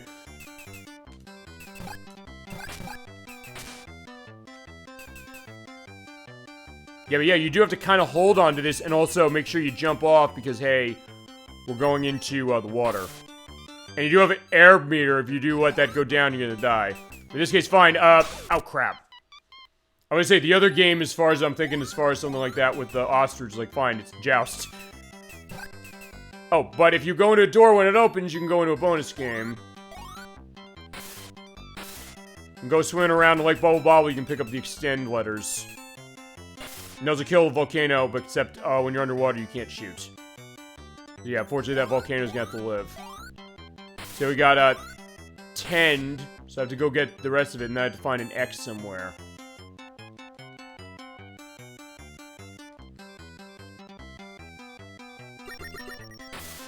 Okay, and like with Bubble Bobble, one thing I didn't mention is that you can have more than one letter for extend. It's not just the one. Okay.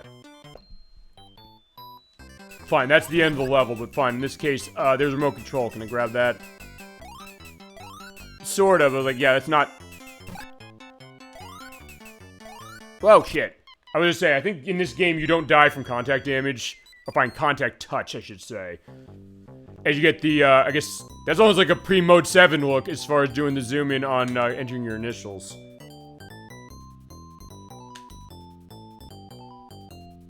Alright, we'll do another run on this one. Just to see if I can't show off, Oh, okay, fine. They let you, continue not just from the level you're on, but where you, died from on, Game Over.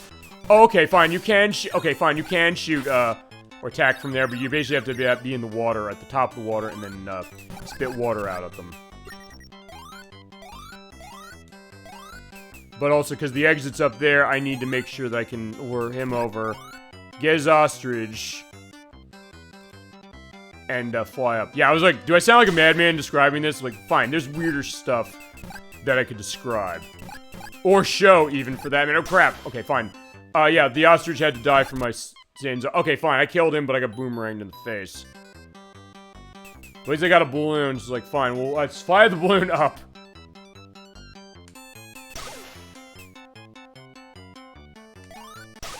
Uh-oh. This boss.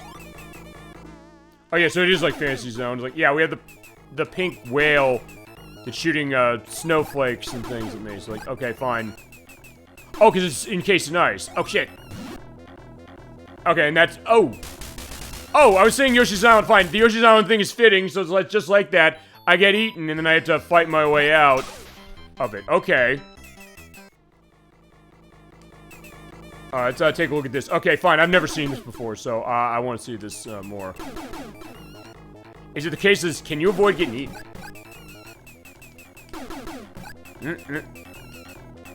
I guess not. Okay.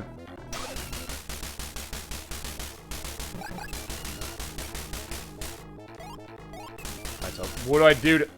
Oh, shit! Okay, fine. It is like, Yoshi's Island for the boss with, Prince Froggy, except... Yeah, I'm basically... Jesus Christ, when I really think about that, I pretty much... You know they say, you know, tearing somebody a new asshole? I basically did that and killed him. As far as that. Like, okay, I didn't expect that to happen. Okay.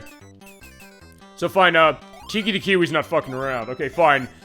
Talk about hardcore. Like, crap, okay.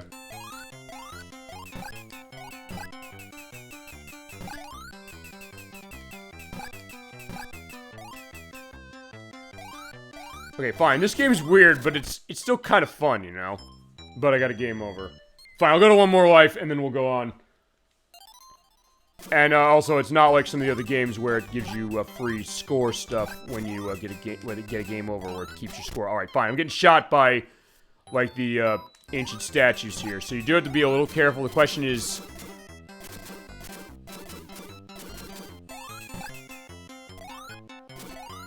Okay, so fine, just not shooting at me. Okay. And to point out this, if you do run a case where, hey, you need the transportation in order to get somewhere, the enemy doors still appear, so you can keep, killing them and, getting through. But, yeah, alright. I think, yeah, we're riding on the, left and right block. You know, this map, which is insanely rudimentary, is like, yeah, just go down there, but it's like, it's just a square.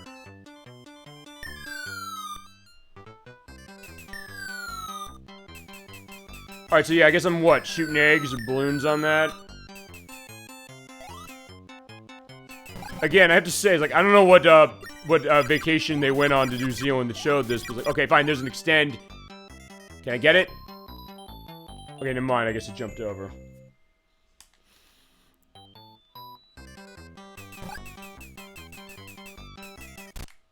Yeah, alright, fine, he's a dead shot with boomerang.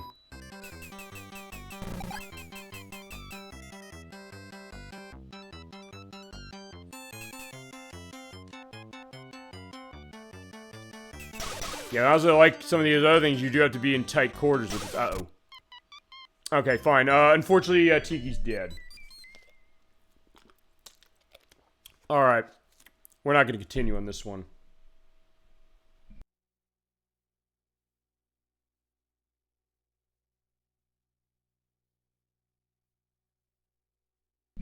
Alright, so that's the New Zealand story. Definitely an interesting experience, no question. And not a bad game. Yeah, just don't think about it too hard, and feasibly you'll be fine. But with this show, yeah, that's never happening. Okay, next on the list is The Ninja Kids. This came out in 1990. This is a 2D beat-em-up. They were looking at Teenage Mutant Ninja Turtles on this one, from what I understand. And they said, hey, let's also do a claymation look. So yeah, this is claymated as far as how it looks, and even as far as the character sprites are concerned. And it's pretty interesting that way. And the idea is that you have to save the town from a group of Satanists. They want to sacrifice people to the Satans. You have to go through and defeat them. And it is very much like Turtles in the sense that you have an attack, a jump, and then a ninja power. It's worth pointing out, after I do the skill level set on this, there may be flashing light warnings on some of this. I'm not going to lie. It's this game and the final game we're going to look at, Zookeeper, that are probably the worst with it. So I just want to give that warning now. If there's anything that gets really, really strong, I will indicate it later as far as the edit. But I'm warning you now verbally, because I do know that these are the ones. Fine. If it was Operation Wolf, fine. It was the PS2 version, it would have been Operation Wolf. But fine, here's the idea. In 1999, yeah, this is what was going on. So yeah, 9 years after the release of this game, that was what's going on with the Satanists. That was the period of, like, the skulls. They indicate that aspect as far as the movie and the idea of, like, the skulls, yeah, the skulls group in, I think it's Harvard, was it?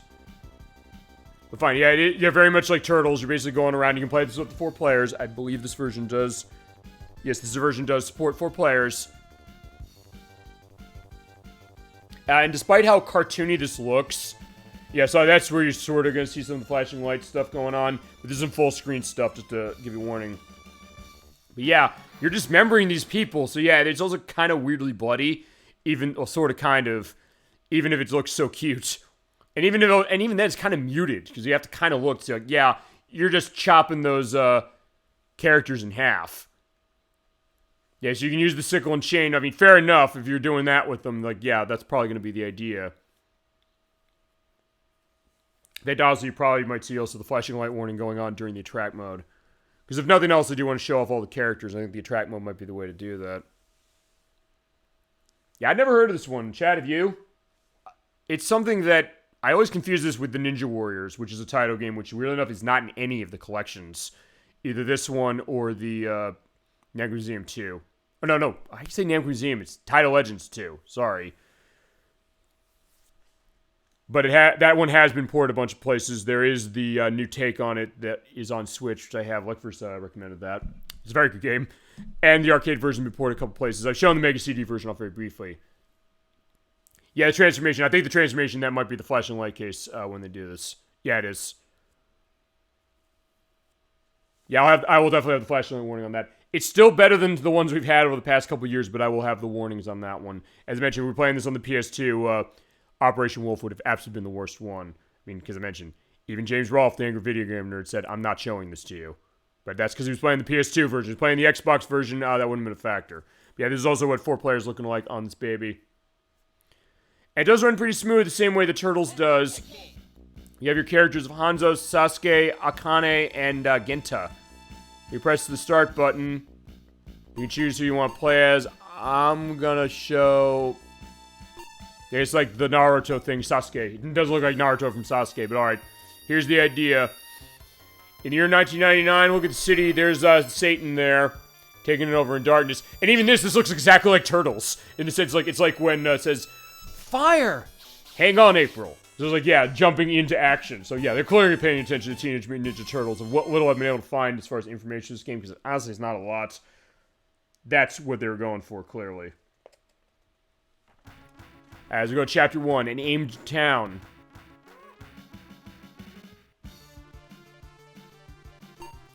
Alright, pool game and bar royale. Oh shit, I forgot. X is your air spirit, so yeah, fine. The ghosts are coming down town and cutting everything around. Yeah, because jump is on B button, A is your attack. I think you can also use the magic by pressing A and B together, like with Turtles. Yeah, they're clearly paying attention to Turtles, no question, from Konami.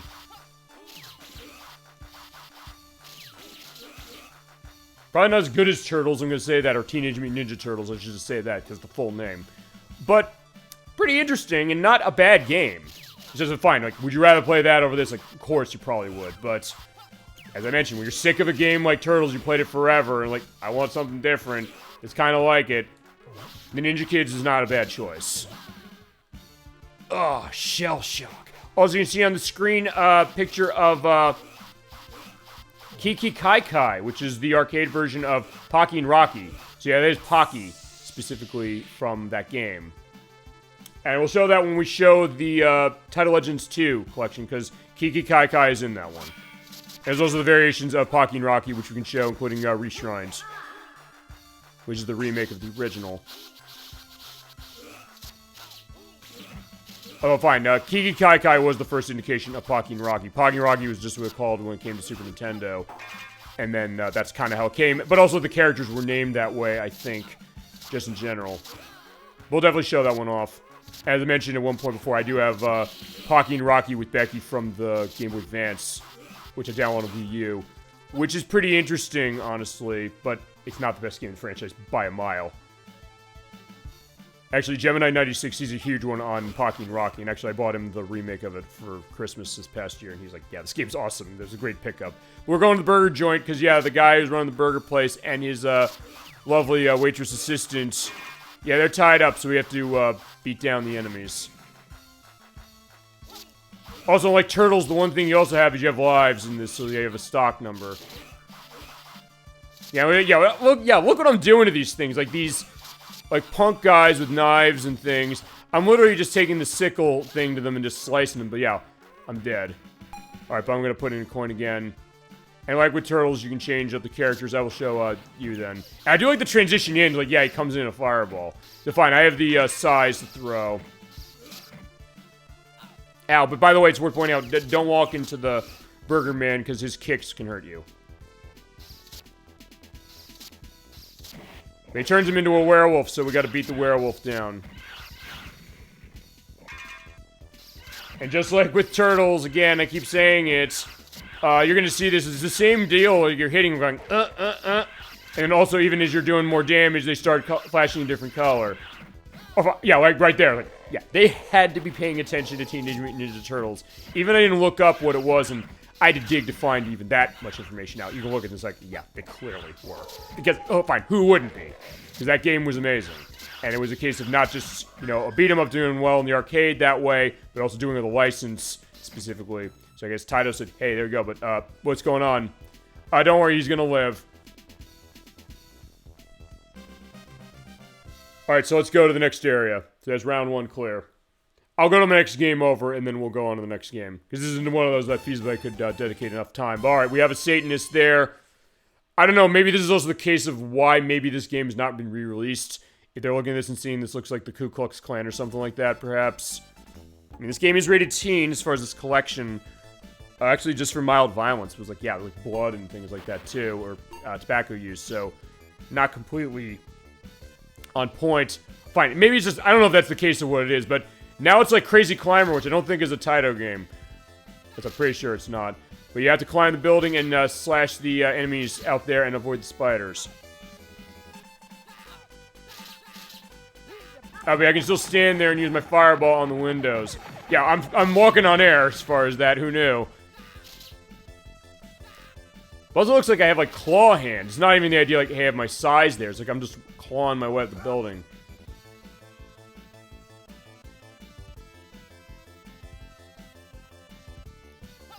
I say, yeah, we're gonna fight now. Also, if you don't have your ninjutsu power and you hit the X button, you will have, like, a jumping attack.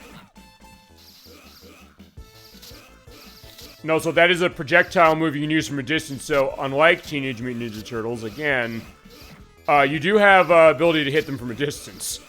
So that's something unique.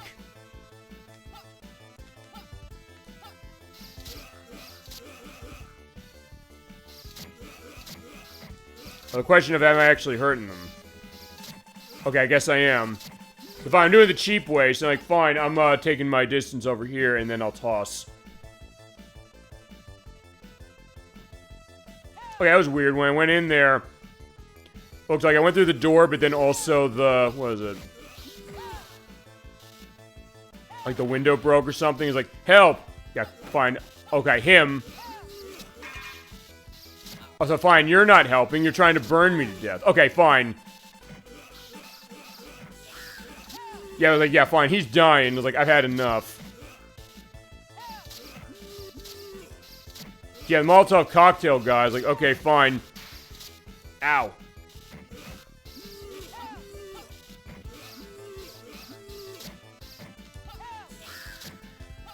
Yeah, how about you? I was like, okay, boom, you're dead. Okay, yeah, the transitions to areas are kind of weird in this building. It looks like, yeah, it's kind of just something quick. Like, okay, that's, I don't know, the space shuttle? Or it's invincibility. I guess it's invincibility. Which is good against the Molotov guys. Ow. Ow. But yeah, I'm dead. So, yeah, that's not gonna happen anymore. You know, I kind of want to see the end of this level, so fine. Okay, I didn't mean to pick him, but alright, fine. If I choose the air spirit, maybe put the fire out. I don't know. So fine, unlike Teenage Mutant Ninja Turtles, again, that's the drinking game now. How many times I mentioned that damn game. I love that game. It was like, yeah, for this case, it makes sense to do it. Remember how the first level of that game, you have the burning apartment building of April O'Neil's? In this game, no you don't. It's, You go in the apartment building, and then this asshole's setting it on fire. And in this case, yeah, I'm just tearing him apart. Oh, yeah, it just looks weird, that transition. Now that looks horrific. It's just that... Wait, what are they doing? And I guess this was this way in the arcade, although as I mentioned, I've never seen this game in the arcade. Nor have I played it till this collection. And if you want, as I mentioned, I'm pretty sure you're probably never going to get a re-release of this again, so you probably want to buy this collection for that, and for everything else in it. Ow.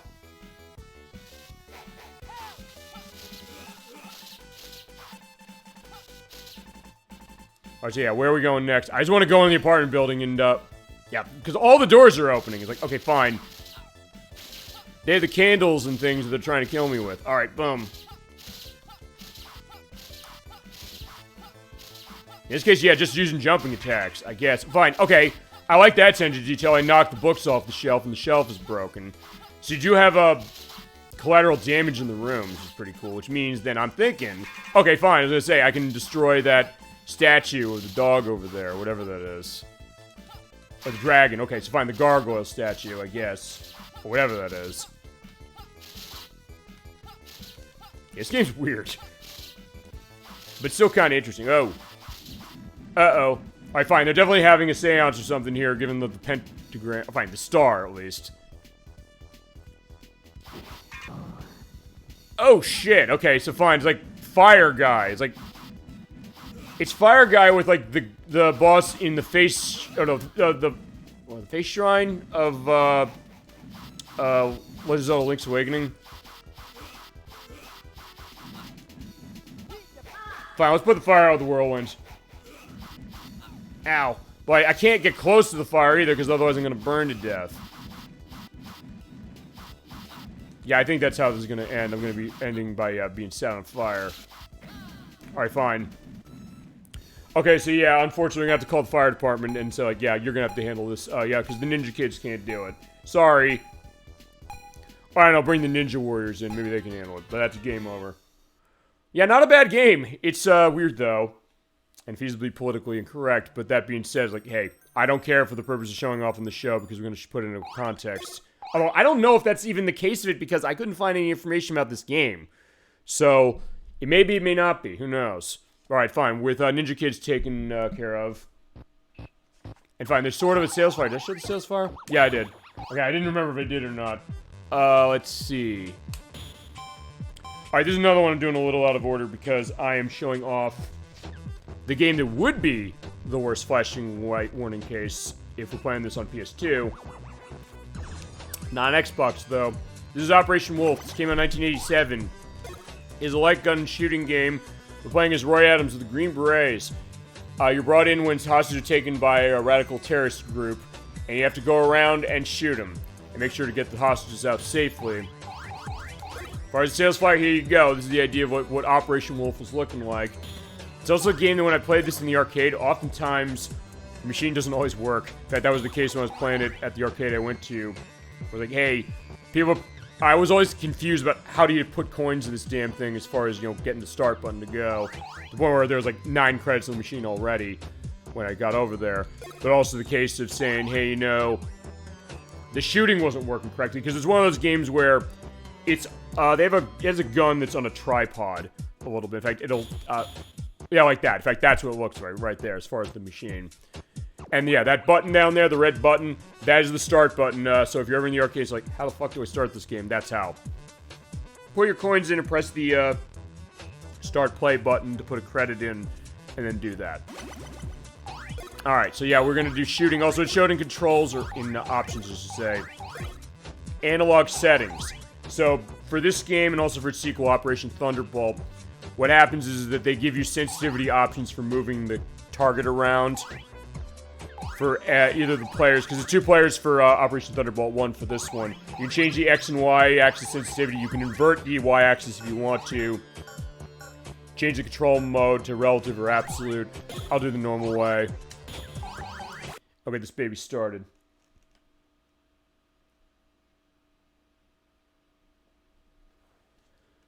Yeah, your controls are use the right trigger or the A button to shoot fire or shoot your gunfire, and you shoot rockets off, which you have a limited number of on the X button, and move the target cursor around on the left analog stick or D-pad, like that. And that target cursor, by the way, is going to be on screen the whole time. All right, well, whilst I let that go, I'm going to have a dangerous combination, gunfire and alcohol, because I'm cracking some alcohol for the purpose of a nice relaxing night. Those are because tomorrow's Cinco de Mayo. Yeah, this is Cinco de Mayo for this year's show, just like last year's was. And rocking, I guess, a fitting one. Mike's Hard Limeade, they used to not make this anymore, or they discontinued it about a year or so ago. I was pissed. Then I went to the liquor store last night and said, hey, wait a second, it's back, and they put it in the variety pack. So like, okay, I'm spending $20 on that. But all right, fine, they're the hostages, so don't kill me! Fine, that's House of the Dead. That's what you want to do. And as I mentioned, on the PlayStation 2 and the arcade as well, when you shoot the gun, it will shoot off and it'll flash like blue. The Xbox version doesn't do that.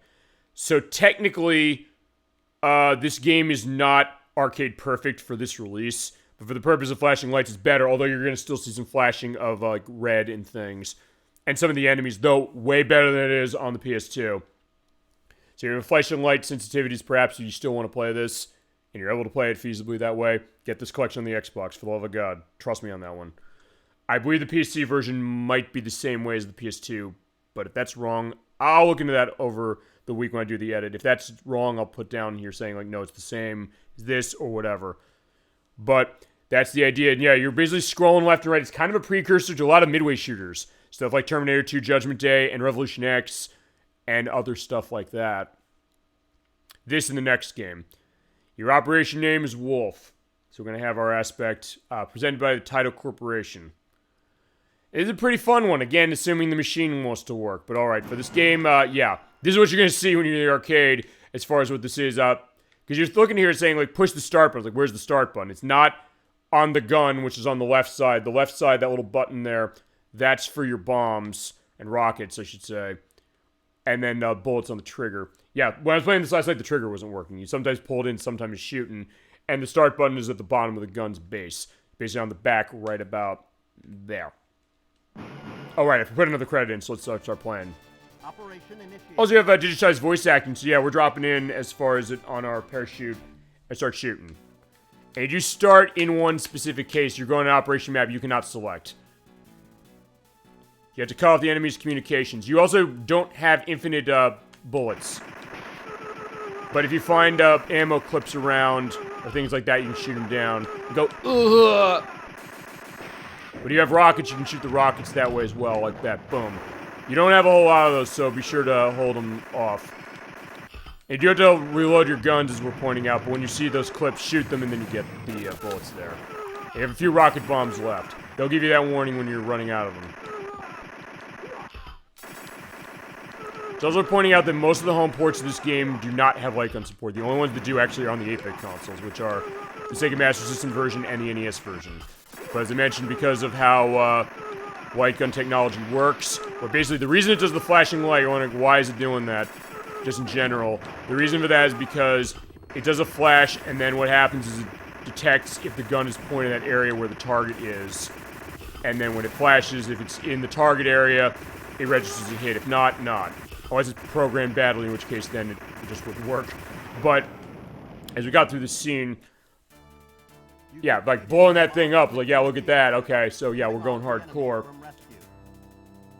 But yeah, the way that design is set, high definition television nowadays, you will not be able to play games like that. So you need to have yourself CRT to play specifically. So yeah, if you want to play this with light gun, unless they do another version of this that has like a modern take of it with, I don't know, like on Switch or something like that.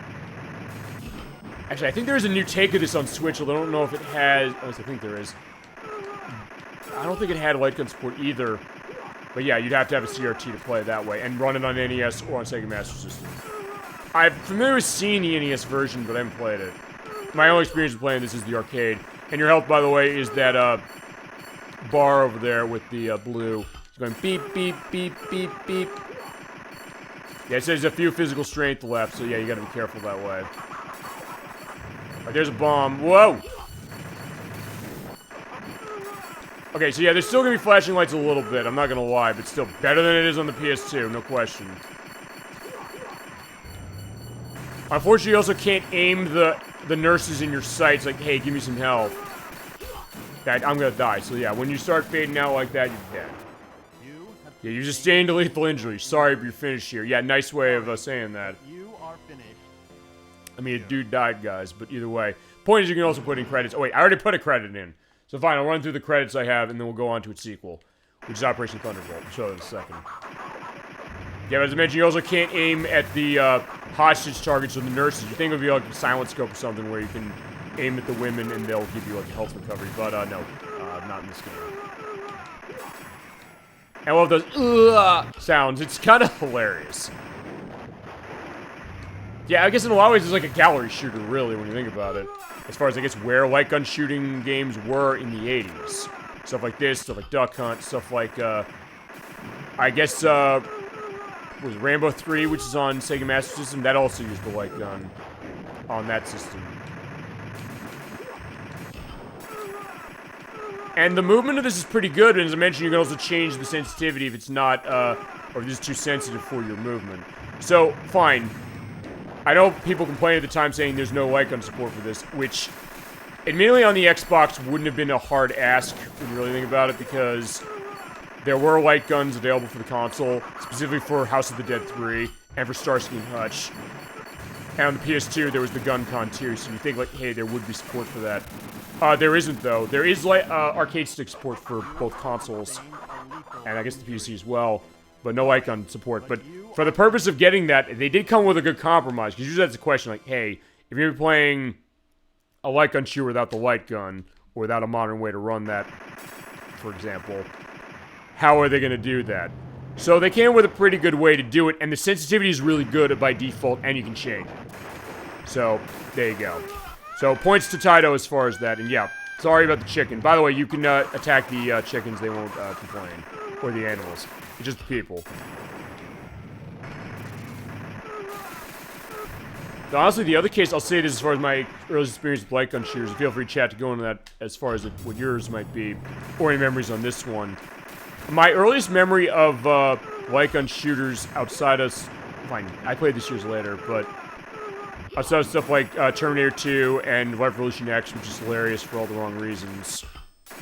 It mainly was stuff like Duck Hunt, but also a game I know I can't show on this show because I don't have the accessory for it anymore, and because of the light gun text stuff, wouldn't work on an HD television anyway.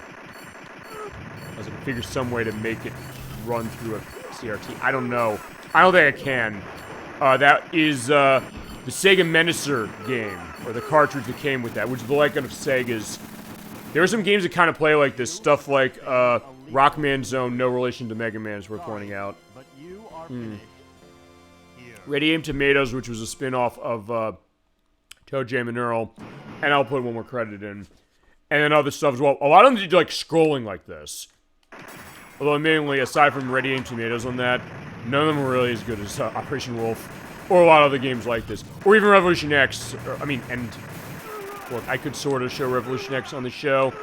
The easiest way to show that, honestly, would be the Sega Genesis version, because it's the digitized music of Aerosmith that doesn't sound anything like it. So he actually probably could get away with showing that one the best. I kind of want to get on the Saturn, but it's also the case that, fine, it's the actual music, so I know I have to either mute that specifically or turn off the music, because there's a turn off the music perspective. But at that point, I'll also be, like, humming or singing the music or something for that. Also, because they cut the music differently in the arcade version. All the home ports of that do that. Where it's not 100% arcade perfect, which is annoying. I think like the PlayStation and the Saturn would have that down pat, but they do not. That's another one, whenever I see that in arcades, and one of my retro arcades has that, I always have to put a quarter or something into that, just to play it, because, like, I remember showing people that game. I don't know, Chad, if you've ever played Revolution X. I don't know how the hell they came up with this. It's basically a precursor to Jet Set Radio in the sense that, you know, like, the organization is trying to stop everything that's fun in the world, including music and games. Like, music is the weapon. So you have to use, like, CDs you're shooting out of your gun. And you're getting, like, all these things going on. And they say, wake up! The revolution has begun! Generation X is in effect! And weirdly enough, I think there's only one version of the game that even has that line in it. It's on the Super Nintendo, for Christ's sake. They didn't do it on the CD version. Like, what are you doing? No, that's not right. There's one other line that's in that. They have that line in that one. But that's one of my favorite lines. Every time I play that game, I like say that while people look at me. It's like, what the fuck is that? Like, you haven't played Revolution X, have you? Alright, so I did get through that scene.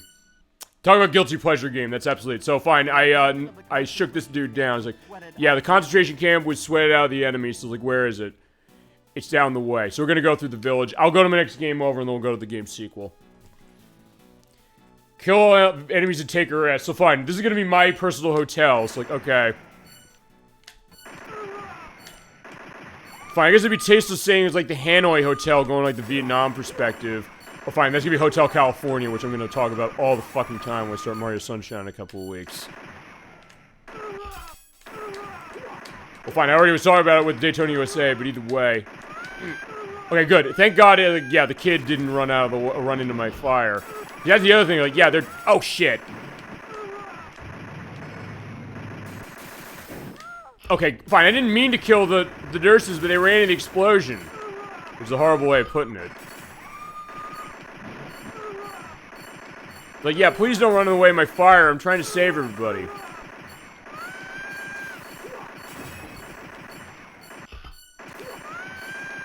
Right there, I was like, yeah. You go the other way, kid. Well, fine, I guess that's the idea. Like, it's teaching you don't shoot like crazy. You have to be careful with how you're aiming everything. Uh-oh.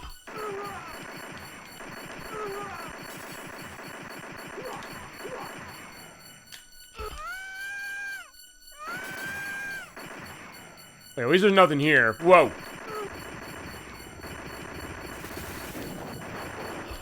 Wait, did that bleed? The not the tank, the helicopter? Maybe it did, I don't know. Or maybe just fire, I don't know. Uh-oh. Actually, there's a lot of not enemies here, so maybe I cleared this town out enough. Uh-oh. Okay, maybe it's just explosion. Alright. Yeah, that beeping, though, it is getting a case of that.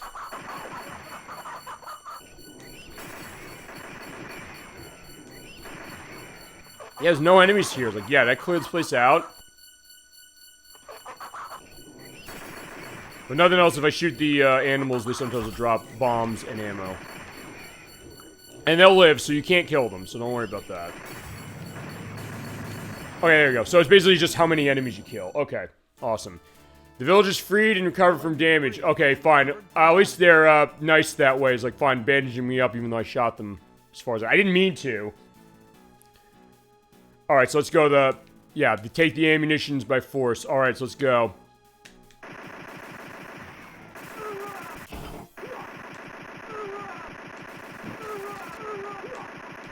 When else a game like this could feasibly make you feel like a badass, just like destroying everything in the area.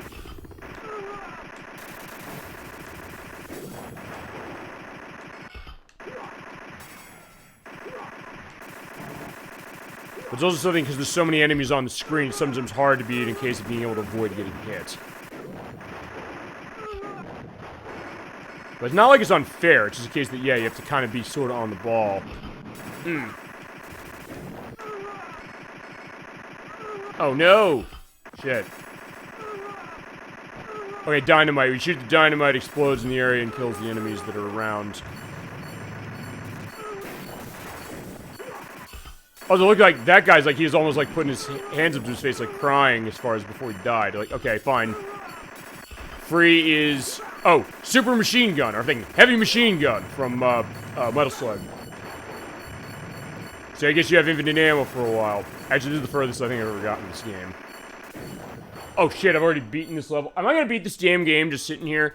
The raid on the powder magazine was successful. Use a new supply of ammo. Okay.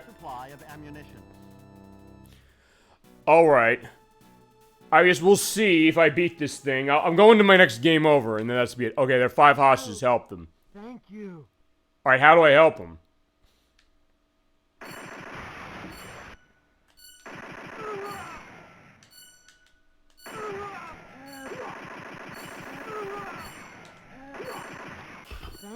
Okay, just don't shoot him, alright. I was gonna say, I don't want to shoot these guys. Oh shit, uh-oh. Oh, it gets mad. Okay, I've never seen that before. Okay, fine. This mission probably should have been a failure on the back of that, but alright, fine. I just saved 5 of them. Yeah, in this case, there's tons of enemies there. Yeah, just basically you gotta keep the hostages on screen enough, but without... Also, I don't think that the enemies will kill the hostages themselves. Feasibly, they're only there for you to kill. Which sounds wrong, but it's like, I'm trying not to.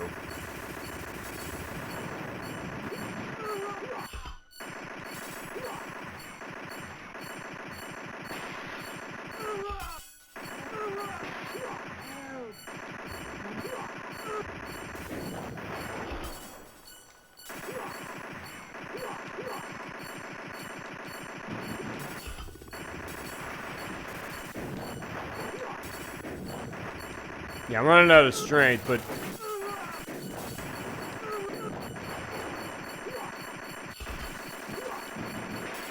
I think we're close.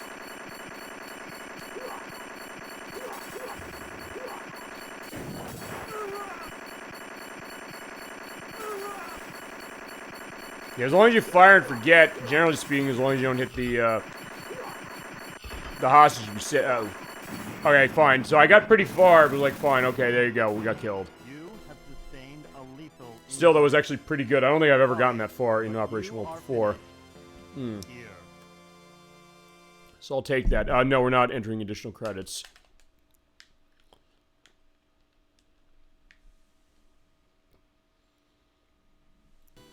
Alright, so enter your initials, and as always, like games like this, just aim and fire. Wait, oh, right, I forgot. You have to hit... Alright, you have to shoot at it, and then you have to hit the rocket button in order to make the selection. I forgot about that. There we go. Alright, so there you go. 34.6% bullet rate, enemy clear rate, 69.6. History's up. Okay, history of where I went, and that's a game over. Okay. So, alright, that's a lot of killing, and you can change the analog settings in the game. But let's take a look at the game's sequel, then. Kind of the same perspective. This is Operation Thunderbolt. This one came out in 1988. This had 2-player support, as you're able to see with the 2 guns on the mounted machine, and the wider cabinet screen than the regular one, the first one. Okay, there it is. Actually, I believe this is the same cover art that it had on its port on Super Nintendo, which I did not know it had a Super Nintendo port until just the other day. Like the other one, you have aspects of your analog settings, your options on setting munitions of magazines and rockets, bullets per magazine, and all that. We're back with the Green Berets. We do have Roy Adams as before, but also Hardy Jones is new as 2-player. You have to go and find the intelligence agent, and then take out all the enemies. In order to get ourselves on that ride home, you have to go through, and the controls are the same. Fire on A and right trigger, and rockets on B and X, and move with that analog stick. Oh, flashing light, though, as far as the boot up. Yeah, it's weird, like, the boot up of the machine, because you can turn that on or off. I just keep that on because it's cool. Alright, so yeah, there's a terrorist situation on an airplane. Yeah, talk about pre-9/11, and also pre-9/11 and them being able to get into the cockpit. But yeah, if they're not released in 24 hours, they'll be killed. They landed over in Kaluba. Oh, Kalubia, I should say, over by Tunisia and Egypt. So, Roy Wolf, who was on the Operation Wolf mission that we just saw a few minutes ago, going to action with fellow Green Beret Hardy Jones. And so begins Operation Thunderbolt. And the kids, there you go, with all their firepower. Yeah, like with Operation Wolf, actually, I've never played this one before, this collection. But it plays the same, so if you played Operation Wolf before, you probably should be fine. And you do have 2 targets if you're playing in 2-player, and they're colored differently as far as red and blue, so you will know. And I guess the flashing light thing is going to be on the bottom there. Not horrible, not as bad as it could have been, although actually on the PS2 version of this collection, there is not the flashing entirely case on the screen like there was in Operation Wolf on that console. In this case, though, you're going forward as opposed to side to side. But there's cases where you also still go side to side. But yeah, you're dead, spelled with Y-O-U-R as opposed to Y-O-U''R-E. And you have 100 players, so yeah, there's a lot of cases as far as the high score on this one.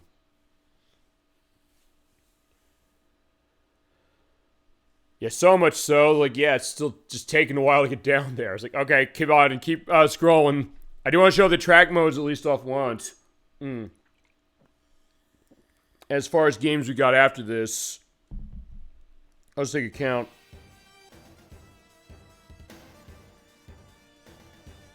Let's see, after this we've got 12. Shit, okay, so I've been going slow. Alright, so let's get going. Alright, so Roy is back, and we're going to go rescue the hostages. We'll see how we go, and then I will also go through as far as the rest of the stuff. Immediately, some of the games are probably going to go shorter as far as we got. Yeah, same deal as Operation Wolf before, except we're running into the camera instead of around it, or to the side. Yes, basically just keep shooting, and use your grenades. And you pick up items, including the flak jacket, which I believe reduces the damage you take. Or, fine. No, yeah, it does, because every time you get the flash going on that, you'll have a case of taking damage, but I'm not taking a whole lot. Also, I guess you have the enemy dogs, but they're not doing anything. Whoa. Fine, okay, it's just like Revolution X and Terminator 2, where, like, yeah, they appear right up in your grill, specifically. And also, as far as items, they're being arrow drop down, so if you shoot the boxes, you're able to get whatever's inside. I'm also running out of, clips.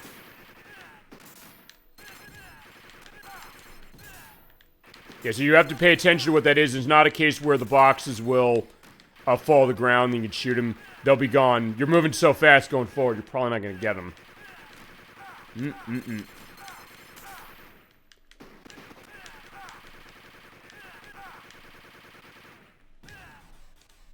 Alright, I'm out of grenades, or rockets. In this case, I'm just going to go my first game over. Because I'm holding decently as far as the extra weapons I'm picking up, and then also the flak jacket. Yeah, basically, when you get to the mansion here, we're all set. Well, fine, I guess this is the church.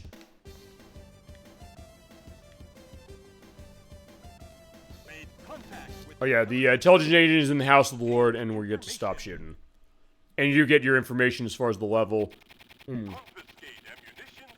At the end, sorry, let's get some more weapons, why not? Okay, yeah, in this case, yeah, you are going left to right, so there's kind of similarity.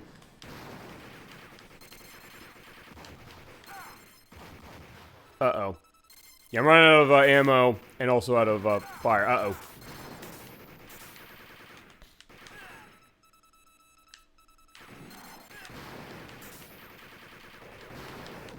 Whoa. Although, it actually is easier to see the weapons to shoot down, so in that case, actually, it's a little easier to play. Okay, I did get health. So yeah, you do have more weapon pickup. So they do kind of enhance, I guess, fine. Enhance the stakes, number one, but also enhance the idea of power-ups.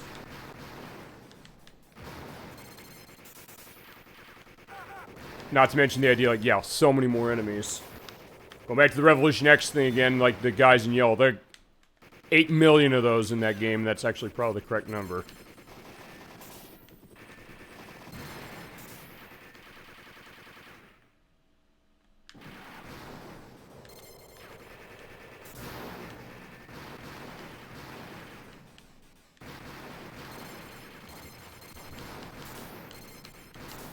Whoa.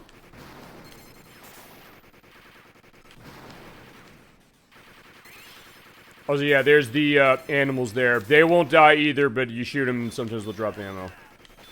Yeah, they're tossing the knives at me. He's like, yeah, whoa. Alright, you're dead. Okay, so unfortunately I'm dead. Yeah, I'm not going to insert a coin. I think the point is kind of made on this one as it is.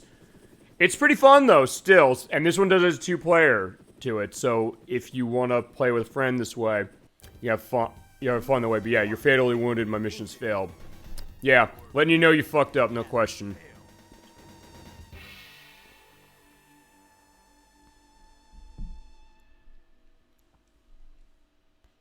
Alright, so that's game over. So until next time, I'm forgetting his name now. Roy Adams. Okay. So let's go to the next area of this. Yeah, some of these are not going to take that long as far as what they are. But either way, we're going the full way. Next is Phoenix. Actually, this one might take a little longer. This came out in 1980, in Japan at least. 1981 is when the US got it. This is what it is. It looks a lot like Galaga, I believe it... No, it definitely predated Galaga. And actually, unlike Galaga, there are some interesting things this game's doing when it comes to some of its tech, and also the idea of the fact of some of the movements you have. Yeah, you have to go through 5 screens. You have a boss at the end of it as far as destroying a mothership. Controls are shield and fire. Yeah, you have a shield you can put up as far as this to avoid getting shot. Now with that, let's get started on Phoenix.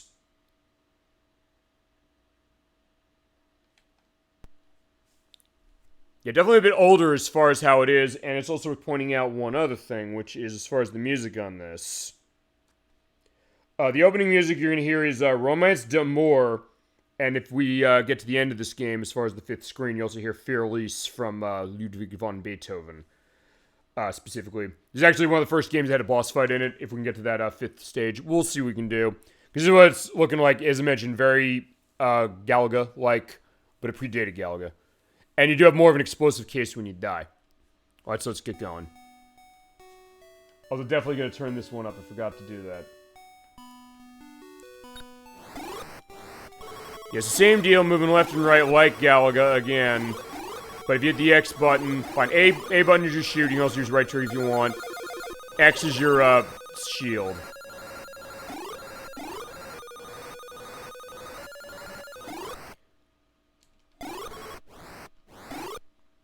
And some of the spacey sound effects, which almost sound like a telephone a little bit. And stage 2 is kind of the same deal a little bit. But stage 3 is going to change. You're like, why is this game called Phoenix? Well, fine, it's like die.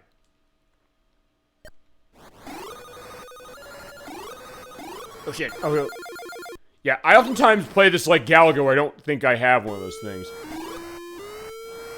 Alright, you're just gonna get a little loud with the warnings, but there you go. Nothing else keeping you awake at 11 p.m. at night.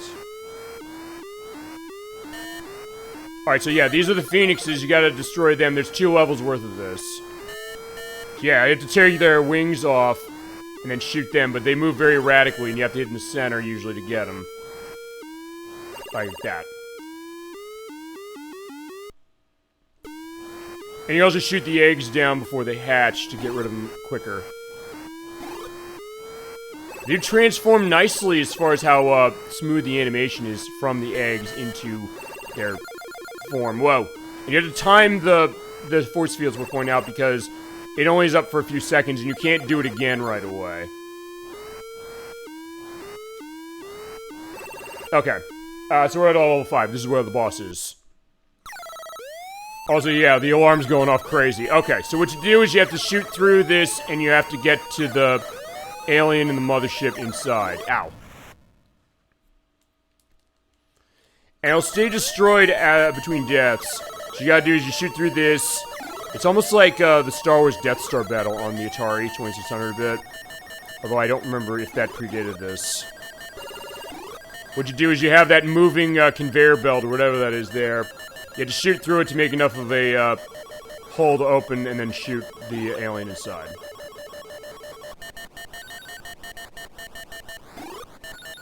Got him. Alright, there you go. There's your first boss fight.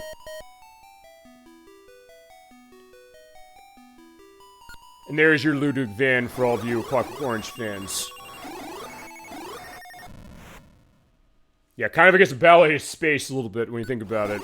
Which I guess is like the 2001 Space Odyssey thing. Yeah, since I'm on the Cooper kick, at least, on that. Whoa. Yeah, that's pretty neat. I think also they will, if they hit into the shield, they will go away, or they'll die from that. Alright, fine. I kind of showed everything what it was already, so I'm kind of going to go to the next one, honestly. Not that it's a bad game. It's a pretty fun game. I mean, fine, it's not going to replace Galaga. But as far as what it's doing, there's some interesting stuff to it. And, yeah, it definitely is one that probably never heard of, but not a bad one. Okay. Yeah, because as I mentioned, some of these are probably not going to take as long to show off. And next up is going to be sort of a game like the kind of... We're doing puzzle. This is plotting. This came out in 1989. It was also called Flip Hole in Japan. And there's an Arcade Archives release of this on Switch. It is called Flip Hole on that. It's built on Taito System L board. And it's a puzzle game. It doesn't have anything information as far as it. I'll show medium as far as what this is. You green a blocks in the time limit by tossing blocks or similar to it that you get. And you bounce them off the walls, and the idea of this one is that you need to make sure that you are probably going to run into cases where you're not going to be able to clear blocks at all. You just move with D-pad or analog stick and toss the block with the A button. And it's going to show like a two-player split-screen vertical view. And as you're going to see in just a second.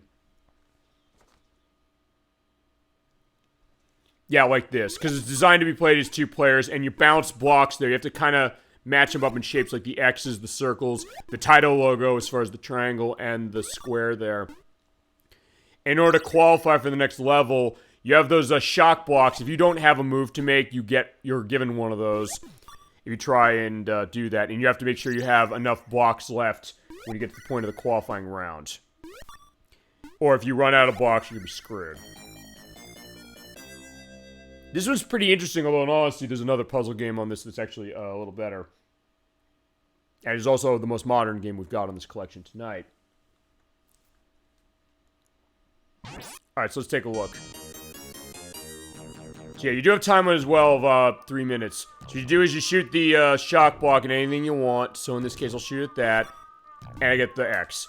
You just shoot that at anything that's there. Also, for this I got the square. Like, what do I do? You can shoot off the walls. Because when you shoot off the walls, show an arrow, like, where is it going to go? So in this case, I want to get it going in there so it'll match with the other square. And same there with the X's. And with the Taito logo or the triangle, hit there that way. So you have to be kind of smart with how you're hitting things, including the idea that, hey, there's 3 triangles there. Hit there and get rid of them and get more points.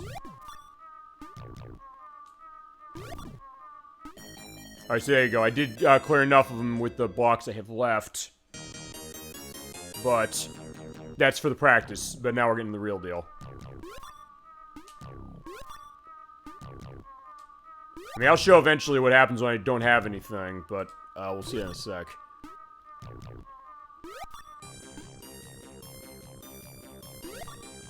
Also, I believe the way this works is, yeah, you get the block that's beneath it. So in this case, yeah, the strategy is know that when I hit that square there, I'll get the X. And make sure, like, hey, I'll have something for what's coming next. Like the triangle, oh shit, I hit the wrong place. If you hit the wrong place, you get another shot. And for this, I do want to get that so I'll have an open space for circle, but get through enough so I don't have to take any of my shock blocks.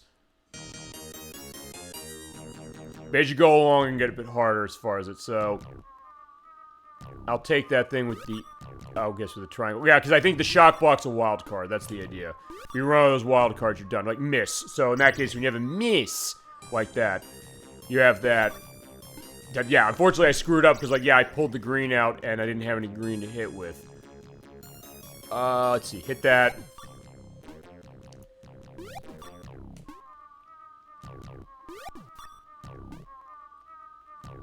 In this case, also I want to aim it over there. There you go. I'll get the red, so at least I can hit in the wall that way. Actually, I don't know what happens if you hit it this way. Let's try that. Okay, I just get the same one. So in that case, I have that there. And the X's, which I got tons of those. And I got through. This isn't a bad one. It's kind of, I guess, I don't know if fine. Simplistic, I guess, but also the case that kind of a little confusing in the case of, can you get through an area and say, oh, I'm going to be alright with this. Yeah, I have no next move. And I don't have another block, so that's a game over. You have that little weird, I don't know, slime thingy crying. Alright, I can always put my name in. Bump.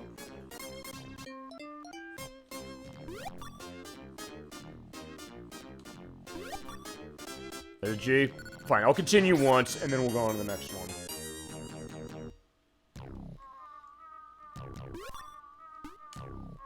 It's kind of weird the way the music is. This weird, like, doo-doo, doo-doo-doo.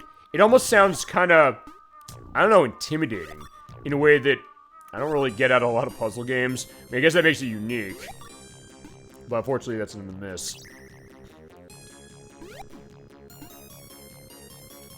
Yeah, you do have to think with this one, but you are also under a time limit, so that kind of creates the pressure that way. Ah, crap. Yeah, so yeah, since I'm not thinking that way, that was kind of questionable. Alright, that's game over. Yeah, I think in this case, I'm not going to continue. But I'm still number 1 on the leaderboard, so I'll take that. In some ways, not much to say, but there's definitely some interesting stuff to this. Although it's another case like, hey, they don't give you many information for it, so maybe that's telling. Alright, next up is Plump Pop. This is one I didn't find much information about anywhere. Came out in 1987.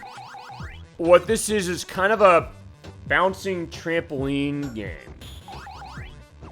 And by that, I mean, it's also one you have analog controls to, if you want, because this is a game that was controlled with, like, the spinning dial. You could play Tempest or something like that, or Arkanoid as far as Taito stuff.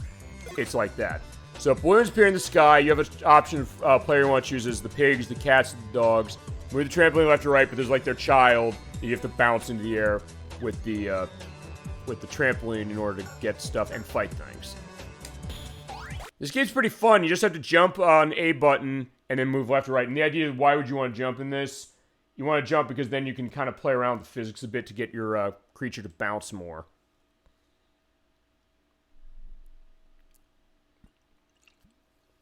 I guess this takes place in San Francisco, or at least I guess right there it does, but fine, now in front of a castle. So yeah, here's the demo. This is the idea, is that they're showing here is like, hey, you know, you're moving left and right to bounce them. So it's almost like, if you're familiar with Fire, the Game & Watch game from Nintendo, it's kind of like that, except you're moving all around just to bounce the character around. Hitting everything, pick up items. There's also kind of a net, so if you get like fruit, you have to catch it in the net or bounce it off. But in order to collect, you have to catch it in the net. There's also barbells, you don't want to catch that in there because that'll stun you for some time.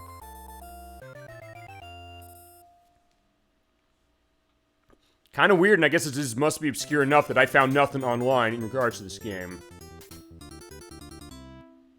Alright, so let's take a look at this. Alright, select your favorite player, the cats, the pigs, the dogs. We're going the doggies today.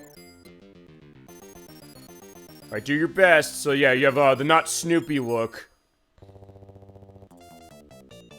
At this point, you gotta wait. You gotta wait till your puppy comes in here and is going there, and you basically just move left and right and bounce him. It is also a little bit of a high risk, high reward, because like you're seeing there, it's like, yeah, I'm bouncing like crazy, but if he hits the ground, that's a loss of life, so you have to then start again. In this case, yeah, if you bounce too much like that, he's gonna go crazy. Whoa! Ow. Yeah, unfortunately, I crashed into the ground. This game is actually pretty fun, but it's also one I play this game insanely fast and loose. And also, because of the way the physics are working, which I do love the way they work, if you bounce off stuff quickly, it's like, yeah, they'll bounce off crazy too. It's like, oh, whoa!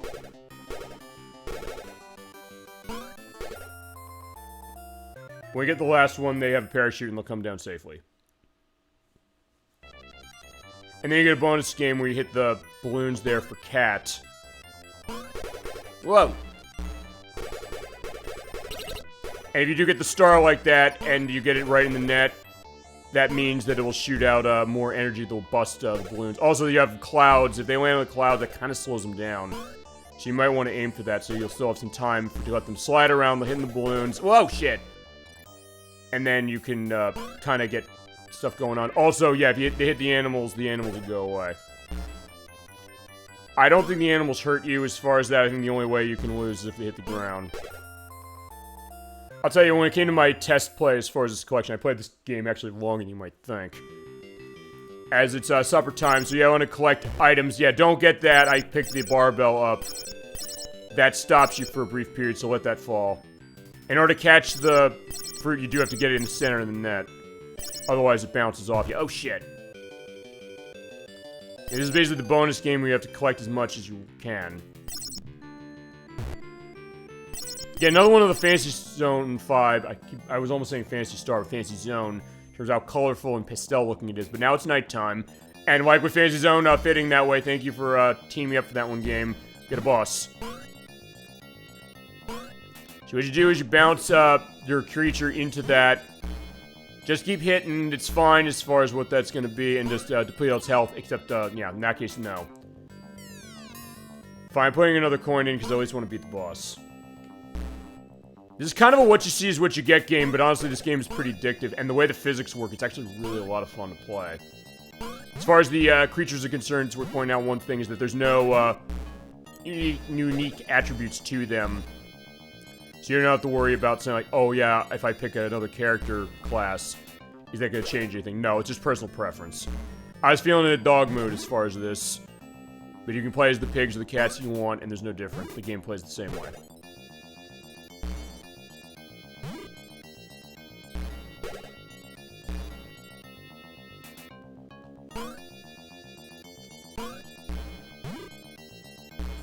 Ow.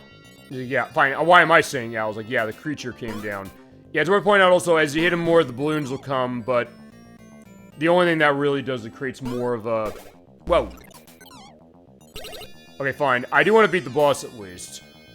All that does is, whoa. Okay, fine. You came down. I was like, yeah, what's the dragon doing here? Okay, fine. He's an obstacle. It's like, yeah, if you take too long, yeah, you can bounce into him or he'll walk away.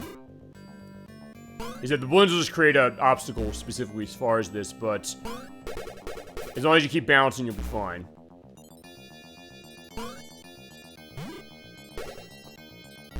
Ah, crap.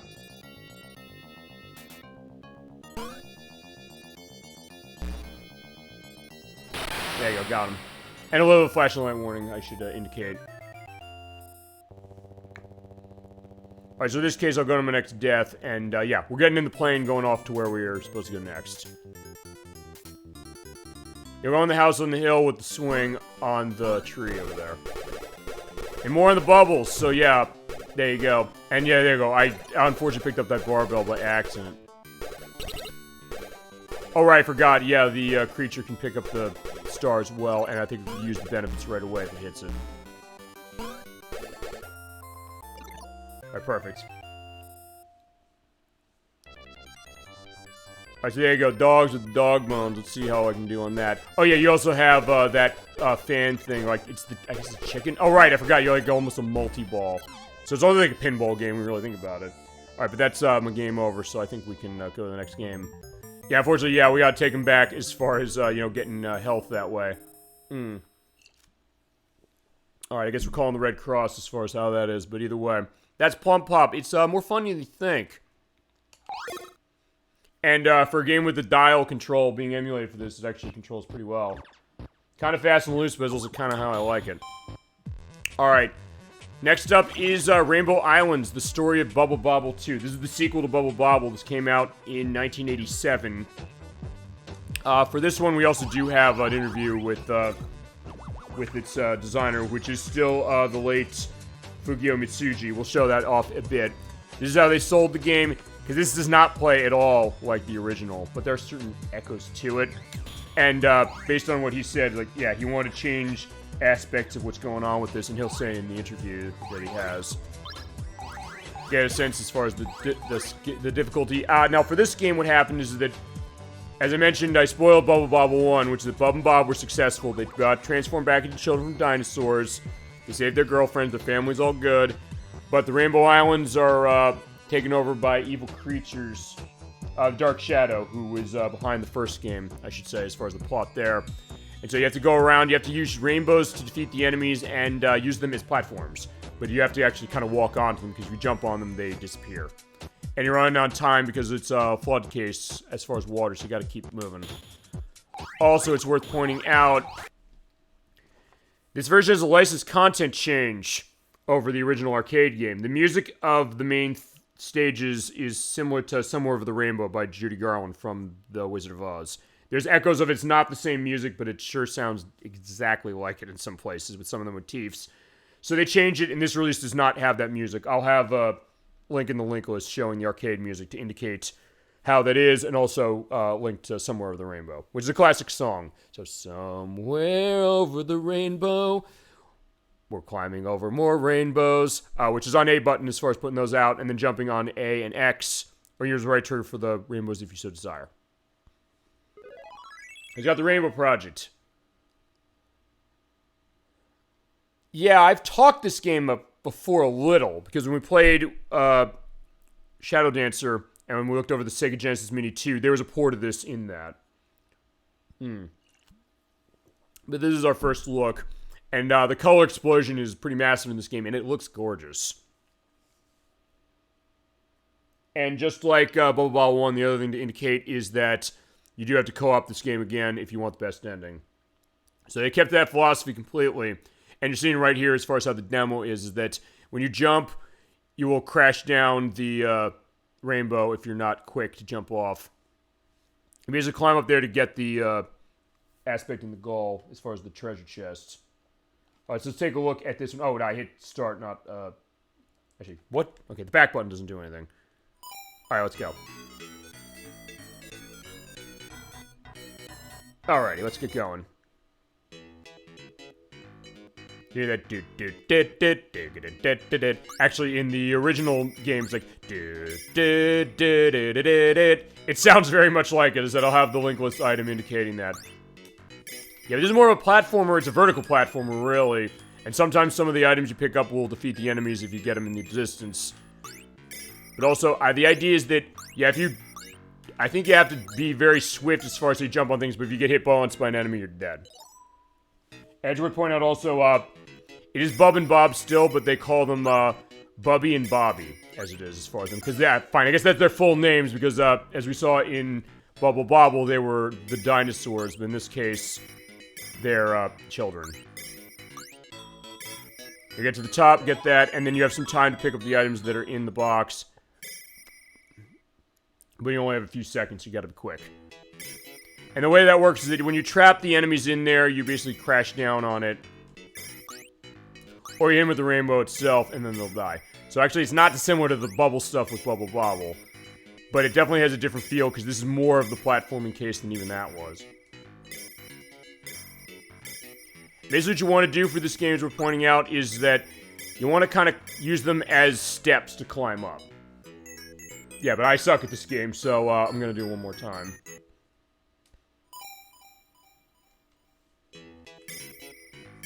This tends not to be seen as good as the original, but it's still something that...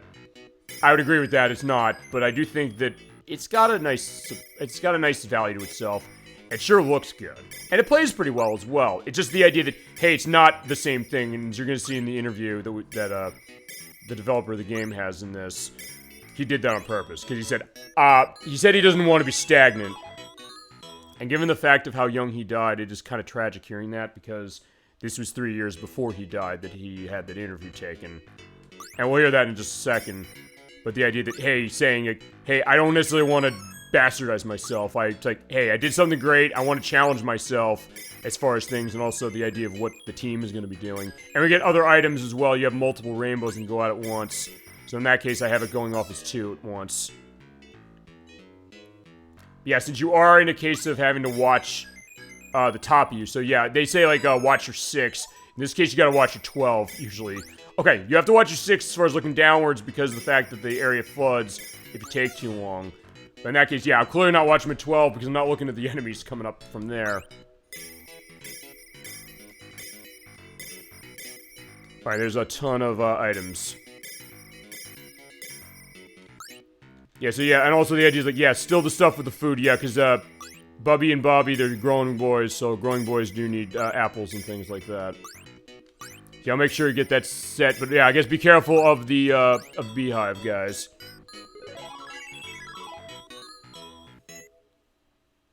There we go. So there's the ladybug. I was like, yeah, can the ladybug go? Yeah, so who knew rainbows are so deadly as far as on enemies, but fine. I guess these creatures, they've been perverted as far as the, what are they called? The Dark Shadow. Which makes sense. Like, yeah, usually birds and things like this should be fine. Like, yeah, I can drink root beer, I guess, for that, and be okay. I guess this game... Okay, here's the thing. I was gonna say this game is Contra Syndrome, as far as when you scroll up, the platforms below you are gonna be killing you. Not exactly. The idea is that when you take too long, I might show this just because of how this is going. Okay, I got him. Okay, amazing, got him. Oh, the water keeps coming up, so you'll still be in a problem in case that way. Okay, maybe I should show that. Uh-oh. Oh, this boss, which looks, I was gonna say, the way that... Crap. Okay, so fine. Fine, I'm gonna... Okay, that's game over. Oh, right, I forgot. You only have one continue. Oh, no, you don't. Never mind. Okay, fine. I'll just show the boss, and there's a flashlight warning on the boss. Okay. In this case, just hit him with the rainbow, but I'm kind of going blind on this because I've never actually seen this boss.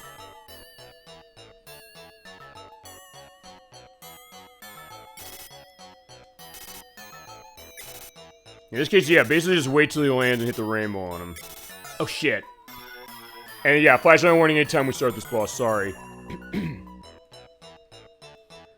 I'll be more careful so, like, yeah, I can kill him. And see what's somewhere over this rainbow. Whoa!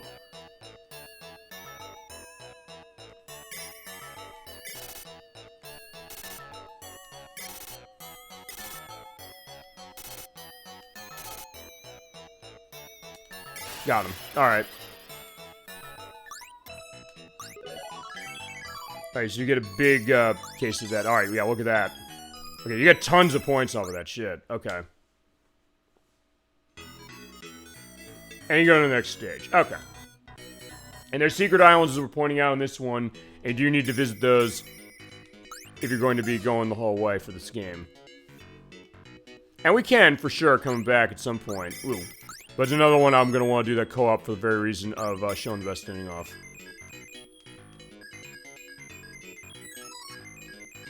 But I do have the power-up that's letting me run faster, so... In that case, yeah, destroy the trucks. And the cute little helicopters.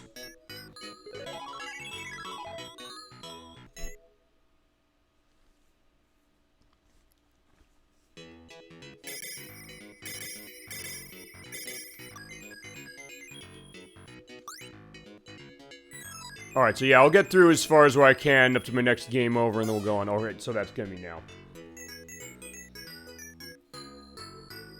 Because I think we only have 1, 2, 3... 8. Shit, okay, I've got more games going on this than I thought. Okay.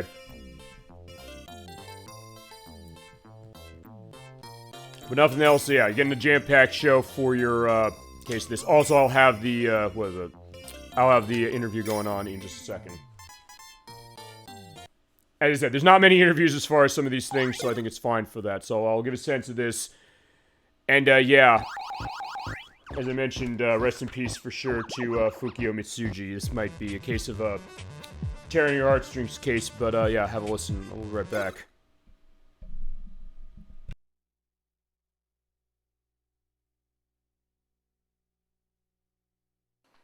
名前は三辻吹雄と申します。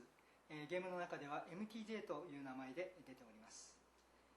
私は台東在籍時、主にゲームデザイン、そして、自分のゲームの、キャラクターおよびその他グラフィックのデザイナーも兼任していました。私の主な作品は、バブルボブル、レインボーアイランド、スーパーデッドヒート、ハレーズコメット、ボルフィード、サイバリオンなど、多数あります。続編というとですね、最近もよく見られる現象なんですけれども、すぐに同じキャラクターで同じゲーム性、ということが考えられるわけなんですけれども、本作は企画段階から、全く前作とは違うものにしようと考えていました。で、そのためですね、企画を一から考えなければならないということで、非常に苦労も多かったのです。で、私があえてそのようにしたのは、マネリズムというものがですね、ゲームにとっての大敵であるというふうに考えていたからです。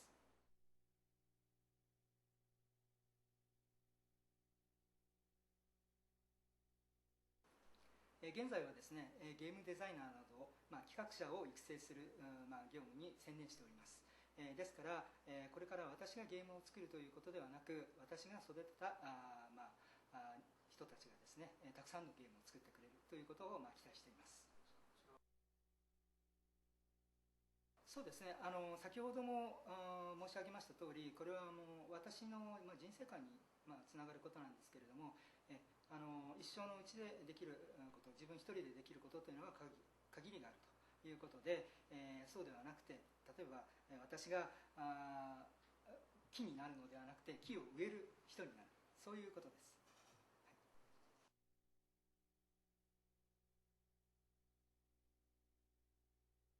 はい、まずですね、最近のゲームというのは、非常にですね複雑になり始めているというか、すでに複雑になっているというふうに考えています。で、難しくなったかどうかということで言えばですね、アイデアが枯渇しているという側面があり、同一の、ゲーム性のものが多い分ですね、プレイヤーの方が非常に慣れてきているということで、難易度も必然的に上がる傾向が多くなっていると思います。ですから、より多くの方にですねゲームを遊んでいただくためには、斬新なアイデア、なおかつ、分かりやすいゲーム設定ということ、すなわちシンプルで奥深いという要素が、これからのクリエイターに非常に求められている要素ではないかと思いますし、また斬新な要素というのも、ぜひともですねこれからのクリエイターたちに追求していっていただきたい要素だと思っています。Yeah, so there you go. The idea of him saying that, hey, I don't want to go into a rut, and he wanted to actually did retire from making games as it was at the time of this interview, and the idea that, hey, I want to plant trees as opposed to just being that way. And unfortunately, yeah, we lost him after 3 years after this game came out. It's tragic when you really say that, as far as it's that case of being very reflective. I guess the idea of like where his philosophy on gaming was, and also the idea of like complexity of games. What does that look like? Even when you think about the idea that, hey, he was making games that were more complex in a way, you know? Very sad. Yeah, it kind of is when you really think about it, knowing that context above anything else. But the case of really what he was bringing as far as it, and the great memories that he's left, and also I think the great memories that are going to come as far as stuff like this. And yeah, the complexity of Rainbow Islands being more complex for an arcade game to certain degrees. But that idea of that, but also that idea he seemed positive as far as that, also because he was really young. That's the other thing. Maybe he was really young, and I know in Japan that's also the case. When it comes to deaths of people, when it's young, they really take that hard, and I get that for sure. Especially for all the great memories that come with that, so I get that, Dolly Finn. Well said as far as that. Next, as far as it, but yeah, we got another game as far as this is actually, in fact, well,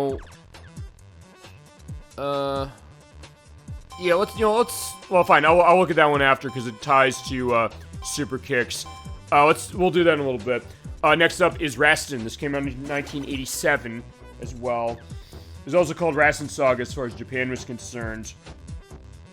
This is a 2D platforming game. You play as a barbarian named Rastan, who's the king of Seim. C-E-I-M. I think that's how it's pronounced.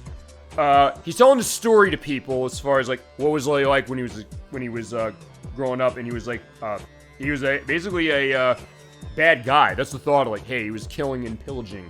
But the idea is like, what did he do to stop the land from being destroyed and becoming the king? That idea of a redemption arc. It's kind of like I was gonna say Rygar. No, I was gonna say Rygar. Rygar's right. I was thinking, I don't know why I almost said Rystar, but Rygar, as it is from Tecmo, if you played that. In this case, it's kind of just a scrolling case, kind of like a Conan the Barbarian take. This is what it looked like. And you definitely see that idea as far as the idea, like, there he is, kind of going on a scrolling case of it. Kind of like Dragon Buster a little bit from Namco that we played last year. With your tips to use weapons, and you can pick up weapons as you go along. And then aspects of jumping. I'll show this as far as it. This is an interesting one. It's one that takes a little bit of getting used to. But all you have to do in this case is slash on the A button, then jump on X or B. And getting encased with your, fantasy perspective. Yeah, he used to be a thief and a murderer. I wouldn't have been able to survive as far as this, so in this case, I'm telling him a story. And also the items you could pick up. Kind of doing like the Legends of Zelda, the original of those, in the sense that tell like, hey, here are the other items you can find. In this case, also telling them what they do. Which goes to the idea of like, where are the mechanics of a lot of the Taito games going, as far as where they get a bit deeper, and also how do they maintain that as far as the complexity of the game, and also like the idea of can people pick it up, but also the idea that there is a market, I think, of complex games is you see out of From Software with stuff like Dark Souls and things like that. Which honestly, a game like this, you can kind of trace Dark Souls from a game like this, or stuff like Zelda in certain degrees, amongst other things. But yeah, this is what you're doing. You're basically going around slicing things. jumping around in a 2D plane, and then picking up items like that axe up there. I'll show that going on right now then. So let's play this player 1. And it's one hit and you're... Oh, no, it's not one hit, you're dead. You have your energy and your health meter down there that's connected to your heart. So, like, yeah, we had Primal Rage when we played Midway Treasures 2. In the case of this one, it's not similar. You can also shoot upwards. In that case, you can also pick up the axe. But these enemies can hurt, it's worth pointing out. You can also attack on the vine when you climb up. So yeah, for an arcade game, there's actually quite a lot going on. The other thing also is that Rastan cannot swim. So, don't go in the water. Also be careful not to get yourself hurt too much, or you're going to die that way.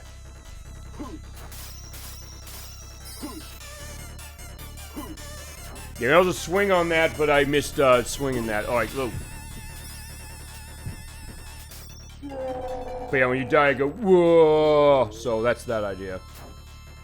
I shall try and see if I can't hit that rope. I don't think I've actually ever done that. We have a lot of dragons and skeletons and things. Okay, so there we go. There's the rope. Very smooth movement on the rope. We saw that with Jungle Hunt a little earlier. Okay, there you go. So yeah, you can take a higher path in order to get to that fire sword if I can get it. It's hard to get that because, like, yeah, I can't really rise my sword up as far as it.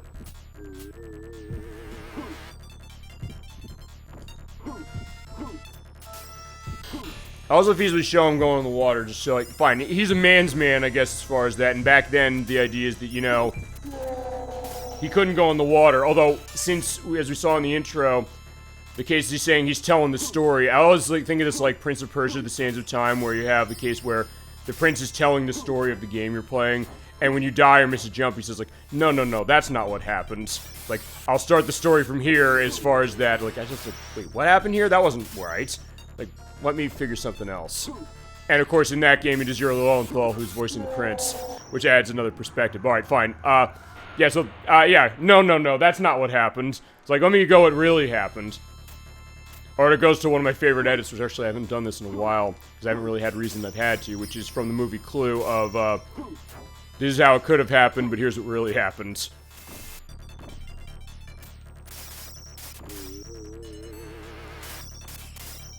But in this case, yeah, fine. It's just him going in his perspective. And it's funny, because when you think about the story background of this, it's something you have to kind of watch the track for, and it's pretty quick. It actually went off screen really quick, as far as how it was. But the case of thinking, hey, you know, the thought of like, putting out the idea of the story into this, as far as an arcade game like this, and saying, like, hey, you know, I'm playing as a character who's not heroic, feasibly. He's like, he's a barbarian and he was a murderer, and the idea that why is he then feasibly the king now, as far as in the current age of where it's set, but then the reason that, fine, he was able to get that redemption. He kind of learned as he went along, and we sometimes talked about this with certain games, the idea of the growth of character.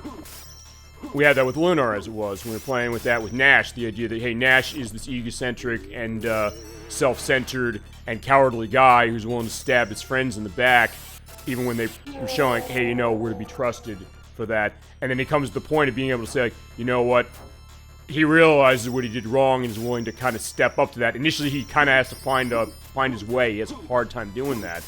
But, in a way, Rastan kind of is doing something similar to that as well, and even earlier than something like Lunar.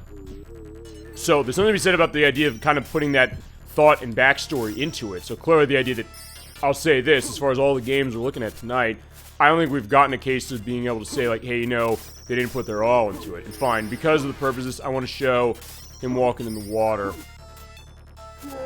Yeah, he sinks, so sorry, Rastan. He lived, so don't worry, he tells his story, and I believe there's other games in this franchise, specifically. And the idea is we have to, how he gets his redemption, by the way, he has to find King Grattan, and King Slay, and Symplegades, or Symplegades, so Simple Goddess? I don't know, or Laios, and Hydras and Dragons, specifically. Yeah, chronologically here, you have the Barbarian.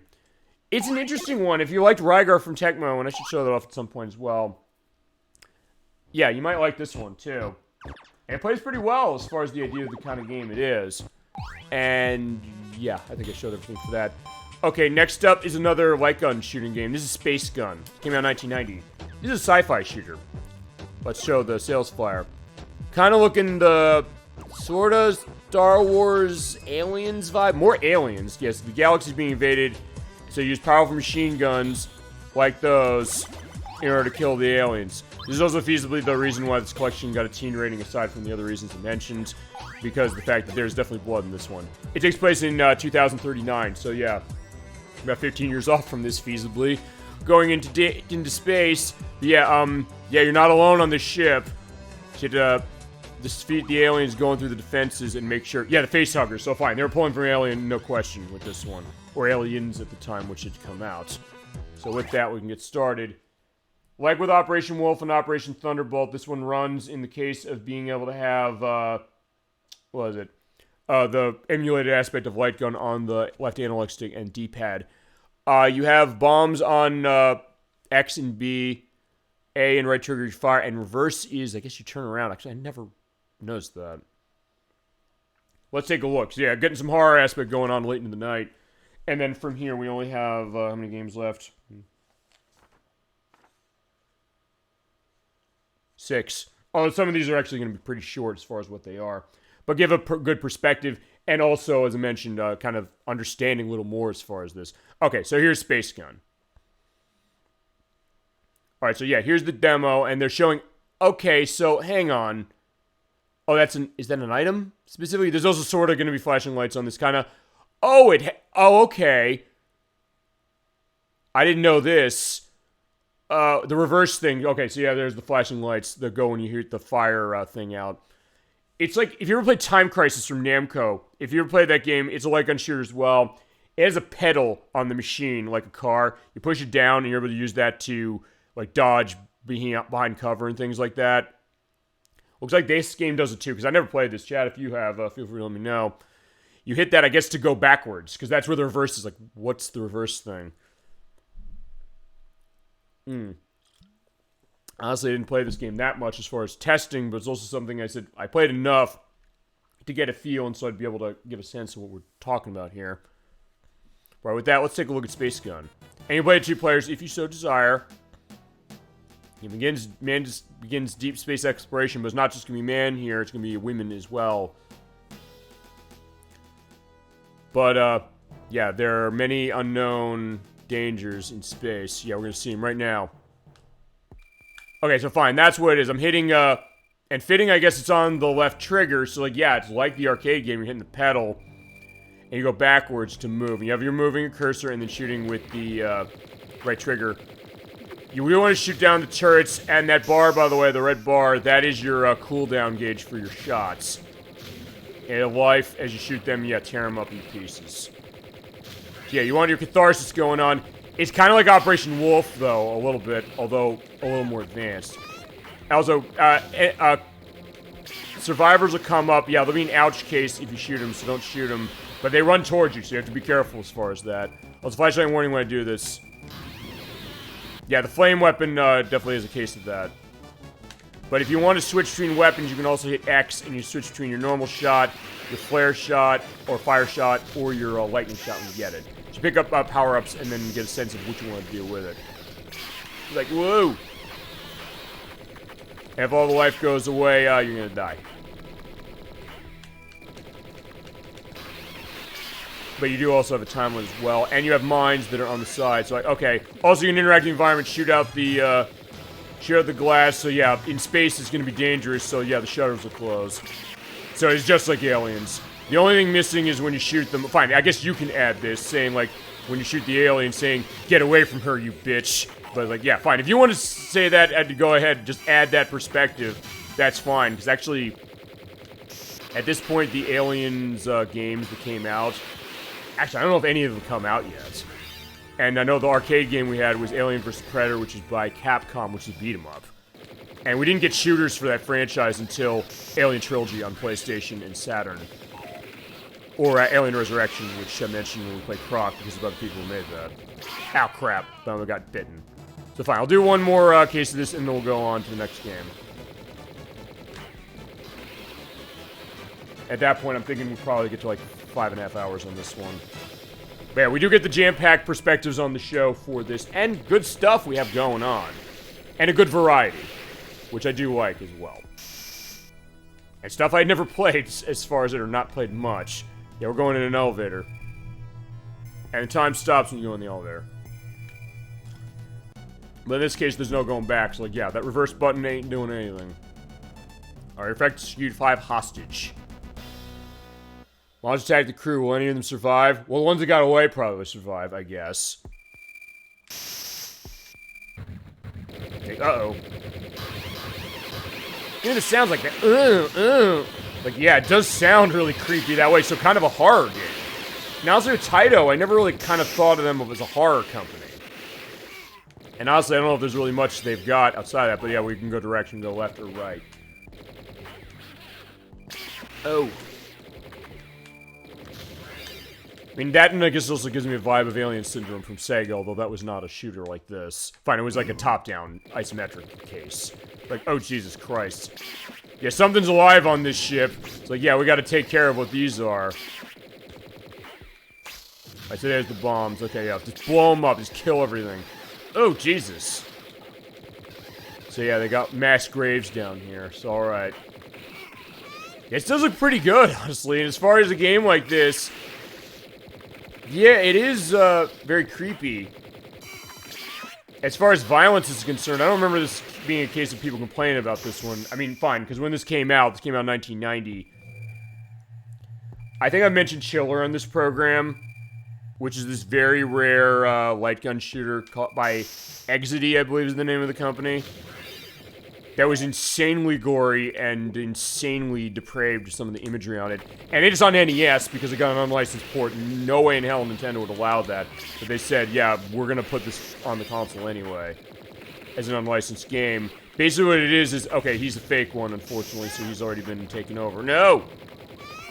Okay, I was trying to save him.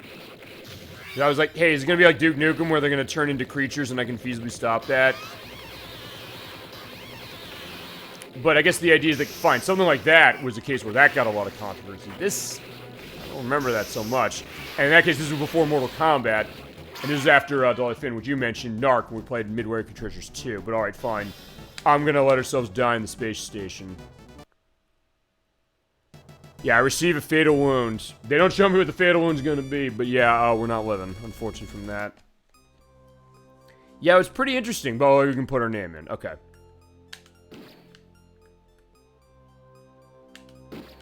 Oh no, fine, S-O-H. Oops, sorry, I meant to say Sogs, or Saga. But, either way, there you go, that's game over on Space Gun. Pretty fun. It's a nice change of pace from something even like Operation Wolf, because a lot of those shooting games, as far as I've kind of been the same thing, as far as like the jungle setting.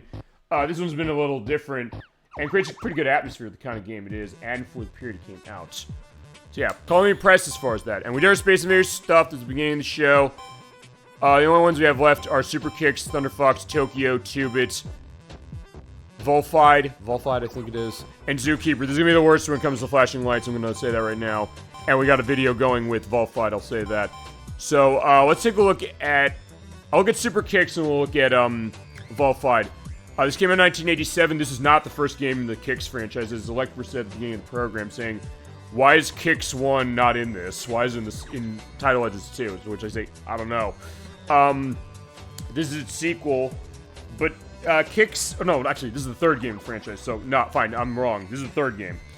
So yeah, we got the third game in this franchise in this first collection, not the first one, or the second one. This is developed by Taito America. This was not a Japanese production. Let's take a look at this. It was also released by Romstar. They showed that as far as the intro there. Yeah, this is what it is. It looks like this kind of cute, weird fairy tale thing. As mentioned right there, it says Romstar up there as far as who released it, because there's a lot of stuff of Taito's in the arcades that got released by them. What this game is kind of a puzzle game. You have to chisel out an area of a picture, and then what you do is you go on to the next one. But you have to avoid getting hit by things like the gremlins and like hitting the line, because if you do that, you just hold the A button down to draw and you move around with the D-pad or analog stick. Yeah, that's how you do. Also, this is a really long boot up screen, I noticed, and maybe feasibly flashlight on this one, kind of, sort of. This is the longest of the boot up screens you see when you turn the machine on, as it is. But yeah, this is Super Kicks. This is a pretty fun one as far as how the puzzle stuff goes. Yeah, let's try 98%. Well, they're saying 98%. You only have to fill out 75% of the view. And this is how it works as far as the demo. You're that little triangle down there. As you move around, you press the A button to chisel out. And as you go, you also have to make sure that whilst that line's going, the enemies don't touch it. Otherwise, they come and get you, and you'll die. We also can feasibly box the enemies in if you know what you're doing. I do not know what I'm doing when it comes to this. In some ways, it's kind of like an Etch-a-Sketch-like thing. It's worth pointing out. So yeah, we're going to show how this works. It's pretty fun. Is that we'll see Kick's original when we play Taito Legends 2 at some point. There we go. Let's play. Okay, so yeah, what you do is you move around. I'm holding A button down just to chisel out, but I also want to make sure that that gremlin doesn't go there. So there you go. You're also going to sort of have flashing lights on this one, kind of, sort of.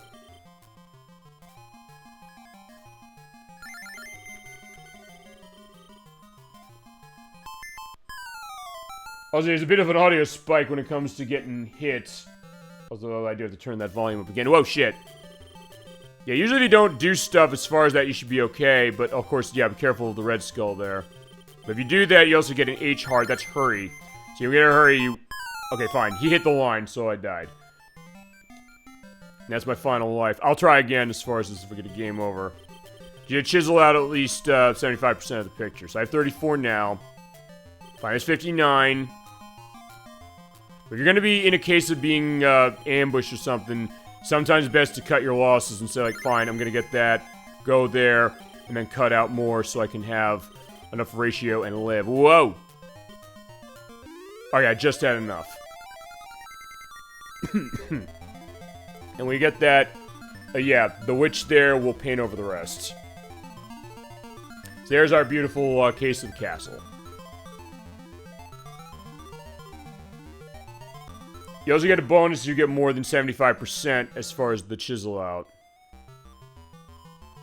It's simple, but it's really, really fun. And I've always liked Kicks as far as a game is concerned. It's spelled Q-I-X. That is how it's pronounced, though.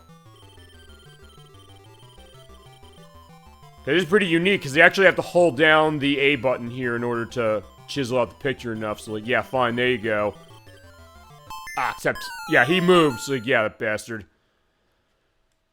That's always what happens when it comes to this, is that, yeah, you do have a free play, so I'll put it in the quarter, and we'll play.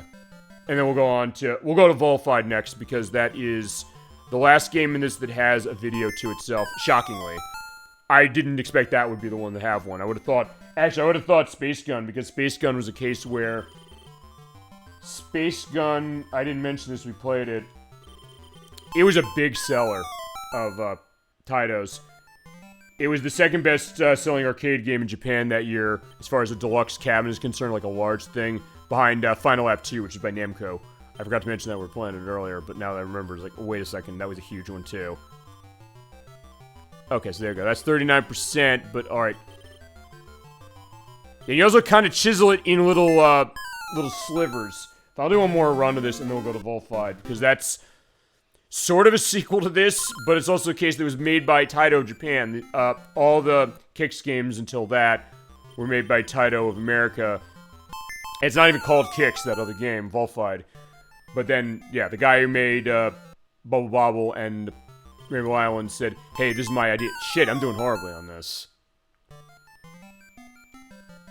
That being said, I am kind of proving the point of, like, what this game is. I'm just not doing well at it. I'll tell you what my... Okay, fine, I'll do one more round on this, but I'll tell you my problem with this game is as far as my play of it. Not the idea like it's a bad game. This is a great game.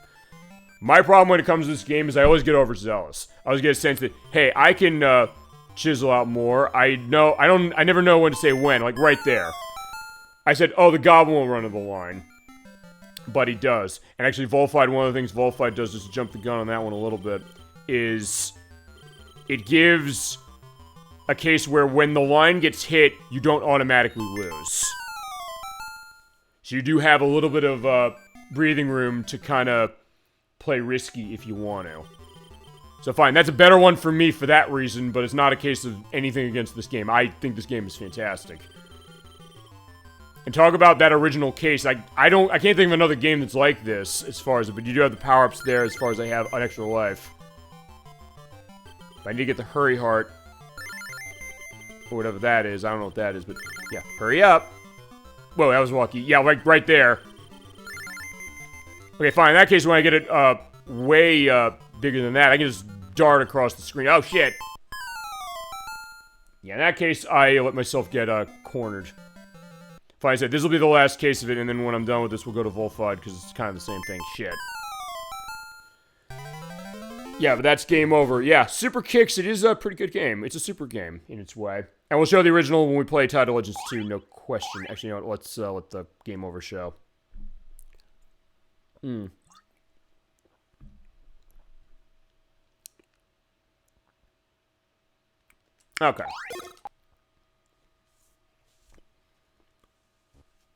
And this is also going to be the last time we have a video case, so I'll have that set.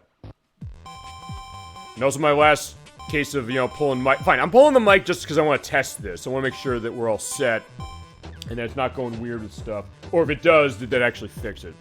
Please let that happen. Please, God, I'm begging. Alright, this is Volfied. This came in 1989, so it was 2 years after Super Kicks did. As I mentioned, this was developed by, Taito's Japanese division. It was the late Fukio Mitsuji who developed this. And in this case, you have to clear more of the area than you had to in Super Kicks. The idea is the same, though, and I'll show that now. Yeah, this one's a weird one where it doesn't have a cell sheet, but it does have the interview with him, as far as that. Yeah, you're the Monotros, as far as the ship there. And aliens lay siege the planet of Volfied. Volfied? I don't know, I guess it's Volfied, I think.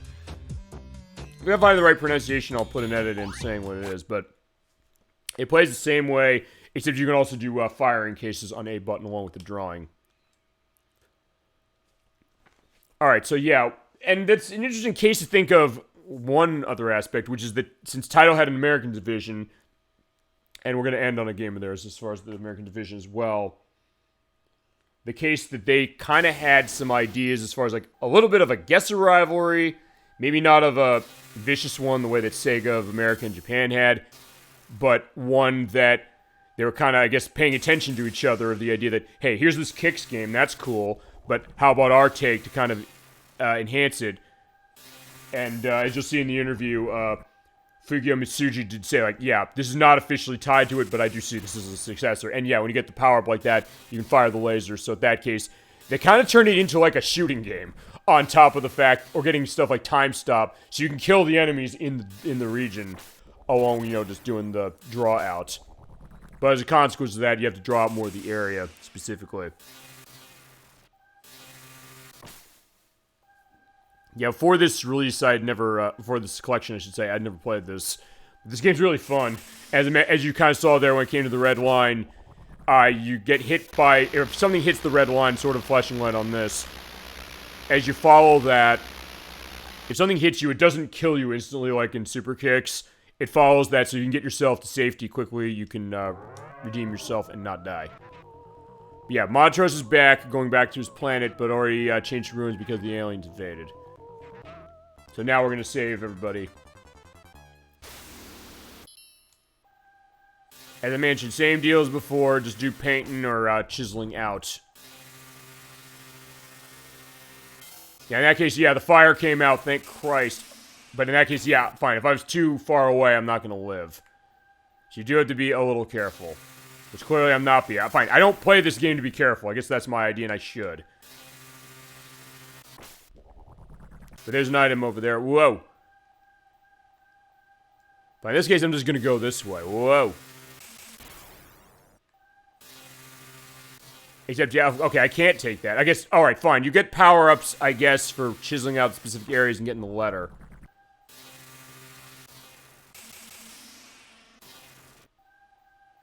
Oh, no. Oh, no, crap. Alright, that's already game over. So, like, alright, fine. I'll show off a little bit more of this. See if I can get starting, get the shooting going on, hopefully.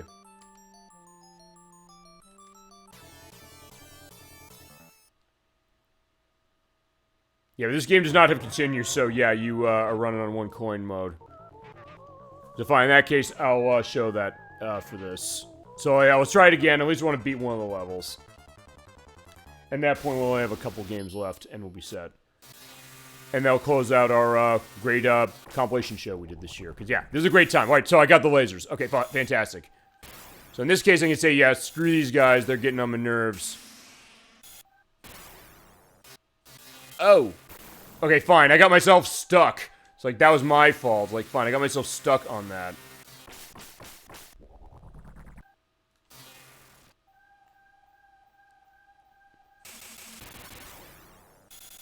I guess I can also feasibly kill this thing, can I? Okay, fine, I can, but I'm out of juice for the shots.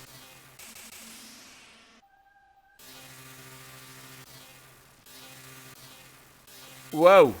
Okay, yeah, unfortunately I'm so, tied in on that.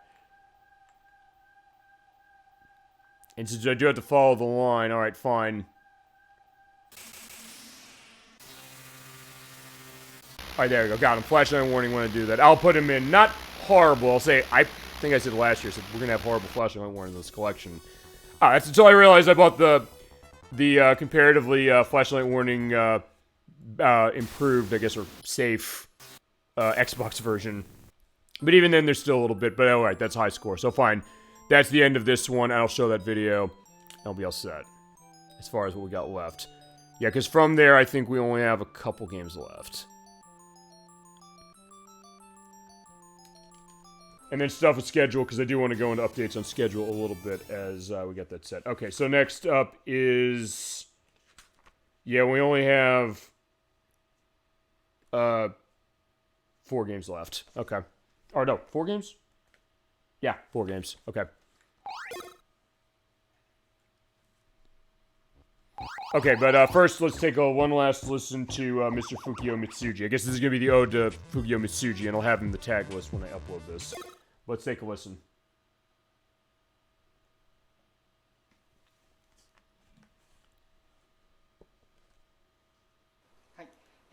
このゲームはタイトルも見た目も Yeah, so he says, I consciously created this as a sequel, but it has a different title and a different look.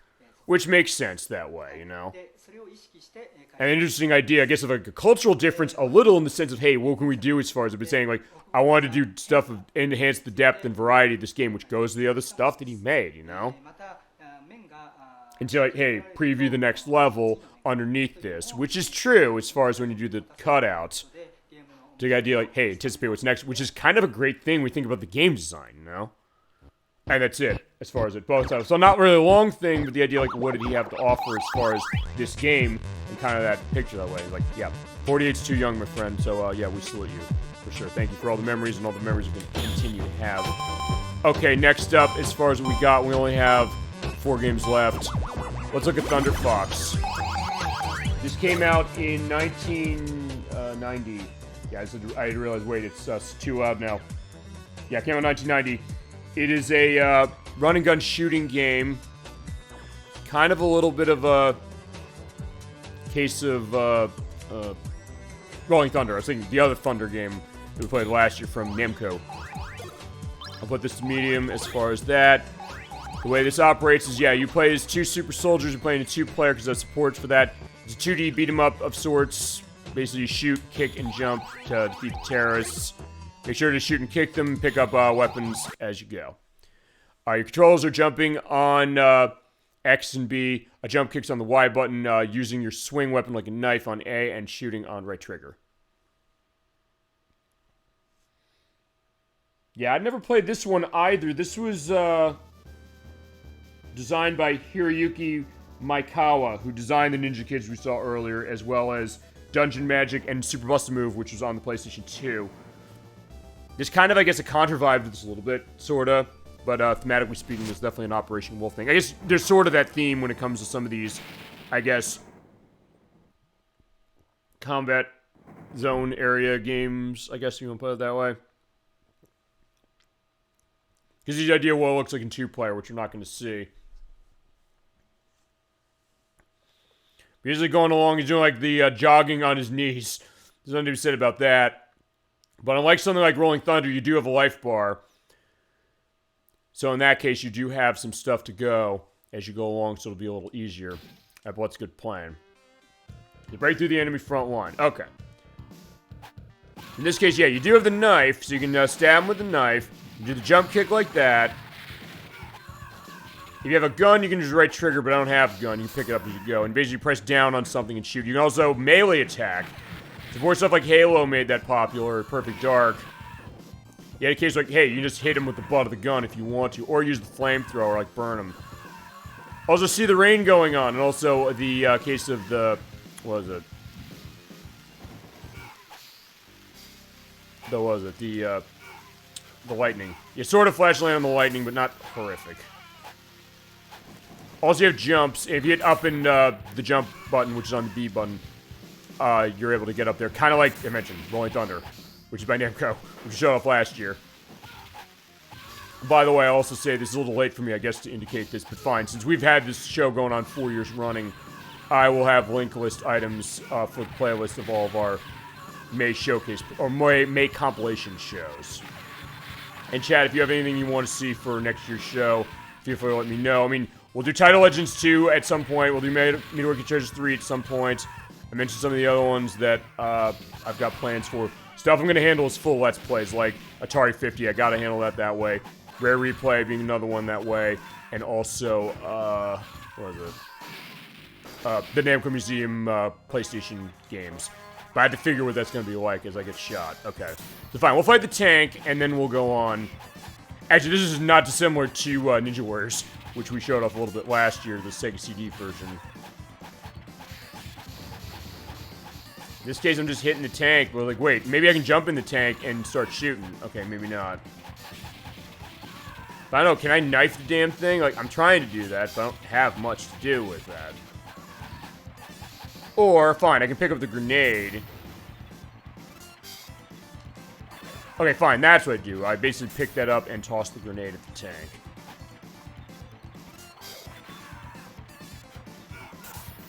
Because I would say, like, yeah, I can't knife a tank. Even in the case of something like this, I don't think they'd say, like, oh yeah, you can do that. Also, we got, like, I don't know, like, they're not helicopters, they're like, I don't know, a gyrocopter? It almost looks like those aspects. Oh, and now it's a flight shooting game. Okay, I didn't know it had that. Shit. Okay. That's cool. So you're getting some variety here. Since you got a 2D beat 'em up, I guess, action game, but that's like, fine, it turns into like a flight shooting game. But in this case, yeah, you just got guns, just start shooting. In this case, I'll go to my next death, or my next game over, I should say, and then we'll go on. Because we don't have a whole lot left. And honestly, some of the next couple are going to be cases where it's not going to be too much to show. Not that I'm concerned about that, but just in case it's fine. We've been going for almost 5.5 hours. Actually, I think before edits... Okay, fine. Not counting the edits, this is going to be the longest one we've done so far, because I did have the edit for the Namco Museum collection we did last year. Alright, we did make it, and now we're also kind of zooming in, but when we zoom in, we're landing on the ship, but I guess first I'm going to be flying across. Alright, let's just keep going. So fine, there's a whole level over there, I guess, and I can... Okay, fine. Warning. Ow. Alright, so fine. Unfortunately, we're dead. So I think that's going to be the end of us. Right, yeah. Definitely some interesting stuff, and some interesting changes in gameplay style. So actually, that's pretty nice. Okay, first I was like, wait, did it load correctly? Yes, it did. Okay. Alright, so with that, we only have... 3 left. Okay. Next up's Tokio. This came out in 1986. This is a vertical flight shooting game that runs on the same board that Bobble runs on. In Japan, this is called Scramble Formation.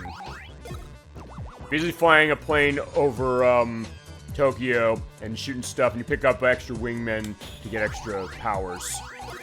Basically, you have to pick them up. They're these red wings. You'll see them as we go. As far as this number of enemies, number of enemy shots, bonus lives, all that. Let's get started. Yeah, the way this is working, you're going to fly around, hit the A button or right trigger to shoot. Change your formation on the B button, launching the planes you get out with X, and move around. Okay. Yeah, this is kind of a Xevious-like game, as far as like the Namco parallel, going back to that. In this case, you're just flying the plane around. It is almost like the I don't know, like a World War I flying ace, but fine. This is a Tokyo case, so fine. It's probably not that way, you know. Probably more like a 30 seconds over Tokyo case, although it's fine. It's not a Pearl Harbor case as far as what's going on with this. But either way, that's what you do. You build up your ship, picking up those red ships there so you have more firepower as you go along. Kind of similar to other games like this, like Musha and things like that. Or Ghost Pilots, since I think we talked Ghost Pilots at one point. Of SNKs. Alright, let's take a look at Tokyo.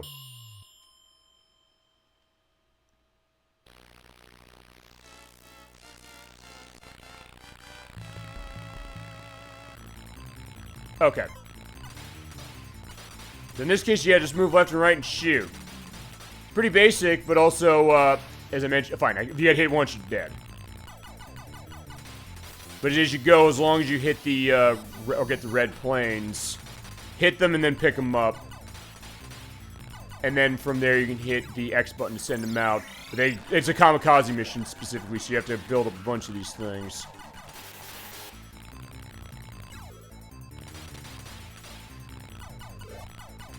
I think the strategy, from what I understand in this game, is to make it so that you can have a bunch of planes, so you have multiple shots going. But yeah, if they get hit, they're gone, and feasibly you can be gone too pretty quick.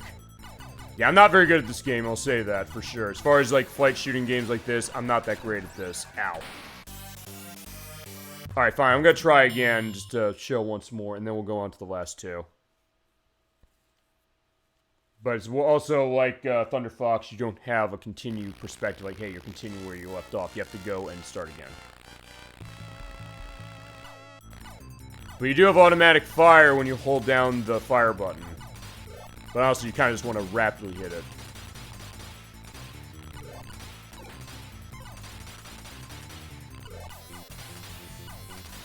In this case, I'm also going to try just picking up the planes this way. Alright, yeah, because you hit the B button, you change what formation is. So at that point, fine. Then we can get into a case of, yeah, look at that. Yeah, so as long as you get the formation right, as far as we have multiple ships, you can't change formation with one ship. So that was why I was trying to hit the B button. I was like, wait, why is this not doing anything? But fine, that's the reason why. But if they get hit, they're gone. So unfortunately, there's not much we can do. But you can also launch them out if you so desire. Alright, we're breaking the cloud cover.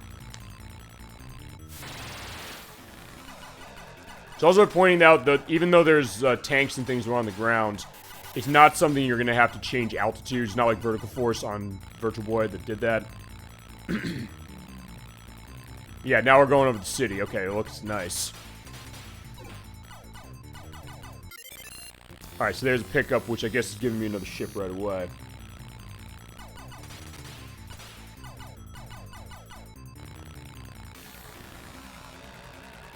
Alright, so definitely looking at a lot of different places over Tokyo. Going over the baseball stadium, going by the hotels and the pools there.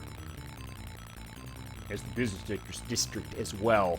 Alright, formation change, okay. Alright, so it's also the case that fine, it tells you up there when you can do a formation swap.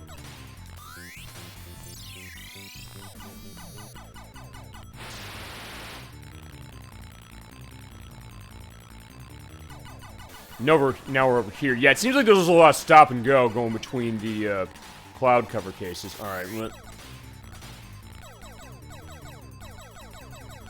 I wonder if we're going to have a boss, and then we'll look at the last two games. I also have to control myself on one of those, because one of those is a puzzle game, and my god, it's addictive. Yeah, in that case, when I get to this one, when I get a game over on this, we're gonna go to that one next. Okay, this shouldn't take too long at the rate I'm going, honestly, with this. Okay. Whoop.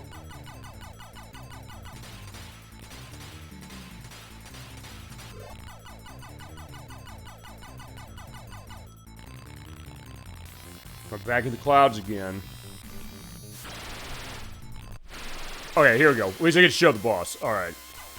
Ow. And, oh, I was gonna say, I have another life. Okay, never mind. Just shoot the flashing areas. That's usually how games like this go, and avoid the laser shots. Yeah, there's a lot of laser shots, and yeah, fine. I'm taking no chance on that one, or I had no chance to win. Or to go to the zero wing logic. you have no chance to survive. Make your time. Alright, so that is Tokio. That's definitely an interesting one. And then the last two we got are 2-Bit. This is the most recent one we got. This came out in 1993. This is a puzzle game that's kind of a mixture of Tetris and Pipe Dream, if you're familiar with Pipe Dream. You know that game where you have to hook the pipes together to get the goop going through it and make sure you get through enough so you avoid it from spilling. It's like that in that way. I'll show you in just a sec. But no, I do want to have that.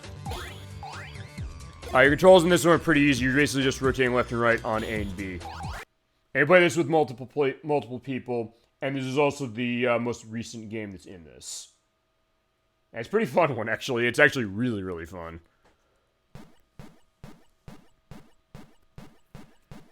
Now, see, this is the one that, as far as the games we got left, is going to take the most time, feasibly. The next one's not going to be that long, but the next one's going to be a case where the flashlight warning is going to be pretty strong. Yeah, this is 2-Bit, and we have the witch doctor guy there. Going about, but yeah, this is what the game is like. You're basically changing the direction of the pipes, and those little electrodes, or I guess areas on the sides there, you have to connect them to something on the other side anywhere, and when you do that and you clear them off, the blocks will go away, and you have to clear enough of them before everything hits the top at the end of this. So yeah, this is not going to be too, oh wait, you can move those?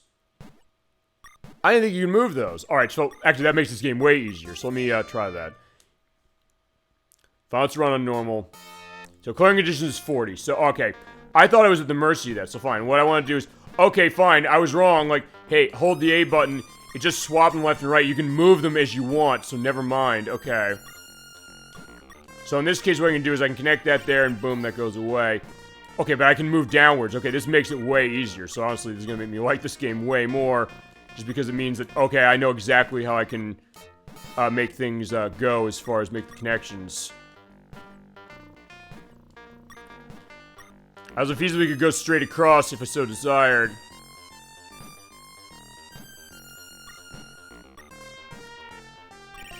So let's get rid of that, and then maybe I can also get something else over here. I do love the music. The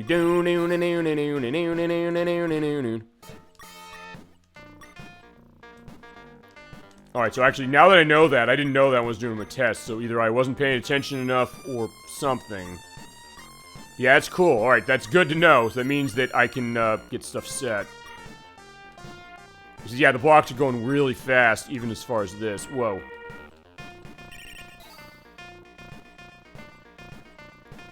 You're like, Jesus Christ, look at the way the blocks are going in this one.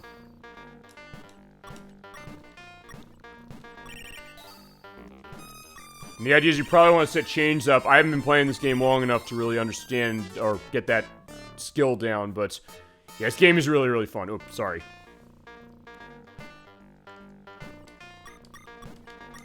Yeah, it definitely, I'll say this, of all the discoveries on this collection, this is actually kind of one of the best ones, honestly. Very fine. We love our puzzle stuff on the show, as we've indicated, and Dolly Finn in the chat, I know you do too. I think you'd really like this, honestly, just for the case of that, amongst other stuff.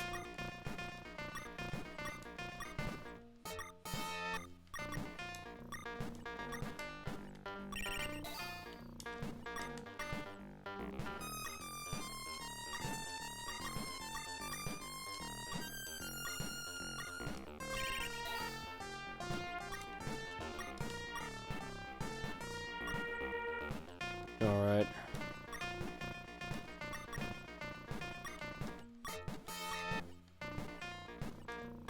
Also, I do want to also show hitting the top of the stack.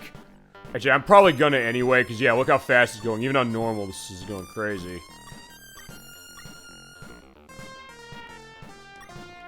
But I always connect that way to show that. And yeah, if you can get stuff going in a chain, yeah, that's gonna be your best friend here.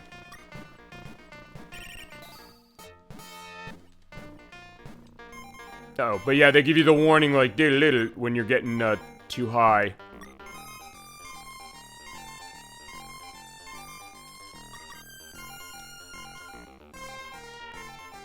I sort of kind of redeemed myself that way. But if you hit the top anywhere, you're getting a game over. So I'm going to let that happen just because I think I can go on to this. We can definitely come back to any of this stuff because there's some cool stuff in here. This is definitely one of the coolest. As far as the games I never heard of, I'm actually very glad I found this one.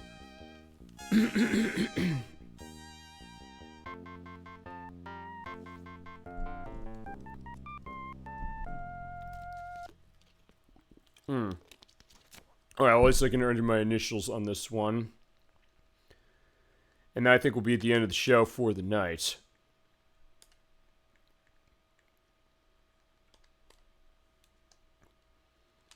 Alright, so there you go. Yeah, Tuba's a really cool one. And if you never played it, this collection might be worth picking it up for alone. And lastly on our list, we got Zookeeper. This came out in 1983. This is a Taito America joint. Everyone's game for Zookeeper. The idea is like, yeah, you're playing the Zookeeper. It looks like Luigi of Mario. His name's Zeke, by the way. Zeke the Zookeeper. You have to keep the animals in the cage, and you have to save his girlfriend Zelda. Okay, fine, Mario, Nintendo parallels are going crazy on that one. You have to save her every couple stages with the way the animals are taking over. It actually started as a conversion kit for kicks, as it was. They basically took kicks and they said, fine, we're going to do a conversion on the board. So yeah. The animals escaping a running riot, so you have to wall in the animals and then save for every couple levels, kind of the Donkey Kong perspective. You just move and jump. It's worth pointing out there's going to be a pretty large amount of flashing lights on this one. This is the most severe one we got, so I'm going to give the warning to it right now. But let's get started. As you get the Sorcerer's Apprentice music, So yeah, here's Zeke. He doesn't look anything like he did in the art, but what you do is you hold the animals in the zoo with bricks by moving left and right. You can jump over them, you have to get the root beer, and when you do that, you get more points. Or you can jump over the animals and get some points, and there also might be a net that drops down. You pick that up, you can capture the animals like Donkey Kong, like you hit them with, you'll find, like in Donkey Kong, you pick the hammer up, use that to get the animals out of the way. Basically survive until that bar reaches the end. If any of the animals touch you, you die, and there's your flashing light right there. Anytime that happens, we're gonna have a flashlight. Sorry about that. So yeah, let's take a look at this one, and I'm actually putting the volume way up on this one, because this game's fucking quiet. Alright, so let's give it a shot. Put a credit in, and we'll play. How long you hold the animals in? You get different points for jumps when you jump over more than one animal at once. You have to capture them in. This game's pretty fun. The flashlight warning thing aside, this game is actually a pretty entertaining game. There's kind of a Kicks vibe, there's kind of a Donkey Kong vibe to this. Fine, there's definitely a Donkey Kong vibe to this. But in that case, also, if you get the net, yeah, you can run in the animals and capture them. So, yeah, I know it's Donkey Kong, but still, that's that idea. And if the animals are caged in, if they're not caged in, it's worth pointing out, fine, that one's free. That just means that they just will roam free. It makes it harder on yourself. And every time they bounce into bricks, they'll be in trouble. Alright, sorry. Yeah, anytime you get hit, flashlight warning.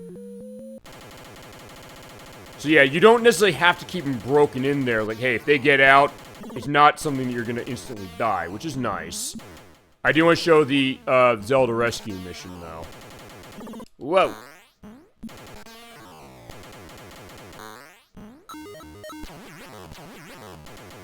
Also, you do have to kind of curve your movements a bit, by the way, moving around the box. You can't just move left and right. Okay, so for every 3 levels or so, you basically have to make the jump up on these moving platforms to get to Zelda. She saved me! Oh shit, oh no. I do at least want to save her once, and at that point I think we can end the show for the night.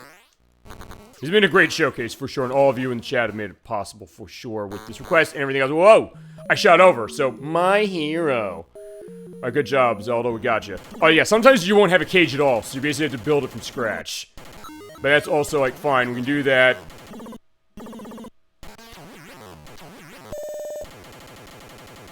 To find, wall the animals in, but yeah, these animals are going crazy.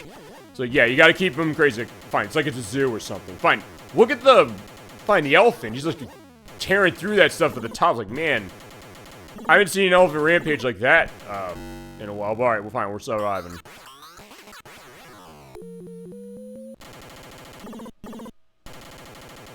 And there's the watermelon. Oh, okay, fine. A button is also jump. Oh, no, it is. Oh, wait a minute. Why did I walk right through that? I should have died to that. How did I not die to that? Uh-oh.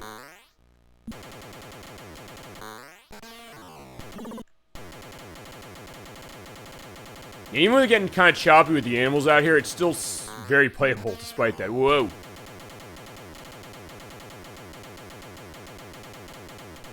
Yeah, but the timer's going down. Like, I had to kind of hold my line a bit on that one. Alright, fine. Let's try and get up here.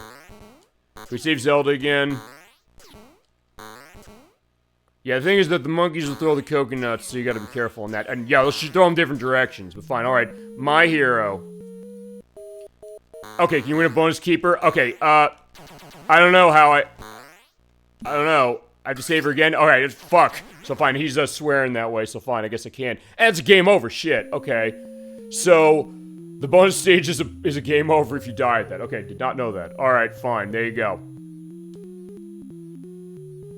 It's kind of a what you see is what you get game, but actually it's a lot of fun. It's not, it's easy to pick up and understand, and it's definitely got some nice value to itself. Yeah, I think with that, I think we're going to be good to that way. Actually, I'll tell you, let me think about how I want to end this. As far as where I'm stopping. In fact, I'll tell you where we're going to end. I think I'm going to end on the attract on, Bobble. So yeah, when it goes to that, we'll go in the attract, and it'll show the, stuff for that. Okay. So. After 5 hours and 40 minutes, about... There's your 4th annual classic game compilation program for May. I had a great time doing this. Thank you, Alexis, for making this request for Taito Legends. I had a great time playing this. Great time going into everything about Taito, finding some hidden gems, going into discussions of games that you're liking or not liking out of this, maybe seeing something that you like out of this, and if that's the case, this collection might be worth a pickup. It only cost me about $10 to get this complete on Xbox. The box is not in so hot shape, but it's something that, it's not that expensive. It's a little more on the PS2. It's about $20-something I've seen, but you can feasibly get better condition copies of an Xbox for that. It is cheapest on Xbox if you're looking. You do need an original Xbox to play it. It will not run on Xbox One or Series X or Xbox 360 for that matter. Usually it's more the 360 case. There are very few original Xbox games that run on Xbox One, Series X, but I'll bring them up when that happens. PS2, there's availability that way, and it's on the PC. And some of these games are important in other places, but a good amount of these have not. So, yeah, there's actually a pretty cool collection on a console in an era where we had tons of these, like a lot of the Midway collections, the Namco collections, and things like that. So, yeah, definitely a lot of interesting stuff going on this, and I'm waiting for it to go into... Okay, there we go. I was going to say, when's it going to go into attract on Bobble. There we go. Okay. Yeah, I just need to get myself set. Yeah, I've been talking a lot, clearly. But yeah, I had a great time doing this. I'm looking forward to next year's show. As far as what it'll be, I mean, I guess we could do Taito Legends 2. We will do Taito Legends 2 eventually, don't worry. Yeah, Chad, if you have a preference on what you want to see for next year's show, I'll keep bringing that up as far as it over the next couple of months. And if you want to see something specific, like, oh god, we got to get to this, I want to get to that one next, feel free. But yeah, we'll definitely do that, and it won't necessarily be a case where we only can do this in May. Which usually, the way I'm going to do this is I usually did it on Memorial Day weekends, when I had cases where I had to do stuff for schedule last year when it came to one of the lunar parts, and also for this year where I'm starting something that's fitting for Memorial Day weekend as it is. I'll do it on the Cinco de Mayo weekend or Cinco de Mayo day. It'll be some case as far as May, and I guess it's scrolling through all the games that we saw as far as this for the attract. Okay. Feel free to let me know as far as that, and we can definitely go into that. But with that, thank you so much for watching Super Bowl Game Saturday tonight. Let's talk schedule. I got a couple things I want to talk about as far as this. It should take us about 6 hours with this. Next week's show is going to be at 7 p.m. Eastern Standard Time on Saturday. That's going to be May 11th. Going back to Metal Gear Solid 2 Substance. We've put that game on the table for about month and a half now, or actually 2 months, as it's been more than 2 months. We had to put that on the table to finish Lunar as it is, but with Lunar completed, we're going to go back to that. Of what we have left, we only have the last 3 of the Snake Tales to do, and then the Metal Gear Solid Skateboarding. I think we'll be able to do those all in one show. I think if I have to run a 6-hour show like this one to do it, I'll do it, because I do want to get a sense of that. Those last 3 of the VR missions, fine. The last one could be really, really long if you don't remember what Massive Mindfuck it is, which I didn't remember what it was and how crazy it went, but... And also if you don't do certain things, because, yeah, my test, there's one part for that last one, like, yeah, you better get every single one of those rations that you see, otherwise you'll be in hell like I was in the test play, and I will not make that mistake for the show, I promise. But that'll be our last look at Metal Gear Solid 2 Substance on PS2. Not because we're done with the game, but because that's the last thing we're going to show, because I'm also going to show Metal Gear Solid Skateboarding, which is only in that release. We'll come back to the finale for that in June. Week after that, Nocturne's coming back. She's going to be back for the next part of Crocodiles of the Gobblers for Sega Saturn. So looking forward to going into the next part of that game blind, as it is. I'm going to go down that icy hole and see what's down there. And we're going to have a great time doing that, as far as her collectathon platform aspect going. And then I got my case on May 25th at 7 p.m. Eastern Standard Time. The wait is over, everybody. We are getting closer to doing Super Mario Sunshine. Bricks Abri asked for this game 2 years ago. I know it's taken a little bit of time to get this prepped. I'm almost done with my prep this coming week. I'll be done with prep for 120 Shines. I'll be ready to go for that game. We're going to be running it, as I mentioned. That was originally a GameCube game that came out in 2002, but I'm using the Super Mario 3D All-Stars collection on Switch to play it. I can still run GameCube controller. It fixes some of the glitches that the GameCube version has. And it looks better than the GameCube version does, blown up through the RetroTink 5X, which you think, like, wait a second, even with S video on GameCube, that should still look fine, right? That game, no, honestly, it doesn't. So I made the executive decision of saying, yeah, we're going to run it that way, but we'll still have the same great game. I'll have edits from the GameCube version for certain things as we go along. And then we get to June. There are definitely some changes I want to talk about. Because I have learned that I'm going to have to take a show off as far as it. So we're not going to have 5 shows in June anymore. We're going to have 4. I have to take off on June 22nd, so there will not be a Super Bowl Game Saturday program that night. As far as the rest of the month, I got to figure what schedule's looking like with this. I'm going to have a better answer for this when I talk to Nocturne, because she's going to be a big part of this because of where the next Croc part's going to go. Because we'll have the next Croc part. We'll have the next part of Super Mario Sunshine. We'll have the finale of Metal Gear Solid 2 Substance, although actually we're not using Substance anymore. We're using Metal Gear Solid HD Collection for Xbox 360, where I'm going to show off the VR missions, because I got tons of them locked on that. I'll show as many as I can. I will show off the hidden appearances of Johnny Sasaki. Yeah, it's just Sasaki, I should say. That we didn't show when we played through the game. I get the save set up for that. I want to show the cameo by Mei Ling, but it might potentially be random where that's happening, because I was trying that on Metal Gear Solid 2 Substance on PS2, and it was not coming as far as what makes it go. You have to basically do codec calls with Otacon on the Tanker chapter, but I did that for like a half an hour straight, and I didn't see anything. I'll see what I can do on that. If we can't, I'll have an edit in showing what it is. Because the idea that, hey, she gets involved as far as... And it goes to stuff in story and stuff actually that's going to go with the Snake Tales we're going to have next week. As far as in particular the last one of those. Where, fine, the Snake Tales are not canon to the franchise. But the idea of how Mei Ling is still connected to Snake and Otacon after Shadow Moses from Metal Gear Solid 1. That is canon. That is a canonical perspective. So it does kind of tie to that. I'm going to figure as far as that... I'm going to also be putting the play of Road Avenger on hold, and the reason for that is because of the show I have to cancel, and also because I mentioned I have to get my Sega Genesis replaced or get a new one of those. It used to be a case where my Sega CD was running. I tried doing testing on it this week. It was not responding to my Sega CD. I know it's my Genesis the problem, because Nocturne helped me figure out that my 32X is no problem with hers. So I think it's the same case as far as that. So I'm going to put Road Avenger on hold. I'm going to probably do that in August, because at that point I should be able to have the replacement Sega Genesis that I need for the purpose of... Not that it costs much, but I just want to make sure that's set and have some time to practice for it. So as I mentioned, we're not going to have a show on June 22nd. As far as the dates for all those shows, that's a little up in the air. I'll have an answer for you probably in 2 weeks, as far as where that's all going to look. And then as far as other stuff we got coming up, for the RPGs, I'm going to push off Rhapsody Musical Adventure. I was looking as far as scoping that. There's other stuff in that I want to show, and I don't want to necessarily rush that one because I would need to only have 2 months as it is to go through that. Because I also have a show I have to skip in September. That's going to be... I do want to get that answer out specifically as far as knowing which one. That's another show I'm not going to be able to have a show for. Weekend I'll be off.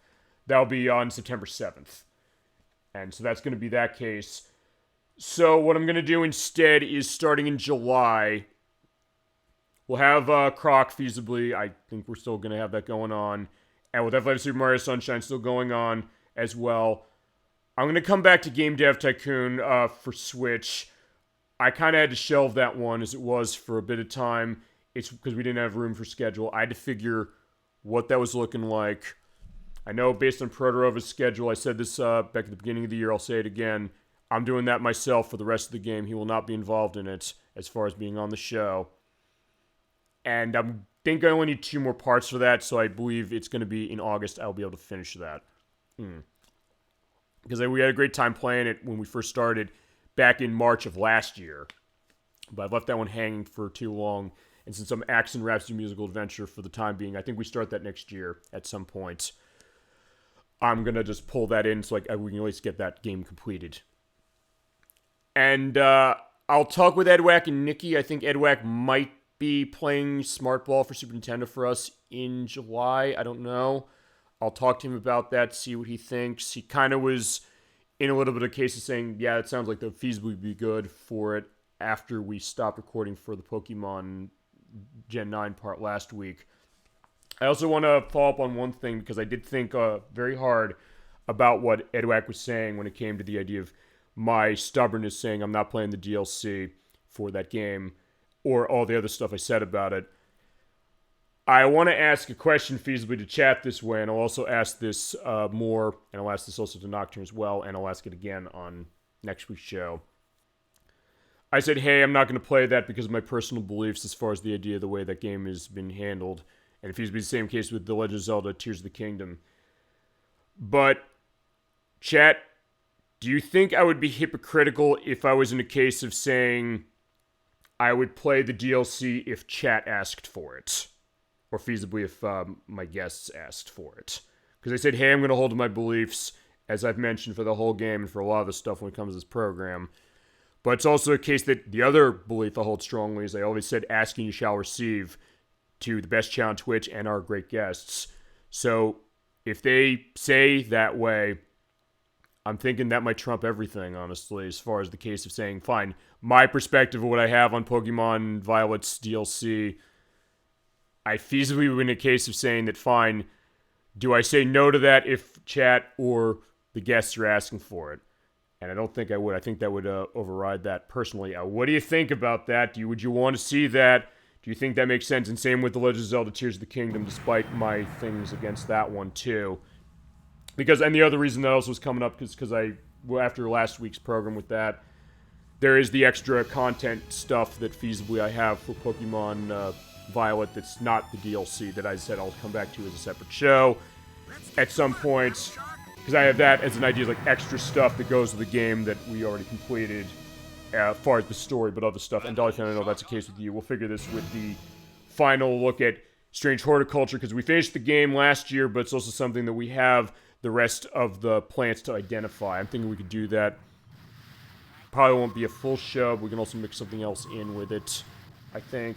We'll figure that out as it goes along, but let me know as far as what you think about that idea when it comes to, fine, my feasible backpedal on the Pokemon Gen 9 DLC, but it's also a case that I'm realizing, fine, I'm taking one principle saying I'm not going to do this, but also principle saying, like, hey, if chat asks me, I always say asking you shall receive. Like, I would be violating that. Like, I think that might feel worse to me if I drop that perspective. Because, by that standard, we wouldn't play this. And, I've never said anything as far as chats. Like, if you're asking for a game, I will never say to you, no, we're not playing it. Unless it's a case where there's a nudity case, in which case we'll do as an off-screen Let's Play. Or a case where we have licensed content stuff, I'd figure as much as we could for some of those things. Even if I have the whole game muted, if it has to come to that. You want to see something like that. I'm thinking like the Lord of the Rings games of EA's. That might be one of a case like that. Like, I'd have to mute the whole damn game. But that might be a thought as far as like an idea or an example of that. And also, as I mentioned earlier, I'll say this as far as the Xbox Live Deluxe Showcase. I'm having problems with my Xbox 360 or my Xbox account where for some reason, even though I have my online accessibility to my Xbox Series X, for some reason I don't have it anymore on my 360, and I'm getting this error code that I cannot find an answer for. Even when I play Xbox 360 backwards compatible games on my Series X, we're actually probably going to see that when we go to Metal Gear Solid 2 for the finale in June, unless I get this figured. I'll probably call Microsoft up for this. I'm going to have to move on that one because I know that the Xbox store is closing at the end of July. Because there are stuff I want to pick up feasibly to have for future shows. If I'm not able to get that figured out, that's going to kind of change the scope of some of the stuff I'm going to have on that show. Or it might be cases where fine, it's available on PS3, so I can get on that because they're not shutting that store down yet. And some of that stuff is on there. But some of that stuff is going to be demo case anyway. That's for our, the middle point. The compilation shows of these are kind of the middle ground of the year between when we do the Thanksgiving Showcase. And the Thanksgiving Showcase this year, as I mentioned, on November 30th, is going to be for delisted Xbox Live arcade games. Some of those I have to be having demos for only because they've already been delisted and I didn't buy them like an idiot. But I'll show some of those, and I might be in a case, as I mentioned, if I can't get this thing figured out. I feasibly a call to Microsoft to fix this. I think it might have something to do with the Game Pass Ultimate freebie that I took as far as the free subscription for like 3 months. But I want to confirm that with them because I tried everything as far as what they say for that error code and nothing's doing it. But that'll feasibly change that. But I'll also get to that case as far as some stuff. But I've got things that I've mentioned that I'll have on deck already. So if I can figure some more stuff for that to get things, and also future stuff for future shows, I will definitely do that. But I think with that, that's going to be everything I got for tonight. For Taito Legends, for Xbox, and for everything else coming forward in the next couple of weeks and months. And thank you so much for all your support, for joining me tonight, sharing everything you have, sharing even your personal perspectives of certain things you mentioned, because like we're going ideas as far as, potential security cases with like online accounts. Fine, this isn't the security case thing with 360 that I'm talking about, but just a case that I can't get my unit online. It's like, it's seeing the sign in, but it's like, it's able to go online, my internet's being recognized. It might also feasibly be a case of where I'm living currently as far as that. I'm also going to do a test as far as this because Nocturne and I, we meet up as far as that elsewhere from where I am now for that. I might put that to the test, see maybe that does something for it too, for the 360 thing I'm figuring. But just that's that idea. But thank you so much for adding so much to the show, adding everything you always do. I always have a great time doing these shows, and I thank you so much for joining us on this great gaming journey. We go on every week at 7 p.m. Eastern Standard Time on Saturdays usually. And that's actually how it's going to be basically for everything going forward, including the stuff in June. Outside this weekend, I'm going to be not having a show. Good night. Yeah, good night, Dolly Finn. Thank you so much for joining us. Thank you. Of course, Dolly Finn, no problem. Thank you. Thank you for joining us, and thank you for adding so much. And thank you, Likefirst, as well. Of course, Likefirst is definitely one we want to thank for tonight's show for asking for Taito Legends. Had a great time doing it, like we always do. And with anything that you want to see, Likefirst wants to see, or anybody. So with that, thank you so much for watching Super Bowl Game Saturday this weekend, and have a great rest of your weekend, a great week coming forward. And take care of yourselves. I will see you next Saturday at 7 p.m. Eastern Standard Time for Part 4 of Metal Gear Solid 2 Substance for the PlayStation 2. Till then, keeping awesome. Have a wonderful night. Fly high, everybody. And take care.